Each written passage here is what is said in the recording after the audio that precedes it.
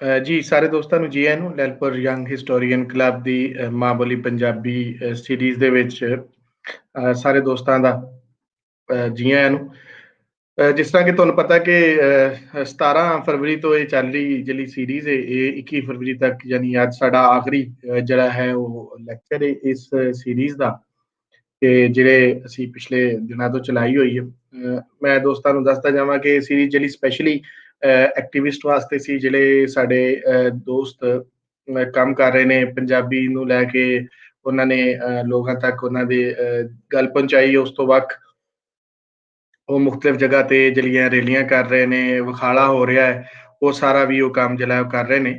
ਇਸ ਤੋਂ ਵੱਖ ਉਹ ਬੰਦੇ ਜਿਹੜੇ ਨੇ ਪੂਰਾ ਸਾਲ ਹੀ ਮਾਂ ਬੋਲੀ ਦੀ ਸੇਵਾ ਦੇ ਵਿੱਚ ਲੱਗੇ ਰਹਿੰਦੇ ਨੇ, ਜਿਹੜਾ ਕਿ ਉਹਨਾਂ ਦਾ ਪੋਲੀਟੀਕਲ ਐਸਪੈਕਟ ਵੀ ਅਸੀਂ ਕਹਿ ਸਕਦੇ ਕਿ ਉਸ ਪੱਖ ਤੋਂ ਵੀ ਉਹ ਕੰਮ ਕਰ ਰਹੇ ਨੇ। ਸੋ ਇਹ ਦਿਨ ਅਸੀਂ ਉਹਨਾਂ ਦੇ ਨਾਮ ਕੀਤੇ ਸੀ, ਔਰ ਅਸੀਂ ਕੋਸ਼ਿਸ਼ ਕੀਤੀ ਕਿ ਵੱਧ ਤੋਂ ਵੱਧ ਜਿਹੜੇ ਪੰਜਾਬੀ ਦੇ ਸੇਵਕ ਨੇ ਅਸੀਂ ਉਹਨਾਂ ਨੂੰ ਬੁਲਾ ਸਕੀਏ।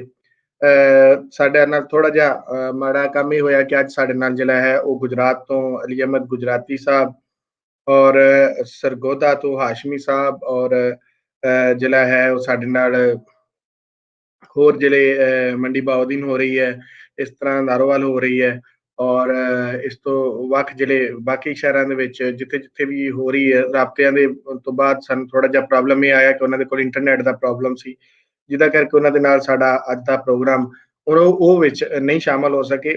ਲੇਕਿਨ ਜ਼ਾਹਿਰ ਹੈ ਸਾਡੇ ਨਾਲ ਕਮੈਂਟਸ ਦੇ ਵਿੱਚ ਸ਼ਾਮਲ ਨੇ, ਸਾਨੂੰ ਵੀਡੀਓਜ਼ ਵੀ ਆਪਣੀਆਂ ਭੇਜਣਗੇ ਔਰ ਆਪਣੇ ਪੈਗਾਮਾਤ ਵੀ ਭੇਜਣਗੇ। ਸੋ ਅੱਜ ਦੇ ਅਸੀਂ ਪ੍ਰੋਗਰਾਮ ਦੀ ਗੱਲਬਾਤ ਕਰੀਏ। ਜਿਸ ਤਰ੍ਹਾਂ ਅਸੀਂ ਗੱਲ ਕੀਤੀ ਕਿ ਪੂਰੇ ਪੰਜਾਬ ਤੋਂ ਅਸੀਂ ਲੋਕਾਂ ਨੂੰ ਲਾਵਾਂਗੇ, ਤੇ ਇਸ ਤੋਂ ਵੱਖ ਅਸੀਂ ਜਿਹੜਾ ਪੰਜਾਬ ਤੋਂ ਬਾਹਰ ਜਿਹੜੇ ਲੋਕ ਪੰਜਾਬੀ ਵਾਸਤੇ ਕੰਮ ਕਰ ਰਹੇ ਨੇ। ਕੱਲ ਸਾਡੇ ਨਾਲ ਨੁਜ਼ਰਤ ਅਬਾਸ ਸਾਹਿਬਾ ਸਨ, ਜਿਹੜੇ ਯੂਕੇ ਦੇ ਵਿੱਚ ਪੰਜਾਬੀ ਦੇ ਦਾ ਦਿਹਾੜ ਵੀ ਮਨਾਉਂਦੇ ਨੇ ਔਰ ਪੰਜਾਬੀ ਦੇ ਹਵਾਲੇ ਨਾਲ ਕੰਮ ਵੀ ਕਰ ਰਹੇ। ਅੱਜ ਸਾਡੇ ਨਾਲ ਸਾਡੇ ਬਹੁਤ ਹੀ ਪਿਆਰੇ ਦੋਸਤ ਔਰ ਬਹੁਤ ਸੀਨੀਅਰ ਦੋਸਤ ਬਿਕਰਮ ਸਿੰਘ ਸੇਖੂ ਜੀ ਅੱਜ ਸਾਡੇ ਨਾਲ ਮੌਜੂਦ ਨੇ, ਜਿਹੜੇ ਮੈਲਬਰਨ ਆਸਟ੍ਰੇਲੀਆ ਤੋਂ ਆਸਟ੍ਰੇਲੀਅਨ ਪੰਜਾਬੀ ਚੈਨਲ ਵੀ ਚਲਾਉਂਦੇ ਨੇ, ਜਿਹੜਾ ਬਹੁਤ ਹੀ ਖੂਬਸੂਰਤ ਪੰਜਾਬ ਨੂੰ ਲੈ ਕੇ, ਪੰਜਾਬ ਦੀਆਂ ਸਿਆਸੀ ਤਹਿਰੀਕਾਂ ਨੂੰ ਲੈ ਕੇ ਉਹਨਾਂ ਨੇ ਇੱਕ ਸੀਰੀਜ਼ ਪੂਰੀ ਚਲਾਈ। ਇਸ ਤੋਂ ਵੱਖ ਵੀ ਉਹਨਾਂ ਦੇ ਜਿਹੜਾ ਇਹ ਚੈਨਲ ਹੈ ਮੁਖਤਲਿਫ ਤਰੀਕਿਆਂ ਦੇ ਨਾਲ ਪੰਜਾਬੀ ਨੂੰ ਪ੍ਰਮੋਟ ਕਰਨ ਔਰ ਪੰਜਾਬ ਦੀ ਤਾਰੀਖ ਨੂੰ ਇਕੱਠਿਆਂ ਕਰਨ ਦੇ ਵਿੱਚ ਲੱਗਾ ਰਹਿੰਦਾ ਹੈ। ਆਪ ਵੈਸੇ ਤੇ ਟਾਊਨ ਪਲੈਨਰ ਨੇ, ਲੇਕਿਨ ਉਹਨਾਂ ਦਾ ਜਿਹੜਾ ਲਗਾਓ ਹੈ ਉਹ ਪੰਜਾਬੀ ਔਰ ਪੰਜਾਬ ਦੀ ਤਾਰੀਖ ਦੇ ਨਾਲ ਹੈ। ਅੱਜ ਕੱਲ੍ਹ ਉਹਨਾਂ ਨੇ ਇੱਕ ਨਵੀਂ ਆਰਗੇਨਾਈਜੇਸ਼ਨ ਬੋਲੀ ਪਲੱਸ ਦੇ ਨਾਮ ਤੋਂ ਬਣਾਈ ਹੋਈ ਹੈ, ਜਿਹਦੇ ਵਿੱਚ ਉਹ ਖਾਸ ਕਰ ਪੰਜਾਬੀ ਬੋਲੀ ਨੂੰ ਲੈ ਕੇ ਉੱਥੇ ਆਸਟ੍ਰੇਲੀਆ ਦੇ ਵਿੱਚ ਕੰਮ ਕਰ ਰਹੇ ਨੇ। ਅੱਜ ਸਾਡੇ ਨਾਲ ਉਹ ਮੌਜੂਦ ਨੇ। ਦੂਸਰੇ ਸਾਡੇ ਸੀਨੀਅਰ ਦੋਸਤ ਜਿਹੜੇ ਅਮਰ ਰਿਆਜ਼ ਸਾਹਿਬ ਸਾਡੇ ਨਾਲ ਮੌਜੂਦ ਨੇ, ਜਿਹੜੇ ਅੱਜ ਬੋਲੀ ਦੀ ਇੰਪੋਰਟੈਂਸ ਤੇ ਗੱਲ ਕਰਨਗੇ। ਸੋ ਹੁਣ ਅਸੀਂ ਅੱਗੇ ਵਧਦੇ ਹਾਂ ਔਰ ਪ੍ਰੋਗਰਾਮ ਸ਼ੁਰੂ ਜਿਹੜਾ ਬਕਾਇਦਾ ਕਰਕੇ ਅਸੀਂ ਬਿਕਰਮ ਸਿੰਘ ਸੇਖੂ ਹੋਰਾਂ ਨੂੰ ਦਾਵਤ ਦਿੰਦੇ ਹਾਂ ਕਿ ਉਹ ਆਉਣ ਤੇ ਅੱਜ ਦੀ ਗੱਲਬਾਤ ਦਾ ਜਿਹੜਾ ਹੈ ਮੋਢ ਬਣਨ। जी सर, जी आए। शुक्रिया तोहित ਚੱਠਾ ਜੀ, ਤੁਸੀਂ ਬਹੁਤ ਪ੍ਰਭਾਵਸ਼ਾਲੀ ਤਰੀਕੇ ਨਾਲ ਜਾਣਕਾਰੀ ਦਿੱਤੀ ਹੈ। ਔਰ ਮੈਂ ਲਾਇਲਪੁਰ ਯੰਗ ਹਿਸਟੋਰੀਅਨ ਕਲੱਬ ਦੀ ਸਾਰੀ ਟੀਮ ਤੇ ਮਾਂ ਬੋਲੀ ਸੀਰੀਜ਼ ਜਿਹੜੀ ਤੁਸੀਂ ਇਹ ਸ਼ੁਰੂ ਕੀਤੀ ਹੈ, ਇਹਦੇ ਮੈਂ ਕੁਝ ਪ੍ਰੋਗਰਾਮ ਜਿਹੜੇ ਨੇ ਪਹਿਲਾਂ ਵੀ ਸੁਣੇ ਸੀ, ਕੁਝ ਨਾਲ ਸੁਣਦਾ ਰਿਹਾ ਹਾਂ। ਤੁਸੀਂ ਬਹੁਤ ਵਧੀਆ ਜਿਹੜੀ ਇਹ ਗੱਲ ਕਰ ਰਹੇ ਜੇ, ਔਰ ਮੈਂ ਬਹੁਤ ਸ਼ੁਕਰਗੁਜ਼ਾਰ ਹਾਂ ਕਿ ਤੁਸੀਂ ਆਸਟ੍ਰੇਲੀਆ ਦੇ ਵਿੱਚ ਜੋ ਕੰਮ ਹੋ ਰਹੇ ਨੇ ਉਹਨਾਂ ਨੂੰ, ਜਿਹੜੀ ਤੁਹਾਡੀ ਆਡੀਅנס ਆ ਜਾਂ ਲਹਿੰਦੇ ਪੰਜਾਬ ਜਾਂ ਚੜ੍ਹਦੇ ਪੰਜਾਬ ਜਾਂ ਪੂਰੀ ਦੁਨੀਆ ਦੇ ਲੋਕ ਨੇ, ਤੁਹਾਡੇ ਮਾਰਫਤ ਜਿਹੜੀ ਉਹ ਆਸਟ੍ਰੇਲੀਆ ਦੀ ਕੁਛ ਕੰਮਾਂ ਦਾ ਜਿਹੜਾ ਲੇਖਾ ਜੋਖਾ ਆ ਉਹ ਸੁਣਨਗੇ ਜਾਂ ਵੇਖਣਗੇ। ਸੋ ਇਹਦੇ ਬਾਰੇ ਜੋ ਵੀ ਸਵਾਲਾਤ ਹੋਣਗੇ, ਜੋ ਤੁਹਾਡੇ ਜ਼ਿਹਨ ਦੇ ਵਿੱਚ ਕੁਛ ਹੋਰ ਜਾਣਨ ਦੀ ਕੋਸ਼ਿਸ਼ ਜਿਹੜੀ ਹੁੰਦੀ ਹੈ, ਉਹ ਮੈਂ ਕੋਸ਼ਿਸ਼ ਕਰਾਂਗਾ ਕਿ ਉਹ ਵੀ ਹੋਣ ਜਾਂ ਬਾਅਦ ਦੇ ਵਿੱਚ ਜਿਹੜੇ ਤੁਹਾਡੇ ਕੋਈ ਚੈਟ ਨੇ ਉਹਦੇ ਵਿੱਚ ਜਵਾਬ ਦੇ ਸਕੀਏ। ਮੇਰਾ ਸੰਬੰਧ ਜਿਹੜਾ ਬਹੁਤ ਸਾਰੀਆਂ ਜਿਹੜੀਆਂ ਆਰਗੇਨਾਈਜੇਸ਼ਨ ਇੱਥੇ ਮਾਂ ਬੋਲੀ ਤੇ ਕੰਮ ਕਰਦੀਆਂ ਨੇ ਉਹਨਾਂ ਨੂੰ ਮਿਲਣ ਦੇ, ਉਹਨਾਂ ਨੂੰ ਸਮਝਣ ਤੇ, ਜਿਹੜੇ ਵਿਦਿਆਰਥੀ ਨੇ ਜਾਂ ਅਧਿਆਪਕ ਨੇ, ਜਿਹੜੇ ਉਹ ਲੋਕ ਜਿਨ੍ਹਾਂ ਨੇ ਪ੍ਰੋਗਰਾਮ ਬਣਾਏ, ਉਹਨਾਂ ਨਾਲ ਗੱਲਬਾਤ ਤੇ ਆਧਾਰਿਤ ਹੈ। ਤੇ ਮੈਂ ਪਿਛਲੇ 3-4 ਸਾਲ ਤੋਂ ਜਦੋਂ ਵੀ ਵਕਤ ਮਿਲਿਆ ਇਹਨਾਂ ਲੋਕਾਂ ਦੇ ਨਾਲ ਜੁੜਿਆ, ਤੇ ਫਿਰ ਅਸੀਂ ਸੋਚਿਆ ਕਿ ਜੋ ਇੱਥੇ ਕਮੀ ਹੈ ਆਸਟ੍ਰੇਲੀਆ ਦੇ ਵਿੱਚ ਪੂਰੀ ਕਰਨ ਦੇ ਲਈ ਆਪਾਂ ਕਿਵੇਂ ਇਹਨਾਂ ਨਾਲ ਕੰਮ ਕਰ ਸਕਦੇ ਹਾਂ, ਉਹਦੇ ਤੇ ਫਿਰ ਅਸੀਂ ਕੁਛ ਨਾ ਕੁਛ ਆਰਗੇਨਾਈਜੇਸ਼ਨ ਜਿਹੜੀਆਂ ਬਣਾਈਆਂ। ਮੈਂ ਦਰਸ਼ਕਾਂ ਨੂੰ ਇਹ ਦੱਸ ਦੇਵਾਂ ਕਿ ਥੋੜ੍ਹਾ ਜਿਹਾ ਜੇ ਆਸਟ੍ਰੇਲੀਆ ਦੀ ਜਦੋਂ ਅਸੀਂ ਗੱਲ ਕਰਦੇ ਹਾਂ, ਇੱਕ ਤੇ ਇਹ ਜੇ ਅਸੀਂ ਚੜ੍ਹਦੇ ਜਾਂ ਲਹਿੰਦੇ ਪੰਜਾਬ ਜਾਂ ਇੰਡੀਆ ਤੇ ਪਾਕਿਸਤਾਨ ਦੋਨਾਂ ਮੁਲਕਾਂ ਦੇ ਮੁਕਾਬਲੇ ਤੇ ਵੇਖਦੇ ਬਹੁਤ ਵੱਡਾ ਕੰਟਰੀ ਹੈ, ਪਰ ਇੱਥੇ ਵਸੋਂ ਕਾਫੀ ਘੱਟ ਆ। ਜੇ ਅਸੀਂ ਮੋਟੇ ਤੌਰ ਤੇ ਵੇਖੀਏ ਤਾਂ 80% ਤੋਂ ਜ਼ਿਆਦਾ ਲੋਕ ਸ਼ਹਿਰਾਂ 'ਚ ਰਹਿੰਦੇ ਨੇ, ਪਿੰਡਾਂ ਦੇ ਵਿੱਚ ਲੋਕ ਬਹੁਤ ਘੱਟ ਰਹਿੰਦੇ ਨੇ। ਤੇ ਉਹ ਵੀ ਸ਼ਹਿਰਾਂ ਦੇ ਵਿੱਚ ਜਦੋਂ ਅਸੀਂ ਗੱਲ ਕਰਦੇ ਹਾਂ ਤੇ 2 ਵੱਡੇ ਸ਼ਹਿਰ ਨੇ ਮੈਲਬਨ ਤੇ ਸਿਡਨੀ, ਜਿਹਦੇ ਵਿੱਚ 40% ਲੋਕ ਇਹਨਾਂ ਦੋਨਾਂ ਸ਼ਹਿਰਾਂ 'ਚ ਰਹਿੰਦੇ ਆ। ਸੋ ਜਦੋਂ ਵੀ ਜੇ ਅਸੀਂ ਪੰਜਾਬੀ ਬੋਲੀ ਦੀ ਗੱਲ ਕਰਾਂਗੇ ਤੇ ਜ਼ਿਆਦਾ ਜਿਹੜੇ ਸਾਨੂੰ ਮਿਸਾਲ ਹੈ ਜਾਂ ਜਿਹੜੇ ਮਸਲੇ ਨੇ ਉਹ ਸਿਡਨੀ ਤੇ ਮੈਲਬਨ ਸ਼ਹਿਰ 'ਚ ਮਿਲਦੇ ਨੇ। ਸੋ ਕਿਉਂਕਿ ਸਾਡੀ ਵਸੋਂ ਜਿਹੜੀ ਇਹ ਹੈਗੀ ਦੂਰ ਦੂਰ ਹੈ, ਪਰ ਇੱਕ ਸ਼ਹਿਰਾਂ 'ਚ ਰਹਿੰਦੀ ਹੈ। ਦੂਸਰੀ ਇਹ ਹੈਗਾ ਕਿ ਆਸਟ੍ਰੇਲੀਆ ਵਰਗੇ ਮੁਲਕ ਦੇ ਵਿੱਚ ਇੰਟਰਸਿਟੀ ਮੂਵਮੈਂਟ ਬਹੁਤ ਘੱਟ ਆ। ਜੇ ਹੈਗੀ ਹੈ ਤੇ ਜਾਂ ਬਾਈ ਏਅਰ ਹੈਗੀ ਹੈ, ਤੇ ਜੇ ਲੋਕਲ ਜਿਹੜੀ ਟ੍ਰੇਨ ਟਰਾਂਸਪੋਰਟ ਹੈ ਉਹ ਬਹੁਤ ਘੱਟ ਆ। ਮਤਲਬ ਕਹਿ ਸਕਦੇ ਹੋ ਕਿ ਜ਼ਿਆਦਾ ਇੰਨੀ ਕਾਮਨ ਨਹੀਂ ਜਿੰਨੀ ਕਿ ਅਸੀਂ ਪੰਜਾਬ ਤੇ ਪਾਕਿਸਤਾਨ ਦੇ ਵਿੱਚ ਦੇਖਦੇ ਹਾਂ ਕਿ ਇੱਕ ਸ਼ਹਿਰ ਤੋਂ ਦੂਜੇ ਸ਼ਹਿਰ 'ਚ ਲੋਕ ਜਾਂਦੇ ਨੇ। ਉਹਦਾ ਮਤਲਬ ਇਹ ਹੋ ਗਿਆ ਕਿ ਜੇ ਇੱਕ ਸ਼ਹਿਰ ਦੇ ਵਿੱਚ ਬੋਲੀ ਨੂੰ ਪੜ੍ਹਾਉਣ ਦੇ ਵਸੀਲੇ ਨੇ, ਉਹ ਦੂਜੇ ਸ਼ਹਿਰ ਦੇ ਲੋਕ ਉਹਨਾਂ ਨੂੰ ਇਸਤੇਮਾਲ ਨਹੀਂ ਕਰ ਸਕਦੇ। ਜੇ ਸਿਡਨੀ ਦੇ ਲੋਕ ਨੇ ਤਾਂ ਸਿਡਨੀ ਦੇ ਲੋਕ ਹੀ ਕਰਨਗੇ, ਜੇ ਮੈਲਬਨ ਦੇ ਤਾਂ ਮੈਲਬਨ ਦੇ ਹੀ ਕਰਨਗੇ। ਸੋ ਇਹਨਾਂ ਬੈਕਗਰਾਉਂਡ ਦੇ ਵਿੱਚ ਜਦੋਂ ਅਸੀਂ ਆਸਟ੍ਰੇਲੀਆ ਦੇ ਵਿੱਚ ਪੰਜਾਬੀ ਬੋਲੀ ਦਾ ਜੋ ਵੰਗਾਰ ਰਹੀ, ਜੋ ਇੱਥੇ ਚੁਣੌਤੀਆਂ ਰਹੀਆਂ, ਜੋ ਲੋਕਾਂ ਨੇ ਇਹਨੂੰ ਥੋੜੇ ਸੀਮਿਤ ਸਰੋਤਾਂ ਦੇ ਵਿੱਚ ਕਿੱਦਾਂ ਡਿਵੈਲਪ ਕੀਤਾ, ਇੱਕ ਬੜਾ ਜਿਹਨੂੰ ਕਹਿੰਦੇ ਕਿ ਕਾਬਲੇ ਤਾਰੀਫ ਕਦਮ ਆ। ਪੰਜਾਬੀ ਬੋਲੀ ਆਸਟ੍ਰੇਲੀਆ ਦੇ ਵਿੱਚ ਜਿੰਨੇ ਪੁਰਾਣੇ ਪੰਜਾਬੀ ਨੇ ਉਨੀ ਪੁਰਾਣੀ ਹੀ ਇਹ ਬੋਲੀ ਹੈ। 1830 ਦੇ ਵਿੱਚ ਮੰਨਿਆ ਜਾਂਦਾ ਕਿ ਪਹਿਲੇ ਪੰਜਾਬੀ ਇੱਥੇ ਆਏ ਤੇ ਨਾਲ ਉਹ ਆਪਣੀ ਬੋਲੀ ਤੇ ਆਪਣੀਆਂ ਰੀਤੀ ਰਿਵਾਇਤਾਂ ਵੀ ਨਾਲ ਲੈ ਕੇ ਆਏ। ਪਰ ਪੰਜਾਬੀ ਬੋਲੀ ਨੂੰ ਜਿਹੜੀ ਸਰਕਾਰੀ ਪੱਧਰ ਤੇ ਮਾਨਤਾ ਹੈ, ਜਾਂ ਕਹਿ ਲਈਏ ਕਿ ਜਿਹੜੀ ਭਾਈਚਾਰੇ ਦੇ ਤੌਰ ਤੇ ਮਾਨਤਾ ਹੈ, ਉਹ ਪਿਛਲੇ 2 ਦਹਾਕੇ ਤੋਂ ਹੋਈ ਹੈ, ਜੋ 20 ਸਾਲਾਂ ਦੇ ਵਿੱਚ ਹੋਈ ਹੈ। ਉਹਦਾ ਕਾਰਨ ਹੋਣ ਲੱਗਾ ਕਿ ਪੰਜਾਬੀਆਂ ਦੀ ਗਿਣਤੀ ਜਦੋਂ ਵਧਣ ਲੱਗੀ ਇੱਥੇ, ਜਦੋਂ ਉਹਨਾਂ ਦੇ ਪਹਿਲੀ ਤੇ ਦੂਜੀ ਪੀੜ੍ਹੀ ਦੇ ਜਿਹੜੇ ਲੋਕ ਇੱਥੇ ਸੈਟਲ ਹੋ ਗਏ, ਜਦੋਂ ਉਹਨਾਂ ਦੇ ਬੱਚੇ ਇੱਥੇ ਪੈਦਾ ਹੋਏ, ਉਹਨਾਂ ਨੂੰ ਮਹਿਸੂਸ ਹੋਇਆ ਕਿ ਸਾਨੂੰ ਬੱਚਿਆਂ ਨੂੰ ਆਪਣੀ ਬੋਲੀ ਦੇ ਵਿੱਚ ਵੀ ਪੜ੍ਹਾਉਣਾ ਚਾਹੀਦਾ ਹੈ। ਇਸ ਸਬੰਧ ਦੇ ਵਿੱਚ 2001 ਦੇ ਵਿੱਚ ਇੱਥੇ ਵਿਕਟੋਰੀਆ ਸਟੇਟ, ਜਿਹਦਾ ਕਿ ਸ਼ਹਿਰ ਮੈਲਬਨ ਆ, ਉਹਦੀ VSL ਇੱਕ ਬੋਡੀ ਹੈ, ਵਿਕਟੋਰੀਆ ਸਕੂਲ ਆਫ ਲੈਂਗੁਏਜ ਦੇ ਵਿੱਚ ਭਾਈਚਾਰੇ ਵੱਲੋਂ ਇੱਕ ਜਿਹੜੀ ਬੇਨਤੀ ਕੀਤੀ ਜਾਂਦੀ ਹੈ ਕਿ ਸਾਡੇ ਇੰਨੇ ਬੱਚੇ ਨੇ ਤੇ ਉਹਨਾਂ ਨੂੰ ਪੰਜਾਬੀ ਪੜ੍ਹਾਉਣ ਦੀ ਜਿਹੜੀ ਸਰਕਾਰ ਵੱਲੋਂ ਕੁਝ ਸਹਾਇਤਾ ਦਿੱਤੀ ਜਾਵੇ। ਔਰ ਜਿਵੇਂ ਕਿ ਅਸੀਂ ਹੁਣ ਲਹਿੰਦੇ ਪੰਜਾਬ 'ਚ ਦੇਖ ਰਹੇ ਹਾਂ ਕਿ ਸਾਡੇ ਪੰਜਾਬੀ ਭਰਾ ਪੰਜਾਬੀ ਬੋਲੀ ਨੂੰ ਆਪਣੀ ਸਰਕਾਰ ਤੋਂ ਮਨਾਉਣ ਲਈ ਸੰਘਰਸ਼ ਕਰ ਰਹੇ ਆ, ਜਦ ਕਿ ਆਸਟ੍ਰੇਲੀਆ ਦੀ ਸਰਕਾਰ ਇੱਥੋਂ ਦੀ ਪੰਜਾਬੀ ਬੋਲੀ ਨੂੰ ਪੜ੍ਹਾਉਣ ਲਈ ਉਹ ਪੂਰਾ ਸਪੋਰਟ ਕਰ ਰਹੀ ਹੈ। ਸਰਕਾਰ ਨੇ ਜਦੋਂ ਲੋਕਾਂ ਨੇ ਆਪਣੀ ਰਿਪਰੈਜ਼ੈਂਟੇਸ਼ਨ ਦਿੱਤੀ ਤੇ ਉਹਨਾਂ ਦੇ ਲਈ ਇੱਕ ਸਕੂਲ ਸਥਾਪਿਤ ਕੀਤੇ। ਉਹਨਾਂ ਨੂੰ ਇਹ ਪੁੱਛਿਆ ਗਿਆ ਵੀ ਤੁਹਾਡੇ ਕਿਸ ਸਕੂਲ ਦੇ ਵਿੱਚ ਕਿੰਨੇ ਬੱਚੇ ਜਿਹੜੇ ਪੰਜਾਬੀ ਪੜ੍ਹਨਾ ਚਾਹੁੰਦੇ ਨੇ। ਉਹਨਾਂ ਨੇ ਕੁਝ ਸਕੂਲ ਜਿਹੜੇ ਵੱਡੇ ਸਕੂਲ ਸੀ ਉਹ ਨੋਮੀਨੇਟ ਕਰ ਦਿੱਤੇ ਗਏ ਵੀ ਇਹਦੇ ਵਿੱਚ ਖਾਸ ਤੌਰ ਤੇ ਸਪੈਸ਼ਲ ਕਲਾਸਿਸ ਜਿਹੜੀਆਂ ਬੱਚਿਆਂ ਦੀ ਡਿਮਾਂਡ ਤੇ ਉੱਤੇ ਲੱਗਣਗੀਆਂ। ਹੁਣ ਉਹਦੇ ਵਿੱਚ ਵਿਕਟੋਰੀਆ ਸਕੂਲ ਆਫ ਲੈਂਗੁਏਜ ਨੂੰ ਸ਼ਨੀਵਾਰ ਦੇ ਦਿਨ ਕੁਝ ਸਕੂਲ ਜਿਹੜੇ ਨੇ ਉਹ ਨੋਮੀਨੇਟ ਕੀਤੇ ਗਏ ਨੇ, ਜਿਹਦੇ ਵਿੱਚ ਹੋਰ ਵੀ ਦੂਜੀਆਂ ਜ਼ਬਾਨਾਂ ਦੇ ਲੋਕ ਪੜ੍ਹਦੇ ਨੇ, ਜਿਵੇਂ ਚੀਨੀ ਲੋਕ ਆਪਣੀ ਜ਼ਬਾਨ ਪੜ੍ਹਦੇ ਆ, ਜਾਪਾਨੀ ਲੋਕ ਪੜ੍ਹਦੇ ਆ, ਜਰਮਨ ਵਾਲੇ ਪੜ੍ਹਦੇ ਆ, ਉਸੇ ਤਰ੍ਹਾਂ ਪੰਜਾਬੀ ਵੀ ਜਿਹੜੇ ਲੋਕ ਆ ਉਹ ਉੱਥੇ ਜਾ ਕੇ ਪੜ੍ਹਦੇ ਆ। ਸਰਕਾਰ ਵੱਲੋਂ ਪੰਜਾਬੀ ਅਧਿਆਪਕ ਰੱਖੇ ਗਏ, ਉਹਨਾਂ ਨੂੰ ਜਿਹੜਾ ਕਿਤਾਬਾਂ ਬਣਾਉਣ ਤੇ ਕਿਤਾਬਾਂ ਛਾਪਣ ਦੇ ਲਈ ਕੁਝ ਮਾਇਕ ਸਹਾਇਤਾ ਦਿੱਤੀ ਗਈ ਤੇ ਬੱਚਿਆਂ ਨੂੰ ਇਹ ਵੀ ਕਿਹਾ ਗਿਆ ਕਿ ਜੋ ਆਪਸ਼ਨਲ ਸਬਜੈਕਟ ਕਿਸੇ ਵੀ ਕਲਾਸ ਦੇ ਵਿੱਚ ਲੈਂਦੇ ਨੇ, ਚਾਹੇ ਉਹ ਪ੍ਰਾਇਮਰੀ ਤੋਂ ਲੈਂਦੇ ਨੇ ਜਾਂ 5ਵੀਂ 6ਵੀਂ ਤੋਂ ਸ਼ੁਰੂ ਕਰਦੇ ਨੇ ਜਾਂ 9ਵੀਂ 10ਵੀਂ ਤੋਂ ਲੈ ਕੇ 11ਵੀਂ 12ਵੀਂ ਤੱਕ ਕਰਦੇ ਨੇ, ਤੇ ਉਹਨੂੰ ਉਹ ਆਪਸ਼ਨਲ ਸਬਜੈਕਟ ਦੇ ਨੰਬਰ ਜਿਹੜੇ ਆ ਉਹਨਾਂ ਦੇ ਦੂਸਰੇ ਕਿਸੇ ਸਬਜੈਕਟ ਦੇ ਵਿੱਚ ਕਾਊਂਟ ਹੋਣਗੇ। ਉਹ ਆਪਣਾ ਇੱਕ ਸਬਜੈਕਟ ਛੱਡ ਕੇ ਪੰਜਾਬੀ ਨੂੰ ਵਿੱਚ ਕੰਸੀਡਰ ਕਰ ਸਕਦੇ ਆ। ਮੇਰਾ ਕਹਿਣ ਦਾ ਮਤਲਬ ਇਹ ਹੈ ਕਿ ਜਿਹੜੇ ਸਰਕਾਰ ਦੇ ਨੁਮਾਇੰਦੇ ਨੇ, ਜਿਹੜੇ ਸਰਕਾਰ ਦੀਆਂ ਬੋਡੀਜ਼ ਨੇ, ਉਹਨਾਂ ਨੇ ਇਹਨਾਂ ਨੂੰ ਪੂਰੀ ਮਾਨਤਾ ਦਿੱਤੀ। ਇੱਥੇ ਇੱਕ ਪ੍ਰੋਗਰਾਮ ਹੈ, ਉਹਨੂੰ ਕਹਿੰਦੇ ਨੇ LOTE, language other than English programme. ਉਹ ਆਮ ਤੌਰ ਤੇ 12ਵੀਂ ਕਲਾਸ ਦੇ ਵਿਦਿਆਰਥੀਆਂ ਨੂੰ ਹੁੰਦਾ ਆ, ਕਿਉਂਕਿ 12ਵੀਂ ਕਲਾਸ ਦੀ ਜੋ ਆਸਟ੍ਰੇਲੀਆ ਦਾ ਐਜੂਕੇਸ਼ਨ ਸਿਸਟਮ ਆ, ਇੱਥੇ 12ਵੀਂ ਕਲਾਸ ਤੋਂ ਬਾਅਦ ਜਿਹੜੇ ਬੱਚੇ ਨੇ ਉਹ ਯੂਨੀਵਰਸਿਟੀਆਂ ਦੇ ਵਿੱਚ ਜਾਂਦੇ ਨੇ ਜਾਂ ਟੈਕਨੀਕਲ ਕੋਰਸਿਸ ਦੇ ਵਿੱਚ ਜਾਂਦੇ ਨੇ ਜਾਂ ਉਹ ਵੱਖ-ਵੱਖ ਵਿਸ਼ਿਆਂ 'ਚ ਜਾਂਦੇ ਨੇ। ਸੋ 12ਵੀਂ ਕਲਾਸ ਦੇ ਜਿਹੜੇ ਨੰਬਰ ਨੇ ਉਹ ਸਟੇਟ ਲੈਵਲ ਦਾ ਇੱਕ ਐਗਜ਼ਾਮ ਹੁੰਦਾ, ਜਿਹਨੂੰ ਉਸ ਐਗਜ਼ਾਮ ਦੇ ਵਿੱਚ ਪੰਜਾਬੀ ਜੇ ਤੁਸੀਂ ਸਕੂਲਾਂ 'ਚ ਪੜ੍ਹਦੇ ਹੋ ਤਾਂ ਉਹਦੇ ਜਿਹੜੇ ਨੰਬਰ ਆ ਉਹ ਲੋਟ ਪ੍ਰੋਗਰਾਮ ਦੇ ਅੰਦਰ ਉਹ ਜਿਹੜਾ ਉਹ ਕੰਸੀਡਰ ਕਰ ਸਕਦੇ ਆ। ਸੋ ਉਹਦੇ ਨਾਲ ਕੀ ਹੋਇਆ ਕਿ ਜਿਹੜੇ ਬੱਚੇ ਇੱਥੇ ਇਹਨਾਂ ਸਕੂਲਾਂ ਦੇ ਵਿੱਚ ਪੜ੍ਹਦੇ ਸੀ, ਉਹਨਾਂ ਨੂੰ ਬਹੁਤ ਸੌਖਾ ਲੱਗਾ ਕਿ ਅਸੀਂ ਆਪਣੀ ਬੋਲੀ ਦੇ ਵਿੱਚ ਜਿਹੜੀ ਬੋਲ ਪੜ੍ਹ ਕੇ ਜਾਂ ਘੱਟ ਐਫਰਟ ਦੇ ਨਾਲ ਅਸੀਂ ਜ਼ਿਆਦਾ ਨੰਬਰ ਜਿਹੜੇ ਲੈ ਸਕਦੇ ਹਾਂ। ਔਰ ਬਹੁਤ ਸਾਰੇ ਬੱਚਿਆਂ ਨੇ ਬਹੁਤ ਸਫਲ ਜਿਹੜੇ ਇਹ ਕੋਰਸਿਸ ਕੀਤੇ ਔਰ ਉਹਨਾਂ ਦੀ ਦੂਸਰੀ ਪੜ੍ਹਾਈ ਦੀ ਜਿਹੜੀ ਪਰਸੈਂਟੇਜ ਜੋ ਕਹਿ ਸਕਦੇ ਹੋ ਕਿ ਜਿਹੜੀ ਓਵਰਆਲ ਰੈਂਕਿੰਗ ਹੈ ਉਹ ਵੀ ਇੰਪਰੂਵ ਹੋਈ। ਅਸੀਂ ਜਦੋਂ ਬੱਚਿਆਂ ਨਾਲ ਕੁਝ ਗੱਲਾਂ ਕੀਤੀਆਂ, ਕੁਝ ਉਹਨਾਂ ਬਾਰੇ ਰਿਵਿਊਜ਼ ਪੜ੍ਹੇ, ਮੇਰੇ ਆਪਣੇ ਬੱਚੇ ਵੀ ਜਦੋਂ ਸਕੂਲ ਵਿੱਚ ਜਾਂਦੇ ਸੀ ਉਹਨਾਂ ਨੂੰ ਵੀ ਪੁੱਛਿਆ ਗਿਆ ਤਾਂ ਉਹਨਾਂ ਨੇ ਇਹੀ ਦੱਸਿਆ ਕਿ ਸਾਨੂੰ ਬੜੀ ਐਨਕਰੇਜਮੈਂਟ ਹੈ, ਸਾਨੂੰ ਬੜੀ ਉਤਸ਼ਾਹ ਨਾਲ, ਅਸੀਂ ਚਾਅ ਨਾਲ ਆਉਂਦੇ ਹਾਂ ਸਕੂਲ ਕਿ ਸਾਨੂੰ ਅਸੀਂ ਆਪਣੀ ਬੋਲੀ 'ਚ ਪੜ੍ਹਦੇ ਹਾਂ ਤੇ ਨਾਲ ਅਸੀਂ ਆਪਣੇ ਜਿਹੜੇ ਭਾਈਚਾਰੇ ਦੇ ਲੋਕ ਨੇ ਉਹਨਾਂ ਨੂੰ ਮਿਲਦੇ ਹਾਂ।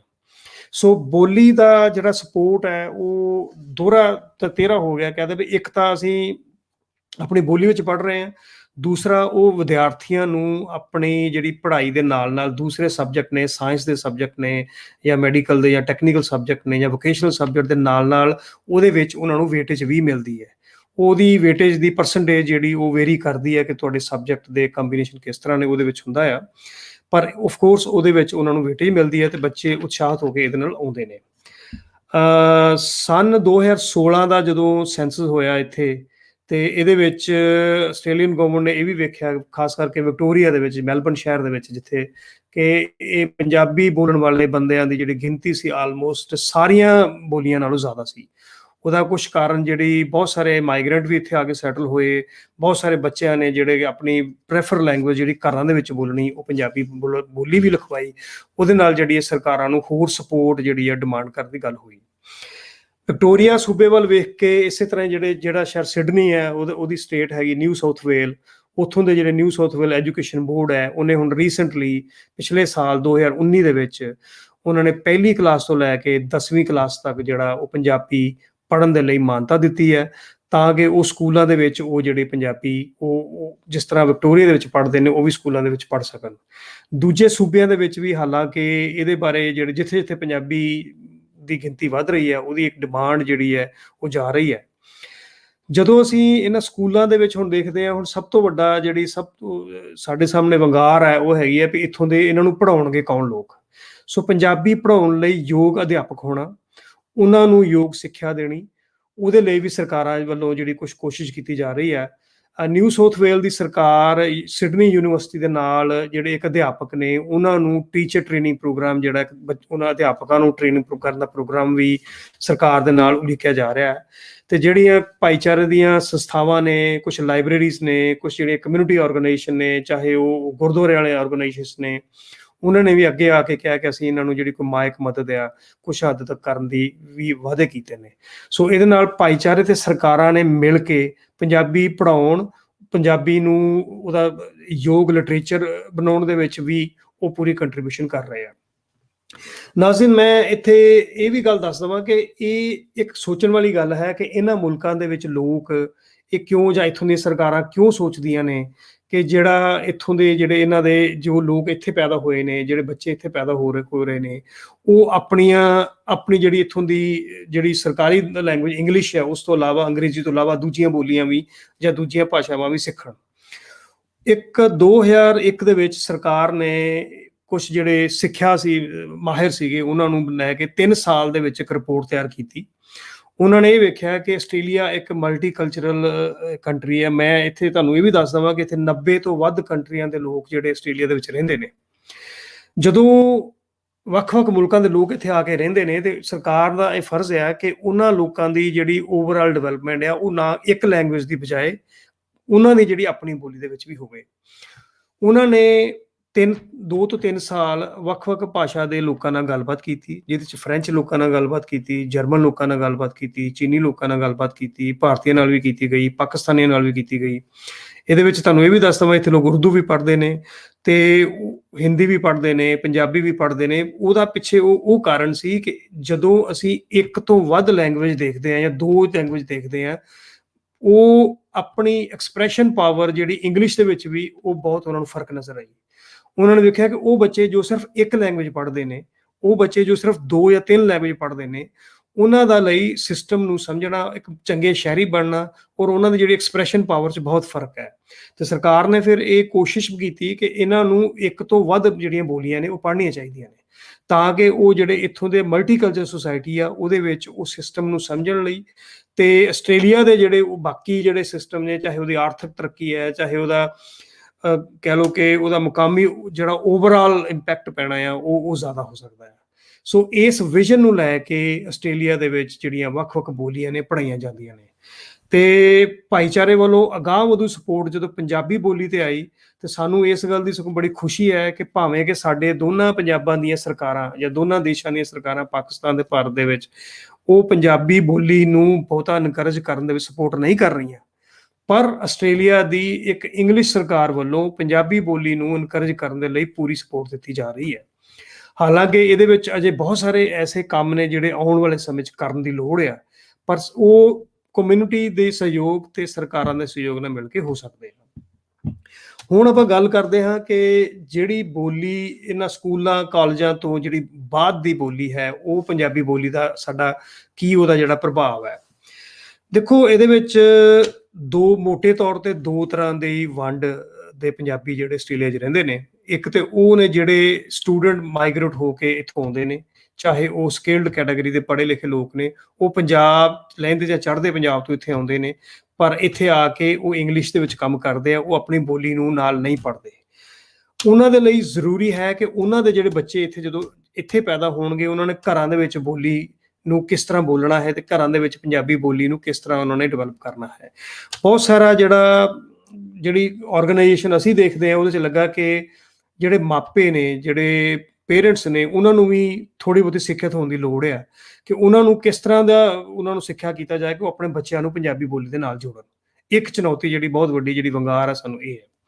ਦੂਸਰੀ, ਮੋਟੇ ਤੌਰ ਤੇ ਆਫ ਕੋਰਸ ਜਿਹੜੇ ਬੱਚੇ ਇੱਥੇ ਪੈਦਾ ਹੋਏ ਨੇ ਔਰ ਜਿਹੜੇ ਬੱਚੇ ਖਾਸ ਕਰਕੇ ਜਿਹੜੀ ਕ੍ਰਾਸ ਕਲਚਰਲ ਕਮਿਊਨਿਟੀਜ਼ ਤੋਂ ਪੈਦਾ ਹੋਏ ਨੇ, ਇੱਕ ਪੰਜਾਬੀ ਔਰ ਡਿਫਰੈਂਟ ਕਮਿਊਨਿਟੀ ਦੇ ਜਿਹੜੇ ਪੇਰੈਂਟਸ ਨੇ, ਉਹਨਾਂ ਵਿੱਚੋਂ ਉਹ ਬੋਲੀ ਦੇ ਨਾਲ ਕਿਵੇਂ ਜੁੜਦੇ ਨੇ, ਉਹਨਾਂ ਦਾ ਬੋਲਚਾਲ ਦਾ ਲਹਿਜ਼ਾ ਕਿਵੇਂ ਹੈ, ਉਹ ਪੰਜਾਬੀ ਦੀ ਜਿਹੜੀ ਬਹੁਤ ਵੱਡੀ ਕਹਿ ਸਕਦੇ ਵੋਕੈਬਲਰੀ ਆ, ਉਹਨੂੰ ਕਿਵੇਂ ਅਡੋਪਟ ਕਰਦੇ ਨੇ, ਉਹ ਇੱਕ ਦੂਸਰੀ ਕਿਸਮ ਦਾ ਜਿਹੜਾ ਵੰਗਾਰ ਹੈ ਉਹ ਇਹਨਾਂ ਲੋਕਾਂ ਨੂੰ ਹੈ। ਹਾਲਾਂਕਿ ਸਾਡੇ ਕੋਲੋਂ ਕੋਈ ਆਸਟ੍ਰੇਲੀਆ ਆਧਾਰਿਤ ਕੋਈ ਕਿਤਾਬਾਂ ਨਹੀਂ ਹਨ ਜਿਹੜੀਆਂ ਆਸਟ੍ਰੇਲੀਆ ਦੇ ਕਲਚਰ ਦੇ ਨਾਲ ਪੰਜਾਬੀ ਦੇ ਵਿੱਚ ਹੋਣ। ਹਾਲਾਂਕਿ ਬਹੁਤ ਸਾਰੀਆਂ ਕਿਤਾਬਾਂ ਜਿਹੜੀਆਂ ਉਹ ਪੰਜਾਬ ਤੋਂ ਹੀ ਆਉਂਦੀਆਂ ਨੇ, ਜਾਂ ਜਿਹੜੇ ਇੱਥੋਂ ਦੇ ਟੀਚਰ ਨੇ ਉਹਨਾਂ ਨੇ ਪੰਜਾਬ ਦੇ ਲੋਕਾਂ ਨਾਲ ਗੱਲਬਾਤ ਕਰਕੇ ਉਹ ਕਿਤਾਬਾਂ ਨੂੰ ਤਿਆਰ ਕੀਤਾ। ਪਰ ਇਹ ਕਮੀ ਮਹਿਸੂਸ ਕੀਤੀ ਜਾਂਦੀ ਹੈ ਕਿ ਜਿਹੜੇ ਬੱਚੇ ਇੱਥੇ ਪੈਦਾ ਹੋਏ ਨੇ, ਉਹਨਾਂ ਨੂੰ ਆਸਟ੍ਰੇਲੀਅਨ ਸਮਾਜ ਦੇ ਹਿਸਾਬ ਨਾਲ, ਇੱਥੋਂ ਦੇ ਵੈਲਿਊ ਸਿਸਟਮ ਦੇ ਹਿਸਾਬ ਨਾਲ ਕਿਤਾਬਾਂ ਵੀ ਦਿੱਤੀਆਂ ਜਾਣ, ਤਾਂ ਕਿ ਉਹ ਇਹ ਕਿਤਾਬਾਂ ਨੂੰ ਸਮਝ ਕੇ, ਇੱਥੋਂ ਦੇ ਸਮਾਜ ਨੂੰ ਸਮਝ ਕੇ ਤੇ ਆਪਣੇ ਪੰਜਾਬ ਦੇ ਨਾਲ ਕਿੱਦਾਂ ਸਾਂਝ ਪਾਉਂਦੇ ਆ। ਇਹ ਦੂਸਰੀ ਕਿਸਮ ਦਾ ਵੰਗਾਰ ਹੈ। ਤੀਸਰੇ ਲੈਵਲ ਦਾ ਜਿਹੜਾ ਕੰਮ ਹੈ, ਜਿਹੜੀਆਂ ਸਰਕਾਰਾਂ ਕਰ ਰਹੀਆਂ ਨੇ, ਵੀ ਜਿੰਨੀ ਵੀ ਸਰਕਾਰੀ ਜਾਣਕਾਰੀ ਹੈ, ਚਾਹੇ ਇੱਥੋਂ ਦੇ ਸਰਕਾਰੀ ਭੱਤੇ ਮਿਲਣ ਦੀ ਜਾਣਕਾਰੀ ਹੈ, ਚਾਹੇ ਇੱਥੇ ਦੇ ਜਿਹੜੇ ਟ੍ਰੇਨ ਸਟੇਸ਼ਨ ਨੇ ਜਾਂ ਇੱਥੋਂ ਦੇ ਸਾਈਨੇਜ ਨੇ, ਉਹਦੇ ਵਿੱਚ ਵੀ ਜਿੱਥੇ ਜਿੱਥੇ ਪੰਜਾਬੀ ਭਾਈਚਾਰੇ ਦੇ ਲੋਕ ਨੇ, ਉਹ ਸਾਈਨ ਬੋਰਡ ਵੀ ਲਗਾਉਣ ਦੀ ਕੋਸ਼ਿਸ਼ ਕੀਤੀ ਜਾ ਰਹੀ ਹੈ। ਹਾਲਾਂਕਿ ਕਈ ਜਗ੍ਹਾ ਤੇ ਸਰਕਾਰਾਂ ਵੱਲੋਂ ਬੇਧਿਆਨਾ ਹੋ ਜਾਂਦਾ, ਉੱਥੇ ਜਿਹੜੀਆਂ ਸਾਡੀਆਂ ਭਾਈਚਾਰਕ ਸੰਸਥਾਵਾਂ ਨੇ, ਜਿਹੜੀਆਂ ਕਮਿਊਨਿਟੀ ਆਰਗੇਨਾਈਜੇਸ਼ਨਸ ਨੇ, ਉਹਨਾਂ ਦਾ ਬਹੁਤ ਵੱਡਾ ਰੋਲ ਆ।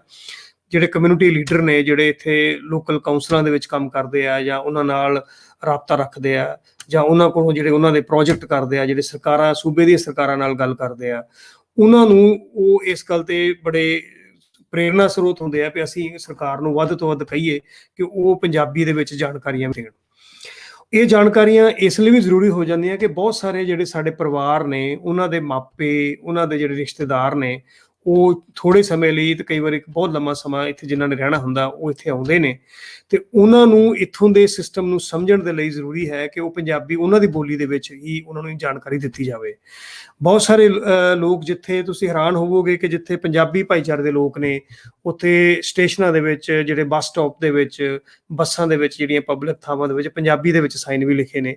ਪੁਲਿਸ ਦੇ ਵਿੱਚ ਜਿਹੜੀ ਜਾਣਕਾਰੀ ਦੇਣ ਦੇ ਲਈ, ਉਹਨਾਂ ਨੂੰ ਜਿਹੜੀ ਟ੍ਰੈਫਿਕ ਕਿੱਦਾਂ ਚਲਾਉਣੀ, ਮੂਵ ਕਿੱਦਾਂ ਕਰਨਾ ਹੈ, ਇੱਥੇ ਉਹਨਾਂ ਨੂੰ ਜਾਣਕਾਰੀ ਦੇਣ ਦੇ ਲਈ ਪ੍ਰੋਗਰਾਮ ਵੀ ਕੀਤੇ ਜਾਂਦੇ ਨੇ।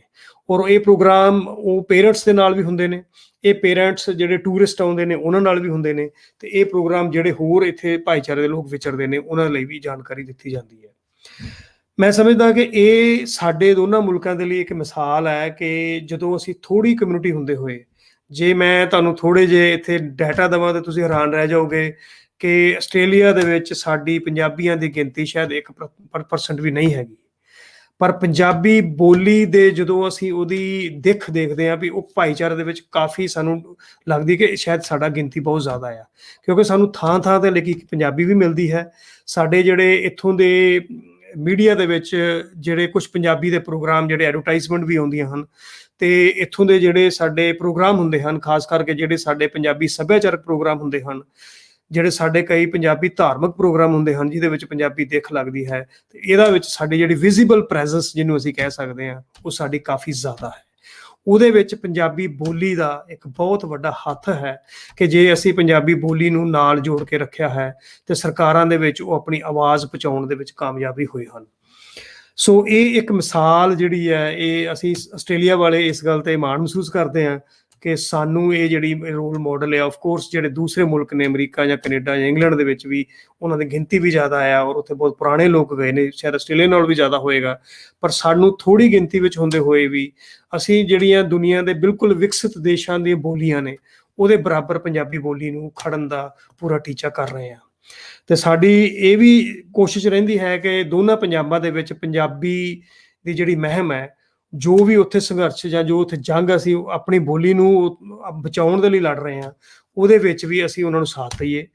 ਸਾਡੀ ਜਿਹੜੀ ਨੌਜਵਾਨ ਪੀੜ੍ਹੀ ਹੈ, ਖਾਸ ਕਰਕੇ ਜਿਹੜੇ ਬੱਚੇ ਨੇ, ਉਹ ਇਹਨਾਂ ਚੀਜ਼ਾਂ ਨੂੰ ਬੜੇ ਧਿਆਨ ਨਾਲ ਵੇਖਦੇ ਨੇ ਕਿ ਦੋਵਾਂ ਪੰਜਾਬਾਂ ਦੇ ਵਿੱਚ ਜਿਹੜੀ ਬੋਲੀ ਆ ਉਹਦੇ ਵਿੱਚ ਜੇ ਖਾਸ ਕਰਕੇ ਜਦੋਂ ਬੱਚੇ ਇੱਥੋਂ ਦੇ ਬੱਚੇ ਉੱਥੋਂ ਦੇ ਬੱਚਿਆਂ ਨਾਲ ਗੱਲ ਕਰਦੇ ਨੇ ਤਾਂ ਇਹ ਵੀ ਮਹਿਸੂਸ ਕਰਦੇ ਨੇ ਕਿ ਉਹ ਪੰਜਾਬੀ ਵਿੱਚ ਗੱਲ ਕਿਉਂ ਨਹੀਂ ਕਰਦੇ। ਉਹਨਾਂ ਨੂੰ ਇਹ ਇੱਥੋਂ ਦੀ ਜਿਹੜੀ ਸੋਸ਼ੋ ਪੋਲੀਟੀਕਲ ਸਟਰਕਚਰ ਆ, ਜਿਹਨੂੰ ਕਹਿ ਸਕਦੇ ਆ ਕਿ ਉਹ ਜਿਹੜੇ ਨੈਰੇਟਿਵਸ ਨੇ ਉਹ ਕਿਸ ਤਰ੍ਹਾਂ ਇਹ ਜਿਹੜੀ ਅਗਲੀ ਪੀੜ੍ਹੀ ਲੈ ਰਹੀ ਆ, ਇਹ ਸਾਡੇ ਦੇ ਲਈ ਇੱਕ ਬਹੁਤ ਜ਼ਰੂਰੀ ਹੋ ਜਾਂਦਾ ਆ ਕਿ ਉਹਨਾਂ ਨੂੰ ਇਹ ਵੀ ਦੱਸਿਆ ਜਾਵੇ ਕਿ ਉੱਥੋਂ ਦੀਆਂ ਸਰਕਾਰਾਂ ਨੂੰ ਇਹ ਸਹਿਮਤੀ ਦਿੱਤੀ ਜਾਵੇ ਕਿ ਜੇ ਆਸਟ੍ਰੇਲੀਅਨ ਸਰਕਾਰਾਂ ਦੇ ਖੋਜ ਕਾਰਜ ਇਹ ਸਮਝਦੇ ਨੇ ਕਿ ਇੱਕ ਬੱਚੇ ਦੇ ਵਿਕਾਸ ਦੇ ਲਈ ਇੱਕ ਸ਼ਹਿਰੀ ਜਿਹੜਾ ਇੱਥੋਂ ਦਾ ਬਣਨਾ ਆ, ਜਿਹਨੇ ਆਪਣੀਆਂ ਜ਼ਿੰਮੇਵਾਰੀਆਂ ਇਸ ਕਿਸੇ ਵੀ ਮੁਲਕ ਨੂੰ ਦੇਣੀਆਂ ਨੇ, ਉਹਦੇ ਵਿੱਚ ਇੱਕ ਇੰਗਲਿਸ਼ ਲੈਂਗੁਏਜ ਤੋਂ ਇਲਾਵਾ 2 ਬੋਲੀਆਂ ਹੋਰ ਉਹ ਸਮਝ ਸਕਦਾ, ਪੜ੍ਹ ਸਕਦਾ, ਤੇ ਉਹਨੂੰ ਸੁਵਿਧਾ ਦਿੱਤੀ ਜਾ ਸਕਦੀ ਹੈ। ਤੇ ਦੋਨਾਂ ਪੰਜਾਬਾਂ ਦੇ ਵਿੱਚ ਪੰਜਾਬੀ ਬੋਲੀ ਨੂੰ ਹੀ ਬਾਕੀ ਦੋਨੋਂ ਬੋਲੀਆਂ ਦੇ ਨਾਲ ਜਿਹੜੀਆਂ ਉੱਥੋਂ ਦੀਆਂ, ਚਾਹੇ ਹਿੰਦੀ ਹੈ ਜਾਂ ਚਾਹੇ ਇੰਗਲਿਸ਼ ਹੈ ਜਾਂ ਉਰਦੂ ਹੈ, ਜਿਹੜੀ ਬੋਲੀ ਉਹਦੇ ਨਾਲ ਬੋਲੀ ਕਿਉਂ ਨਹੀਂ ਦਿੱਤੀ ਜਾ ਸਕਦੀ। ਆਸਟ੍ਰੇਲੀਆ ਦੇ ਪੰਜਾਬੀ ਬੱਚੇ ਇਹ ਮਾਣ ਮਹਿਸੂਸ ਕਰਦੇ ਨੇ ਕਿ ਸਾਨੂੰ ਪੰਜਾਬੀ ਬੋਲਣੀ ਚਾਹੀਦੀ ਹੈ, ਤੇ ਉਹ ਉਹਨਾਂ ਲੋਕਾਂ ਨਾਲ ਵੀ ਪੰਜਾਬੀ ਬੋਲਣ 'ਚ ਉਤਸ਼ਾਹਿਤ ਕਰਦੇ ਨੇ ਕਿ ਉਹ ਪੰਜਾਬੀ ਬੋਲਣ। ਸੋ ਜੇ ਦੋਨਾਂ ਪੰਜਾਬਾਂ ਨੇ ਗਲੋਬਲ ਪੱਧਰ ਦੇ ਉੱਤੇ ਤਰੱਕੀ ਕਰਨੀ ਹੈ, ਤੇ ਇਹ ਪੰਜਾਬੀ ਦੇ ਵਿੱਚ ਵੀ ਤਰੱਕੀ ਕੀਤੀ ਜਾ ਸਕਦੀ ਹੈ, ਭਾਵੇਂ ਕਿ ਇੰਗਲਿਸ਼ ਕਾਮਨ ਲੈਂਗੁਏਜ ਹੈ, ਪਰ ਪੰਜਾਬੀ ਦੇ ਵਿੱਚ ਵੀ ਤਰੱਕੀ ਕੀਤੀ ਜਾ ਸਕਦੀ ਹੈ ਕਿ ਉਹ ਇਹਨਾਂ ਦੋਨਾਂ ਮੁਲਕਾਂ ਨੂੰ ਆਸਟ੍ਰੇਲੀਆ ਤੇ ਹੋਰਨਾਂ ਮੁਲਕਾਂ ਨਾਲ ਕਿਵੇਂ ਜੋੜ ਸਕਦੇ ਨੇ। ਚੌਥਾ ਮਸਲਾ ਜਿਹੜੇ ਨੌਜਵਾਨ ਪੀੜ੍ਹੀ ਨੂੰ ਖਾਸ ਕਰਕੇ ਆਉਂਦਾ ਆ, ਉਹ ਅੱਜ ਦੇ ਡਿਜੀਟਲ ਜ਼ਮਾਨੇ ਦੇ ਵਿੱਚ ਇਹ ਪੰਜਾਬੀ ਨੂੰ ਕਿਵੇਂ ਉਹ ਇਸਤੇਮਾਲ ਕਰਦੇ ਆ। ਹਾਲਾਂਕਿ ਇਹਦੇ ਵਿੱਚ ਬਹੁਤ ਸਾਰੇ ਜਿਹੜੇ ਟੈਕਨੀਕਲ ਇਸ਼ੂਜ਼ ਨੇ, ਜਿਹਦੀ ਕਿ ਗੱਲ ਮੈਂ ਸਮਝਦਾ ਕਿ ਇਸ ਪ੍ਰੋਗਰਾਮ ਦੇ ਵਿੱਚ ਤੇ ਸ਼ਾਇਦ ਨਹੀਂ ਕੀਤੀ ਜਾ ਸਕਦੀ, ਪਰ ਆਸਟ੍ਰੇਲੀਅਨ ਜਿਹੜੇ ਅਸੀਂ ਇੱਥੇ ਇਸ ਗੱਲ ਤੇ ਬੜੇ ਸੁਚੇਤ ਹੋ ਕੇ ਗੱਲ ਕਰ ਰਹੇ ਹਾਂ ਕਿ ਪੰਜਾਬੀ ਬੋਲੀ ਨੂੰ ਆਉਣ ਵਾਲੇ ਜਿਹੜੇ ਡਿਜੀਟਲ ਵਰਡ ਆ, ਇਹਦੇ ਵਿੱਚ ਹੋਰ ਸੌਖੇ ਤੋਂ ਸੌਖੇ ਤਰੀਕੇ ਨਾਲ ਹੋਣਾ ਚਾਹੀਦਾ ਆ।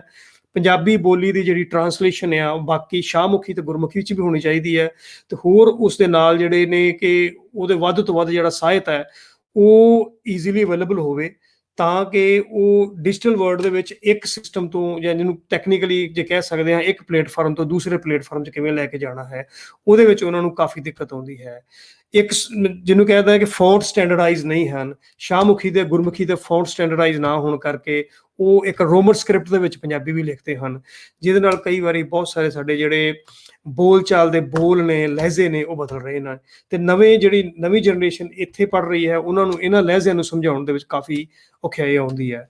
ਮੈਂ ਆਸ ਕਰਦਾ ਕਿ ਇਹਦੇ ਵਿੱਚ ਜਿਹੜੇ IT ਪ੍ਰੋਫੈਸ਼ਨਲ ਤੇ ਹੋਰ ਬੰਦੇ ਨੇ ਇਹਨੂੰ ਹੋਰ ਸੌਖਾ ਕਰਨਗੇ, ਤਾਂ ਕਿ ਆਸਟ੍ਰੇਲੀਆ ਦੇ ਜਿਹੜੇ ਹੋਰ ਆਉਣ ਵਾਲੇ ਬੱਚੇ ਨੇ ਉਹ ਡਿਜੀਟਲ ਵਰਲਡ ਦੇ ਵਿੱਚ ਪੰਜਾਬੀ ਨੂੰ ਸੌਖੇ ਤਰੀਕੇ ਨਾਲ ਪੜ੍ਹ ਸਕਣ। Thank you very much. ਜੀ ਸਿੱਖੋ ਸਾਹਿਬ, ਬਹੁਤ ਬਹੁਤ ਸ਼ੁਕਰੀਆ। ਤੁਸੀਂ ਜਿਹੜਾ ਉੱਥੇ ਕੰਮ ਕਰ ਰਹੇ ਹੋ ਤੇ ਅਸੀਂ ਸੁਣ ਰਹੇ ਹਾਂ ਔਰ ਹੈਰਾਨ ਹੋ ਰਹੇ ਹਾਂ ਕਿ ਆਸਟ੍ਰੇਲੀਆ ਦੇ ਵਿੱਚ ਇੰਨਾ ਜ਼ਿਆਦਾ ਕੰਮ ਹੈ, ਔਰ ਜਿੱਥੇ ਇੰਨੀ ਤਾਦਾਦ ਵਿੱਚ ਪੰਜਾਬੀ ਨੇ ਉੱਥੇ ਕੀ ਚੱਲ ਰਿਹਾ। ਪ੍ਰੋਫੈਸਰ ਸੁਖਦੇਵ ਸੋਲ ਹੋਰਾਂ ਨੇ ਪੁੱਛਿਆ ਕਿ ਜਿਹੜਾ ਪੰਜਾਬੀ ਦੇ ਹਵਾਲੇ ਨਾਲ ਜਿਹੜੀ ਮੋਡ ਆਫ ਐਸੋਸੀਏਟ ਕੀਤਾ ਜਾਂਦਾ ਇਹਨਾਂ ਦੇ ਨਾਲ, ਕੈਨੇਡਾ ਦਾ ਤੇ ਆਸਟ੍ਰੇਲੀਆ ਦਾ ਕੀ ਫਰਕ ਹੈ ਆਪਸ 'ਚ? ਸੋਲ ਸਾਹਿਬ, ਸਭ ਤੋਂ ਪਹਿਲਾਂ ਤੇ ਗਿਣਤੀ ਦਾ ਬਹੁਤ ਵੱਡਾ ਫਰਕ ਆ। ਸਾਡੀ ਜਿਹੜੀ ਗਿਣਤੀ ਹੈ ਇੱਥੇ, ਮਤਲਬ ਜੇ ਮੈਂ ਸਪੇਸ਼ਲ ਸਪਰੈਡ ਕਰਾਂ ਵੀ ਅਸੀਂ ਮੈਲਬਨ ਦੇ ਵਿੱਚ ਸਾਡੇ ਪੰਜਾਬੀ ਬੋਲਦੇ ਲੋਕ ਜਿਹੜੇ ਨੇ ਉਹ 50,000 ਬੰਦੇ ਨੇ, ਤੇ ਮੈਲਬਨ ਦੀ ਪਾਪੂਲੇਸ਼ਨ ਜਿਹੜੀ ਇਸ ਵੇਲੇ 45 ਲੱਖ ਆ। ਸੋ 45 ਲੱਖ ਦੇ ਵਿੱਚ 50,000 ਬੰਦੇ ਪੰਜਾਬੀ ਬੋਲਦੇ ਨੇ, ਪਰ ਅਸੀਂ ਫਿਰ ਵੀ ਸਾਡੇ ਕੋਲੋਂ 17 ਸਕੂਲ ਨੇ ਜਿਹਦੇ ਵਿੱਚ ਅਸੀਂ ਪੰਜਾਬੀ ਪੜ੍ਹਾਉਂਦੇ ਹਾਂ, ਤੇ ਇੱਕ ਜਿਹੜਾ ਸਭ ਤੋਂ ਵੱਡਾ ਸਕੂਲ ਆ ਉਹਦੇ ਵਿੱਚ 13 ਕਲਾਸਿਸ ਨੇ ਪੰਜਾਬੀ ਦੀਆਂ, ਜਿਹੜੀਆਂ ਕਿ ਤੁਸੀਂ ਸਮਝ ਸਕਦੇ ਹੋ ਵੀ ਉਹ ਕਾਫੀ ਵੱਡਾ ਨੰਬਰ ਆ। ਸੋ ਮੈਂ ਕੈਨੇਡਾ ਤਾਂ ਨਹੀਂ ਗਿਆ, ਪਰ ਮੈਂ ਜਿੰਨਾ ਕੁ ਉੱਥੋਂ ਦੇ ਲੋਕਾਂ ਨਾਲ ਗੱਲ ਕਰਦੇ ਹਾਂ, ਉੱਥੋਂ ਦੇ ਜਿਹੜੇ ਕੁਛ ਅਧਿਆਪਕ ਨੇ, ਅਸੀਂ ਕੱਲ੍ਹ ਵੀ ਗੱਲ ਕਰਨੀ ਹੈ, ਜਿਹੜੇ US ਦੇ ਇੱਕ ਯੂਨੀਵਰਸਿਟੀ ਦੇ ਵਿੱਚ ਪ੍ਰੋਫੈਸਰ ਨੇ, ਪੜ੍ਹਾਉਂਦੇ ਨੇ ਪੰਜਾਬੀ। ਸਾਡੇ ਕੋਲੋਂ ਅਜੇ ਮਤਲਬ ਉਸ ਪੱਧਰ ਦਾ ਜਿਹੜਾ ਪੰਜਾਬੀ ਦੀਆਂ ਫੈਸਿਲਿਟੀਜ਼ ਇੱਥੇ ਨਹੀਂ ਹੈਗੀਆਂ। ਫਾਰ ਐਗਜ਼ਾਮਪਲ, ਇੱਥੋਂ ਦੀਆਂ ਯੂਨੀਵਰਸਿਟੀਆਂ ਦੇ ਵਿੱਚ ਟ੍ਰੇਨਿੰਗ ਪ੍ਰੋਗਰਾਮ ਪੰਜਾਬੀ ਓਰੀਐਂਟਡ ਨਹੀਂ ਹੈਗੇ, ਜਿਹੜੇ ਅਮਰੀਕਾ ਔਰ ਸ਼ਾਇਦ ਕੈਨੇਡਾ ਦੇ ਵਿੱਚ ਹੈਗੇ ਨੇ। ਉਹਦਾ ਕਾਰਨ ਇੱਥੋਂ ਦੇ ਘੱਟ ਨੰਬਰ ਆ। ਪਰ ਜ਼ਰੂਰ ਮੈਂ ਇਸ ਗੱਲ ਨਾਲ ਸਹਿਮਤ ਹਾਂ ਕਿ ਇਹਦੀ ਕਮੀ ਜ਼ਰੂਰ ਹੈਗੀ ਹੈ। ਔਰ ਖਾਸ ਕਰਕੇ ਜਿਹੜਾ ਹੁਣ ਅਸੀਂ ਸੋਚ ਰਹੇ ਹਾਂ ਵੀ ਜਿਹੜੇ ਇੱਥੋਂ ਦੇ ਯੰਗ ਪੇਰੈਂਟਸ ਨੇ, ਜਿਹੜੇ ਮੁੰਡੇ ਕੁੜੀਆਂ ਮਤਲਬ ਅੱਜ ਤੋਂ 2000 ਜਾਂ 2010 8-9 ਦੇ ਵਿੱਚ ਇੱਥੇ ਆਏ, ਜਦੋਂ ਸੈਟਲ ਹੋਏ, ਉਹਨਾਂ ਦੇ ਜਿਹੜੇ ਬੱਚੇ ਨੇ ਉਹ ਪੇਰੈਂਟਸ ਨੂੰ ਟ੍ਰੇਨ ਕਰਨ ਦੀ ਵੀ ਸਾਨੂੰ ਲੋੜ ਆ। ਇੱਥੋਂ ਟੀਚਰਾਂ ਨੂੰ ਜਿਹੜੇ ਬੱਚਿਆਂ ਨੂੰ ਇੱਥੋਂ ਦੇ ਸਿਸਟਮ 'ਚ ਕਿਵੇਂ ਪੜ੍ਹਾਉਣਾ, ਉਹਨਾਂ ਨੂੰ ਟ੍ਰੇਨ ਕਰਨ ਦੀ ਵੀ ਲੋੜ ਆ। ਸੋ ਸਾਨੂੰ ਇਹ ਇੱਕ ਪ੍ਰੋਗਰਾਮ ਜਿਹੜਾ ਦੋਨਾਂ ਪੰਜਾਬਾਂ ਦੀਆਂ ਯੂਨੀਵਰਸਿਟੀਆਂ ਦੇ ਵਿੱਚ ਜਿਹੜੇ ਮਾਹਿਰ ਨੇ ਉਹ ਰਲ ਕੇ ਜੇ ਕੋਈ ਇਸ ਤਰ੍ਹਾਂ ਦਾ ਪ੍ਰੋਗਰਾਮ ਦੇਣ ਜਿਹੜੇ ਇੱਥੋਂ ਦੀ ਰਿਕੁਆਇਰਮੈਂਟ ਨੂੰ ਪੂਰਾ ਕਰਦੇ ਹੋਣ ਤੇ ਉਹਨਾਂ ਦੀ ਜਿਹੜੀ ਲੈਂਗੁਏਜ ਦੀਆਂ ਸਕਿੱਲਸ ਨੇ ਇੰਪਰੂਵ ਹੋ ਸਕਦੀਆਂ ਹੋਣ, ਤੇ ਉਹ ਇੱਕ ਬਹੁਤ ਫਾਇਦੇਮੰਦ ਪ੍ਰੋਗਰਾਮ ਹੋਵੇਗਾ। ਜੀ ਸਰ, ਤੁਸੀਂ ਸਾਡੇ ਨਾਲ ਹੀ ਰਹਿਣਾ। ਕੁਝ ਜਿਹੜੇ ਦੋਸਤ ਸਵਾਲ ਕਰ ਰਹੇ ਨੇ ਉਹ ਪਲੀਜ਼ ਆਪਣੇ ਸਵਾਲ ਜ਼ਰੂਰ ਕਮੈਂਟ ਬਾਕਸ ਵਿੱਚ ਲਿਖ ਦੇਣ।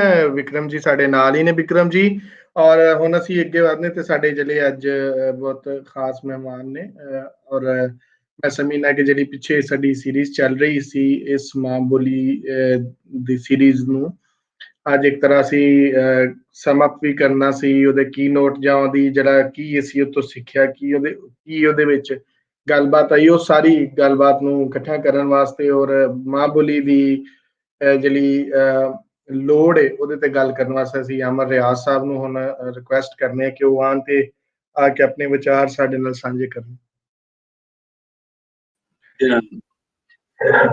जनाब अली जी सर, जी हैं।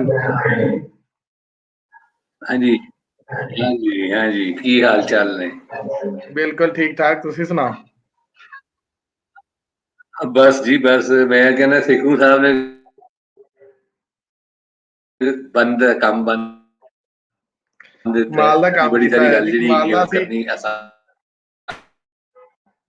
हैगी है। हाँ जी, ਇਹ ਜਿਹੜੀ ਬੁਨਿਆਦੀ ਗੱਲ ਹੈਗੀ ਹੈ ਕਿ ਮੈਂ ਦੋ ਤਿੰਨ ਇਹਦੇ ਚ ਇਸ਼ੂਜ਼ ਹੈਗੇ ਕੀਤੀ। ਇਸ ਤੋਂ ਜਿਹੜੀ ਗੱਲ ਸਾਡੀ ਜੇ ਅਸੀਂ ਰਿਆਸਤਾਂ ਦੇ ਅੰਦਰ ਪਾਕਿਸਤਾਨ ਹੋ ਜਾਏ ਜਾਂ ਆਪਣਾ ਬੰਗਲਾਦੇਸ਼ ਹੋ ਜਾਏ ਜਾਂ ਹੋਰ ਦੂਜੀ ਰਿਆਸਤਾਂ ਨੇ ਸਾਊਥ, ਉਹਨਾਂ ਨੂੰ ਉਹਨਾਂ ਕਲਚਰਲਿਜ਼ਮ ਨੂੰ ਅਪਣਾਇਆ ਹੋਇਆ। ਉਹਨਾਂ ਨੇ ਬੁਨਿਆਦੀ ਤੌਰ ਦੇ ਉੱਤੇ ਉਹ ਇਨਕਲੂਸਿਵ ਜਿਹੜੀ ਅਪਰੋਚ ਹੈ ਉਹ ਰੱਖੀ ਹੋਈ ਹੈ। ਸੋ ਉਹਨਾਂ ਦੀ ਨੇਸ਼ਨ ਬਿਲਡਿੰਗ ਨੂੰ ਉਹਦੇ ਨਾਲ ਕੋਈ ਪ੍ਰੋਬਲਮ ਨਹੀਂ ਹੋਇਆ। ਯਾਨੀ ਉਹ ਜਿੰਨੀ ਐਜ਼ ਏ ਇਮੀਗ੍ਰੈਂਟ ਉੱਥੇ ਜਾ ਰਹੇ ਨੇ। ਸੋ ਇਹ ਗੱਲ ਬਹੁਤ ਅਹਿਮ ਹੈਗੀ ਹੈ ਕਿ ਅੱਜ ਦੀ ਜਿਹੜੀ ਨੇਸ਼ਨ ਬਿਲਡਿੰਗ ਉਹਦੇ ਤਕਾਜ਼ੇ। ਆਮਿਰ, ਤੁਹਾਡਾ ਨਾ ਜਿਹੜਾ ਨੈਟ ਹੈ ਨਾ ਉਹ ਬਿਲਕੁਲ ਸਲੋ ਹੈ, ਉਹਦੇ ਨਾਲ ਪ੍ਰੋਬਲਮ ਆ ਰਹੀ, ਤੁਹਾਡੀ ਆਵਾਜ਼ ਬਿਲਕੁਲ 20th ਨੇਸ਼ਨ ਸਟੇਟ ਦੇ ਥੀਸਿਸ ਤੇ ਖਲੋਤੀ ਹੈ ਔਰ ਨੇਸ਼ਨ ਸਟੇਟ ਕੇ ਅਗਰ ਲਈਏ ਨਹੀਂ ਹੈਗਾ ਤੁਹਾਡੀ ਨੇਸ਼ਨ ਬਿਲਡਿੰਗ ਦੇ ਨਾਲ। ਹਾਂਜੀ, ਆਵਾਜ਼ ਆ ਰਹੀ ਹੈ ਕਿ ਕੋਈ ਮਸਲਾ ਨਹੀਂ? ਆਵਾਜ਼ ਨਹੀਂ ਠੀਕ ਆ ਰਹੀ। ਤੁਸੀਂ ਮੋਬਾਈਲ ਤੋਂ ਕਨੈਕਟ ਕਰ ਲਓ। ਆਈ ਥਿੰਕ ਸੋ ਕਿ ਇਹਦੇ ਵਿੱਚ ਥੋੜਾ ਜਿਹਾ ਤੁਹਾਨੂੰ ਸਿਗਨਲ ਦਾ ਜਿਹੜਾ ਹੈ ਨਾ ਉਹ ਇਸ਼ੂ ਆ ਰਿਹਾ। ਆਵਾਜ਼ ਤੁਹਾਡੀ ਨਹੀਂ ਸਹੀ ਆ ਰਹੀ। ਮੈਂ ਕਰਦਾ। ਹਾਂਜੀ ਹਾਂਜੀ, ਅਸੀਂ ਆਪਣੀ ਜਿਹੜੀ ਗੱਲਬਾਤ ਹੈ ਉਹ ਅਸੀਂ ਵਿਕਰਮ ਹੋਣਾ ਨੂੰ ਜਿੰਨੀ ਦੇਰ ਤੱਕ ਆਮਰ ਸਾਡੇ ਨਾਲ ਅਟੈਚ ਹੁੰਦੇ ਨੇ, ਅਸੀਂ ਵਿਕਰਮ ਸਿੰਘ ਸੇਖੂ ਹੋਰਾਂ ਨੂੰ ਲੈਣੇ ਆਪਣੇ ਨਾਲ ਤੇ ਉਹਨਾਂ ਦੇ ਨਾਲ ਗੱਲਬਾਤ ਜਿਹੜੀ ਹੈ ਉਹ ਅੱਗੇ ਜਿਹੜੀ ਵਧਾਉਂਦੇ ਆ। ਜੀ ਸਰ, ਇੱਥੇ ਗੱਲ ਹੋ ਰਹੀ ਸੀ ਸੋਲ ਸਾਹਿਬ ਨੇ ਕੀਤੀ ਕਿ ਜਿਹੜੇ ਪਾਕਿਸਤਾਨੀ ਪੰਜਾਬ, ਈਸਟ ਔਰ ਵੈਸਟ ਪੰਜਾਬ ਦੇ ਲੋਕੀ ਆਸਟ੍ਰੇਲੀਆ ਦੇ ਵਿੱਚ ਆਪਸ ਚ ਕਿਸ ਤਰ੍ਹਾਂ ਜਿਹੜੀ ਕਿਸ ਤਰ੍ਹਾਂ ਪੰਜਾਬੀ ਵਿੱਚ ਗੱਲ ਕਰਦੇ ਨੇ। ਬਿਲਕੁਲ ਗੱਲ ਕਰਦੇ ਆ ਜੀ ਸੋਲ ਸਾਹਿਬ। ਜਦੋਂ ਦੇਖੋ ਇਸ ਤਰ੍ਹਾਂ ਹੁੰਦਾ ਵੀ ਸਾਡਾ ਇੱਥੇ ਇੱਕ ਲਾਹੌਰ ਪੰਜਾਬੀ ਕਲੱਬ ਬਣਿਆ ਹੋਇਆ, ਠੀਕ ਹੈ ਜੀ, ਤੇ ਮੈਨੂੰ ਉਹਨਾਂ ਨਾਲ ਜਾਣ ਦਾ ਮੌਕਾ ਮਿਲਿਆ ਤੇ ਬੜੇ ਜਿਹਨੂੰ ਕਹਿੰਦੇ ਬੜੇ ਚਾਅ ਨਾਲ ਅਸੀਂ ਪੰਜਾਬੀ 'ਚ ਗੱਲ ਕਰਦੇ ਹਾਂ। ਇੱਕ ਤੇ ਹੁੰਦਾ ਨਾ ਗੱਲ ਕਰਦੇ ਬੜੇ ਚਾਅ ਨਾਲ, ਅਸੀਂ ਖੁੱਲ੍ਹ ਕੇ ਗੱਲ ਕਰਦੇ ਹਾਂ ਔਰ ਸਾਨੂੰ ਲਹਿੰਦੇ ਪੰਜਾਬ ਵਾਲਿਆਂ ਦੀ ਜਿਹੜੀ ਇੱਥੋਂ ਦੀ ਉਹਨਾਂ ਦੀ ਪੰਜਾਬੀ ਬੜੀ ਮਿੱਠੀ ਲੱਗਦੀ ਹੈ। ਕਈ ਜਿਹੜੇ ਇੱਥੋਂ ਦੇ ਰੇਡੀਓ ਪ੍ਰੋਗਰਾਮ ਕਰਦੇ ਨੇ ਉਹਦੇ ਵਿੱਚ ਲਹਿੰਦੇ ਪੰਜਾਬ ਦੇ ਪੰਜਾਬੀ ਵੀ ਜਿਹੜੇ ਆ ਉਹ ਇੱਥੋਂ ਦੇ ਜਿਹੜੇ ਐਂਕਰ ਨੇ ਉਹ ਗੱਲ ਕਰਦੇ ਨੇ ਔਰ ਸਾਰੇ ਉਹਨਾਂ ਦੀ ਆਡੀਅנס ਜਿਹੜੀ ਹੈ ਉਹ ਦੋਨਾਂ ਪੰਜਾਬਾਂ ਦੀ ਹੈ। ਬਹੁਤ ਸਾਰੇ ਅਜੀਜ਼ ਜਦੋਂ ਆਉਂਦੇ ਨੇ ਸਾਡੇ ਕੋਲ, ਅਫਜ਼ਲ ਸਾਹਿਰ ਸਾਹਿਬ ਆਏ ਸੀ ਤੇ ਅਸੀਂ ਉਹਨਾਂ ਨੂੰ ਪੜ੍ਹਦੇ ਲਿਖਦੇ ਸੁਣਦੇ ਸੀ ਤੇ ਸਾਰੇ ਜਦੋਂ ਪੰਜਾਬੀ ਦੋਨਾਂ ਪੰਜਾਬਾਂ ਦੇ ਪੰਜਾਬੀ ਉੱਥੇ ਗਏ ਸੀ ਔਰ ਬੜੀ ਖੁੱਲ੍ਹ ਕੇ ਗੱਲਾਂ ਬਾਤਾਂ ਹੁੰਦੀਆਂ ਨੇ। ਮੇਰਾ ਕਹਿਣ ਦਾ ਮਤਲਬ ਹੈ ਵੀ ਪੰਜਾਬੀ ਨੂੰ ਜਿੱਥੇ ਵੀ ਮਿਲਦਾ ਆ ਅਸੀਂ ਪੰਜਾਬੀ 'ਚ ਹੀ ਗੱਲ ਕਰਦੇ ਹਾਂ। ਹਾਂ, ਇੱਕ ਗੱਲ ਹੈਗੀ ਵੀ ਜਿਹੜੀ ਨਵੀਂ ਪੀੜ੍ਹੀ ਹੈ ਉਹ ਸ਼ਾਇਦ ਜਿਹੜੇ ਮੰਨ ਲਓ ਕਿ ਚੜ੍ਹਦੇ ਪੰਜਾਬ ਦੇ ਪੰਜਾਬੀ ਪਰਿਵਾਰਾਂ ਦੇ ਬੱਚੇ ਲਹਿੰਦੇ ਪਰਿਵਾਰ ਦੇ ਪੰਜਾਬੀ ਪਰਿਵਾਰਾਂ ਦੇ ਬੱਚਿਆਂ ਨਾਲ ਘੱਟ ਉਹਨਾਂ ਦੀ ਇੰਟੀਮੇਸੀ ਹੈ। ਉਹਦਾ ਇੱਕ ਕਾਰਨ ਇਹ ਵੀ ਹੋ ਸਕਦਾ ਹੈ ਕਿ ਜਿਹੜੇ ਸਾਡੀ ਕਲਚਰਲ ਬੈਕਗਰਾਉਂਡ ਜਿਹੜੀ ਹੁਣ ਡਿਫਰੈਂਟ ਹੋਣ ਕਰਕੇ ਜਿਹੜੀ ਸਾਡਾ ਉਹਨਾਂ ਦੇ ਵਿੱਚ ਕਮਿਊਨੀਕੇਸ਼ਨ ਹੈ ਉਹ ਪ੍ਰਾਇਮਰਲੀ ਇੰਗਲਿਸ਼ ਦੇ ਵਿੱਚ ਹੈ। ਅਸੀਂ ਇਸ ਗੱਲ ਤੋਂ ਵਰੀਡ ਵੀ ਹਾਂ ਕਿ ਜਿਹੜੇ ਦੇਖੋ ਨਾ, ਮੈਂ 2 ਤਰ੍ਹਾਂ ਦੇ ਚੈਲੰਜ ਤੁਹਾਨੂੰ ਦੱਸੇ ਸੀ ਕਿ ਜਿਹੜੇ ਬੱਚੇ ਇੱਥੇ ਬੋਰਨ ਹੋਏ ਆ ਉਹ ਪੰਜਾਬੀ ਪੜ੍ਹਦੇ ਨੇ, ਘਰਾਂ 'ਚ ਪੰਜਾਬੀ ਬੋਲਦੇ ਨੇ ਤੇ ਸਕੂਲਾਂ 'ਚ ਪੰਜਾਬੀ ਗੁਰਮੁਖੀ ਦੇ ਵਿੱਚ ਪੜ੍ਹਦੇ ਆ। ਜਿਹੜੇ ਹੁਣ ਸ਼ਾਹਮੁਖੀ ਦੇ ਵਿੱਚ ਪੰਜਾਬੀ ਪੜ੍ਹਨ ਦਾ ਮੈਨੂੰ ਕੋਈ ਸਕੂਲ ਨਹੀਂ ਮਿਲਿਆ। ਇੱਕ ਕਾਰਨ ਤੁਸੀਂ ਇਹ ਵੀ ਦੇਖੋ, ਇਹਦੇ ਵਿੱਚ ਜਿਹੜੇ ਲਹਿੰਦੇ ਪੰਜਾਬ ਦੇ ਪੰਜਾਬੀ ਪਰਿਵਾਰ ਨੇ ਕੀ ਉਹ ਆਪਣੇ ਬੱਚਿਆਂ ਨੂੰ ਪੰਜਾਬੀ ਪੜ੍ਹਾਉਣਾ ਚਾਹੁੰਦੇ ਨੇ? ਅਸੀਂ ਗੱਲਾਂ ਬਾਤਾਂ ਕੀਤੀਆਂ ਨੇ, ਪਰ ਉਹਨਾਂ ਦੀ ਅਜੇ ਤੱਕ ਜਿਹੜੀ ਇੱਥੋਂ ਦੇ ਬੱਚੇ ਨੇ ਪ੍ਰਾਇਮਰਲੀ ਉਰਦੂ ਵੱਲ ਝੁਕਾਣ ਵੀ ਹੈਗਾ ਆ। ਪਰ ਜਿਹੜੇ ਬੱਚੇ ਉਹ ਆਪਸ ਦੇ ਵਿੱਚ ਬੋਲਚਾਲ ਦਾ ਲਹਿਜ਼ਾ ਆ ਉਹ ਪੰਜਾਬੀ ਹੈ। ਤੇ ਜੇ ਉਹਨੂੰ ਅਸੀਂ ਦੇਖਦੇ ਹਾਂ ਕਿ ਉਸ ਤੋਂ ਵੱਧ ਜਿਹੜਾ ਕਮਿਊਨੀਕੇਸ਼ਨ ਸੋਸ਼ਲ ਮੀਡੀਆ ਤੇ ਹੁੰਦਾ ਉਹ ਰੋਮਨ ਸਕ੍ਰਿਪਟ ਦੇ ਵਿੱਚ ਪੰਜਾਬੀ 'ਚ ਹੁੰਦਾ। ਮਤਲਬ ਜੇ ਬੱਚੇ ਲਹਿੰਦੇ ਪੰਜਾਬ ਦੇ ਪਰਿਵਾਰਾਂ ਦੇ ਆਸਟ੍ਰੇਲੀਆ ਬੋਰਨ ਬੱਚੇ ਆ ਉਹ ਸ਼ਾਹਮੁਖੀ ਸਕ੍ਰਿਪਟ ਨਹੀਂ ਜੇ ਉਹਨਾਂ ਨੂੰ ਆਉਂਦੀ ਯੂਜ਼ ਕਰਦੇ, ਪਰ ਉਹ ਪੰਜਾਬੀ ਦੀ ਗੱਲ ਜਿਹੜੀ ਉਹ ਰੋਮਨ ਸਕ੍ਰਿਪਟ 'ਚ ਕਰਦੇ ਆ। ਸੋ ਅਸੀਂ ਇਹਨੂੰ ਕਹਿ ਲਈਏ ਕਿ ਸਾਡੇ ਕੋਲ ਹੁਣ 3 ਸਕ੍ਰਿਪਟ ਹੋ ਗਈਆਂ ਆਸਟ੍ਰੇਲੀਆ ਦੇ ਵਿੱਚ ਪੰਜਾਬੀ ਦੇ ਲਈ। ਗੁਰਮੁਖੀ ਸਕ੍ਰਿਪਟ ਆ, ਸ਼ਾਹਮੁਖੀ ਆ ਤੇ ਰੋਮਨ ਸਕ੍ਰਿਪਟ ਆ। ਸੋ ਰੋਮਨ ਸਕ੍ਰਿਪਟ ਦੀ ਜਿਹੜੇ ਕੁਝ ਬੋਲਾਂ ਦਾ ਜਿਵੇਂ ਸਾਡਾ ਜਿਹਨੂੰ ਕਹਿੰਦੇ ਤਖੱਲੁਸ ਜਿਹੜਾ ਆ ਉਹ ਕਈ ਵਾਰੀ ਔਖਾ ਹੋ ਜਾਂਦਾ, ਤੇ ਉਹਨਾਂ ਦੀ ਜੇ ਆਸਟ੍ਰੇਲੀਅਨ ਪੰਜਾਬੀ ਬੱਚੇ ਤੁਸੀਂ ਸੁਣੋਗੇ ਤੇ ਉਹ ਸ਼ਾਇਦ ਤੁਹਾਨੂੰ ਹਾਸਾ ਵੀ ਆਏਗਾ ਕਿ ਇਹ ਥੋੜਾ ਤੋਤਲਾ ਬੋਲਦੇ ਆ, ਕਿਉਂਕਿ ਉਹਨਾਂ ਦਾ ਲਹਿਜ਼ਾ ਇੰਗਲਿਸ਼ ਤੋਂ ਪੰਜਾਬੀ ਵੱਲ ਆਇਆ ਹੈ। ਸੋ ਮੈਨੂੰ ਲੱਗਦਾ ਕਿ ਸਮੇਂ ਦੇ ਨਾਲ ਜੇ ਸਾਂਝਾਂ ਵਧਣਗੀਆਂ ਤੇ ਥੋੜਾ ਜਿਹਾ ਹੋਰ ਅਸੀਂ ਇਹਨੂੰ ਪੰਜਾਬੀ ਨੂੰ ਜਿਹਨੂੰ ਕਹਿ ਲਏ ਇੱਕ ਸਟਰੋਂਗ ਫੁਟਿੰਗ ਤੇ ਲੈ ਜਾਈਏ ਤੇ ਇਹ ਜਿਹੜਾ ਵਿੱਚ ਗਾਇਬ ਹੈ ਅਸੀਂ ਇਹਨੂੰ ਪੂਰਾ ਕਰ ਸਕਦੇ ਹਾਂ। ਇਹ ਸਾਡੇ ਕੋਲ ਅਜੇ ਇਸ ਚੀਜ਼ ਦੀ ਕਮੀ ਹੈਗੀ ਆ ਜੀ। ਸਰ ਤੁਸੀਂ ਸਾਡੇ ਨਾਲ ਰਹਿਣਾ, ਅਮਰ ਰਿਆਜ਼ ਸਾਹਿਬ ਸਾਡੇ ਨਾਲ ਆ ਗਏ ਨੇ, ਮੈਂ ਹੁਣ ਉਹਨਾਂ ਨੂੰ ਦੁਬਾਰਾ ਜਿਹੜਾ ਹੈ ਉਹ ਕਨੈਕਟ ਕਰਦਾ ਜੀ ਸਰ। ਹਾਂਜੀ ਹਾਂਜੀ ਠੀਕ ਹੈ, ਇੱਥੇ ਹਾਂ ਇੱਥੇ ਬਿਲਕੁਲ ਠੀਕ ਹੈ। ਅੱਛਾ ਤੁਸੀਂ ਗੱਲ ਸ਼ੁਰੂ ਕਰੋ। ਮੈਂ ਫਿਰ ਉੱਥੋਂ ਸ਼ੁਰੂ ਤੋਂ ਹੀ ਕਰਨਾ ਦੁਬਾਰਾ ਤੋਂ। ਜੀ ਮੈਂ ਇਹ ਕਹਿ ਰਿਹਾ ਕਿ ਜਿਹੜੀ ਇਹ ਸੇਖੂ ਸਾਹਿਬ ਨੇ ਗੱਲ ਕੀਤੀ ਹੈ ਇਹ ਬੜੀ ਇਹਨਾਂ ਨੇ ਬੰਨ੍ਹ ਦਿੱਤੀ ਹੈ ਗੱਲ, ਔਰ ਇਹ ਬੜੀ ਸਮਝਣ ਵਾਲੀ ਗੱਲ ਹੈਗੀ ਹੈ ਕਿ ਬੁਨਿਆਦੀ ਤੌਰ ਦੇ ਉੱਤੇ ਦੇਖੋ ਇਹ ਸਮਾਂ ਬਦਲ ਗਿਆ ਹੈ, ਵਕਤ ਬਦਲ ਗਿਆ ਹੈ। ਹੁਣ ਇਹ ਮਲਟੀਕਲਚਰਲਿਜ਼ਮ ਦੇ ਉੱਤੇ ਯੂਰਪ ਦੇ ਅੰਦਰ ਔਰ ਆਸਟ੍ਰੇਲੀਆ ਦੇ ਅੰਦਰ, ਕੈਨੇਡਾ ਦੇ ਅੰਦਰ, ਅਮਰੀਕਾ ਦੇ ਅੰਦਰ ਉਸ ਨੂੰ ਮੰਨਦੇ ਹੈਗੇ ਨੇ ਮਲਟੀਕਲਚਰਲਿਜ਼ਮ। ਔਰ ਮਲਟੀਕਲਚਰਲਿਜ਼ਮ ਇਹੀ ਹੈਗਾ ਕਿ ਤੁਸੀਂ ਰੰਗਾ ਰੰਗੀ ਨੂੰ ਮੰਨੋ, ਤੁਸੀਂ ਡਾਇਵਰਸਿਟੀ ਨੂੰ ਮੰਨੋ, ਔਰ ਤੁਹਾਡੀ ਨੇਸ਼ਨ ਬਿਲਡਿੰਗ ਨੂੰ ਇਹਦਾ ਕੋਈ ਨੁਕਸਾਨ ਨਹੀਂ ਹੋਏਗਾ। ਦੇਖੋ 20th ਸੈਂਚੁਰੀ ਦੀ ਜਿਹੜੀ ਰਿਆਸਤਾਂ ਹੈਗੀਆਂ ਨੇ ਉਹ ਐਕਸਕਲੂਸਿਵਿਟੀ ਦੇ ਖਲੋਤੀਆਂ ਹੈਗੀਆਂ ਸਨ। ਉਹ ਬੁਨਿਆਦੀ ਤੌਰ 'ਤੇ ਆਪਣੇ ਬਾਰਡਰ ਉਹਨਾਂ ਦਾ ਖੁਦਾ ਹੈਗਾ ਸੀ। ਉਹ ਬਾਰਡਰ ਤੋਂ ਬਾਹਰ ਹਰ ਚੀਜ਼ ਜਾਣ ਨੂੰ ਔਰ ਆਉਣ ਨੂੰ ਜਿਹੜਾ ਹੈਗਾ ਨਾ ਇੱਕ ਬਹੁਤ ਗੁਨਾਹ ਸਮਝਦੀਆਂ ਸਨ। ਲੇਕਿਨ 21st ਸੈਂਚੁਰੀ ਦੇ ਅੰਦਰ ਜਿਹੜਾ ਹੈਗਾ ਚੀਜ਼ਾਂ ਬਦਲ ਚੁੱਕੀਆਂ ਨੇ। ਇਹ ਡਿਜੀਟਲ ਲਹਿਰ ਹੈਗਾ। ਅੱਜ ਬਾਰਡਰ ਜਿਹੜਾ ਹੈਗਾ ਉਹਦੀ ਨਵੀਂ ਸ਼ਕਲ ਆ ਗਈ ਹੈ। ਉਹਦੇ ਅੰਦਰ ਹੁਣ ਤੁਹਾਨੂੰ ਜਿੰਨਾ ਤੁਸੀਂ ਇੰਟਰਕਨੈਕਟੀਵਿਟੀ ਹੋਏਗੀ ਉਨਾ ਤੁਹਾਡਾ ਜਿਹੜਾ ਹੈਗਾ ਮੁਲਕ ਉਹ ਅੱਗੇ ਜਾਏਗਾ। ਸੋ ਉਹਦੇ ਵਾਸਤੇ ਜ਼ਰੂਰੀ ਇਹ ਵੀ ਹੈਗਾ ਕਿ ਤੁਸੀਂ ਆਪਣੇ ਮੁਲਕ ਦੇ ਅੰਦਰ ਜਿਹੜਾ ਹੈਗਾ ਉਹ ਜਿਹੜੀ ਡਾਇਵਰਸਿਟੀ ਹੈ ਉਹਨੂੰ ਆਪਣੀ ਸਟਰੈਂਥ ਬਣਾਓ, ਬਜਾਏ ਇਹਦੇ ਕਿ ਡਾਇਵਰਸਿਟੀ ਨੂੰ ਇਸ਼ੂ ਬਣਾਓ, ਡਾਇਵਰਸਿਟੀ ਨੂੰ ਸਟਰੈਂਥ ਬਣਾਓ। ਠੀਕ ਹੈ, ਬਹੁਤ ਸਾਰੀ ਐਸੀ ਕੂਵਤਾਂ ਵੀ ਨੇ ਜਿਹੜੀਆਂ ਤੁਹਾਡੀ ਡਾਇਵਰਸਿਟੀ ਨਾਲ ਪਲੇ ਕਰਦੀਆਂ ਨੇ, ਇਹ ਦਰੁਸਤ ਹੈਗੀ ਇਹ ਗੱਲ, ਇਹਦੇ 'ਚ ਕੋਈ ਦੋ ਰਾਏ ਨਹੀਂ ਹੈਗੀ। ਲੇਕਿਨ ਅਗਰ ਤੁਸੀਂ ਉਹਨੂੰ ਆਪਣੀ ਸਟਰੈਂਥ ਬਣਾਓਗੇ ਤੇ ਉਹਦੇ ਨਾਲ ਪਲੇ ਕਰਨਾ ਵੀ ਬੰਦ ਹੋ ਜਾਏਗਾ। ਸੋ ਇਹ ਜਿਹੜੀ ਸੇਖੂ ਸਾਹਿਬ ਵਾਲੀ ਗੱਲ ਹੈਗੀ ਹੈ ਜਿਸ ਤਰ੍ਹਾਂ ਉਹਨਾਂ ਨੇ ਕਨਕਲੂਡ ਕੀਤੀ, ਉਹ ਜੋ ਦੱਸ ਰਹੇ ਨੇ ਉਹ ਜਿਸ ਤਰ੍ਹਾਂ ਕਹਿ ਰਹੇ ਨੇ ਨਵਾਂ ਇੱਕ ਉਹ ਜਿਹੜਾ ਰੋਮਨ ਸਕ੍ਰਿਪਟ ਹੈ ਉਹਦੀ ਜਿਹੜੀ ਚਰਚਾ ਲਿਖੀ ਹੈ। ਸੋ ਇਹ ਜਿਹੜੀ ਇਨਕਲੂਸਿਵ ਅਪਰੋਚ ਹੈ ਜੇ ਉਹ ਸਾਡੀ ਹੋਏਗੀ, ਮਲਟੀਕਲਚਰਲਿਜ਼ਮ ਹੋਏਗਾ ਤੇ ਫਿਰ ਸਾਨੂੰ ਜਿਹੜਾ ਹੈਗਾ ਉਹ ਜ਼ਿਆਦਾ ਆਪਣੀ ਗੱਲ ਕਰਨ ਦੀ ਸਪੇਸ ਵੀ ਜ਼ਿਆਦਾ ਮਿਲ ਜਾਏਗੀ। ਔਰ ਅਗਰ ਅਸੀਂ ਉਹੀ ਐਕਸਕਲੂਸਿਵਿਟੀ ਤੇ ਬੈਠੇ ਰਹਾਂਗੇ, ਇਹ ਈਵਨ ਨਾ ਸਿਰਫ ਰਿਆਸਤਾਂ ਦੇ ਵਾਸਤੇ ਜ਼ਰੂਰੀ ਹੈ ਬਲਕਿ ਉਹਨਾਂ ਗਰੁੱਪਸ ਵਾਸਤੇ ਵੀ ਜ਼ਰੂਰੀ ਹੈ ਜਿਹੜੇ ਅੱਜ ਇੱਥੇ ਪੰਜਾਬੀ ਦੇ ਵਾਸਤੇ, ਉਰਦੂ ਦੇ ਵਾਸਤੇ ਜਾਂ ਹਿੰਦੀ ਦੇ ਵਾਸਤੇ ਜਾਂ ਕਿਸੇ ਹੋਰ ਜ਼ਬਾਨ ਦੇ ਵਾਸਤੇ ਕੰਮ ਕਰਨਾ ਚਾਹੁੰਦੇ ਨੇ। ਉਹਨਾਂ ਨੂੰ ਵੀ ਇਹ ਗੱਲ ਸਮਝਣੀ ਪਏਗੀ ਕਿ ਉਹਨਾਂ ਨੂੰ ਆਪਣੀ ਰੈਜ਼ਿਸਟੈਂਸ ਮੂਵਮੈਂਟਸ ਦੇ ਵਿੱਚ ਵੀ ਇਨਕਲੂਸਿਵਿਟੀ ਲੈ ਕੇ ਆਉਣੀ ਪਏਗੀ। ਉਹ ਐਕਸਕਲੂਸਿਵ ਹੋ ਕੇ ਨਹੀਂ ਕੰਮ ਬਣਨਾ। ਹੁਣ ਦੁਨੀਆ ਹੋਰ ਤਰ੍ਹਾਂ ਹੈਗੀ ਹੈ ਔਰ ਹੋਰ ਤਰ੍ਹਾਂ ਦੀ ਅਪੀਲ ਹੈਗੀ ਹੈ। ਤੇ ਜਿਹੜੀ ਇੱਕ ਵਾਕਿਆ ਮੈਂ ਮਤਲਬ ਕਿ ਜ਼ਾਹਿਰ ਹੈ ਉਹ ਸ਼ੇਅਰ ਕਰਨਾ ਜ਼ਰੂਰੀ ਸਮਝਣਾ ਕਿ ਜਿਹੜਾ ਇੱਕ ਸਾਡੇ ਪਾਕਿਸਤਾਨ ਇੰਡੀਆ ਦੀ ਜਿਹੜੀ ਇਕੱਠੀ ਤਾਰੀਖ ਹੈਗੀ ਸੀ, ਯਾਨੀ 47 ਤੋਂ ਪਹਿਲੇ ਦੀ ਜਿਹੜੀ ਤਾਰੀਖ ਹੈ ਜੀ, ਜਦੋਂ ਅਸੀਂ ਅੰਗਰੇਜ਼ਾਂ ਦੇ ਇਕੱਠੇ ਗੁਲਾਮ ਹੈਗੇ ਸਨ, ਯਾਨੀ ਬ੍ਰਿਟਿਸ਼ ਇੰਡੀਆ ਦੀ, ਉਹਦੀ ਤਾਰੀਖ ਤੋਂ ਇੱਕ ਵਾਕਿਆ ਸੁਣਾਉਣਾ ਹੈਗਾ। ਔਰ ਉਸ ਤੋਂ ਪਹਿਲੇ ਮੈਂ ਇਹ ਦੱਸਣਾ ਚਾਹਾਂਗਾ ਤੁਹਾਨੂੰ ਕਿ ਸਾਨੂੰ ਹਮੇਸ਼ਾ ਜਦੋਂ ਵੀ ਅਸੀਂ ਲੈਂਗੁਏਜਸ ਦੀ ਗੱਲ ਕਰੀਏ ਤੇ ਇਹ ਸੋਚਣਾ ਚਾਹੀਦਾ ਕਿ ਪ੍ਰੀ ਕਲੋਨੀਅਲ ਪੀਰੀਅਡ ਦੇ ਵਿੱਚ ਸਾਡੀ ਜ਼ਬਾਨਾਂ ਦੀ ਕੀ ਪੋਜੀਸ਼ਨ ਹੈ। ਜਦੋਂ ਸਾਨੂੰ ਉਹਦਾ ਗਿਆਨ ਹੋਏਗਾ, ਜਦੋਂ ਸਾਨੂੰ ਉਹਦਾ ਪਤਾ ਚੱਲ ਜਾਏਗਾ ਕਿ ਪ੍ਰੀ ਕਲੋਨੀਅਲ ਪੀਰੀਅਡ ਵਿੱਚ ਇਹਨਾਂ ਦੀ ਕੀ ਪੋਜੀਸ਼ਨ ਹੈਗੀ ਸੀ, ਉਹਦੇ ਨਾਲ ਕੋਈ ਫਰਕ ਨਹੀਂ ਪੈਂਦਾ ਕਿ ਉਹ ਕਿਸੇ ਰਾਜੇ ਨੇ ਅਪਣਾਈ ਸੀ ਜਾਂ ਨਹੀਂ ਅਪਣਾਈ ਸੀ। ਸੋਸਾਇਟੀ ਦੇ ਅੰਦਰ ਉਹਦੀ ਕੀ ਸਟਰੈਂਥ ਸੀਗੀਆਂ ਸਨ, ਉਹ ਜਦੋਂ ਸਾਨੂੰ ਪਤਾ ਹੋਏਗਾ ਤੇ ਫਿਰ ਅਸੀਂ ਜਾ ਕੇ ਜ਼ਬਾਨਾਂ ਦੀ ਗੱਲ ਨੂੰ ਸਿੱਧੀ ਤਰ੍ਹਾਂ ਕਰ ਸਕਾਂਗੇ।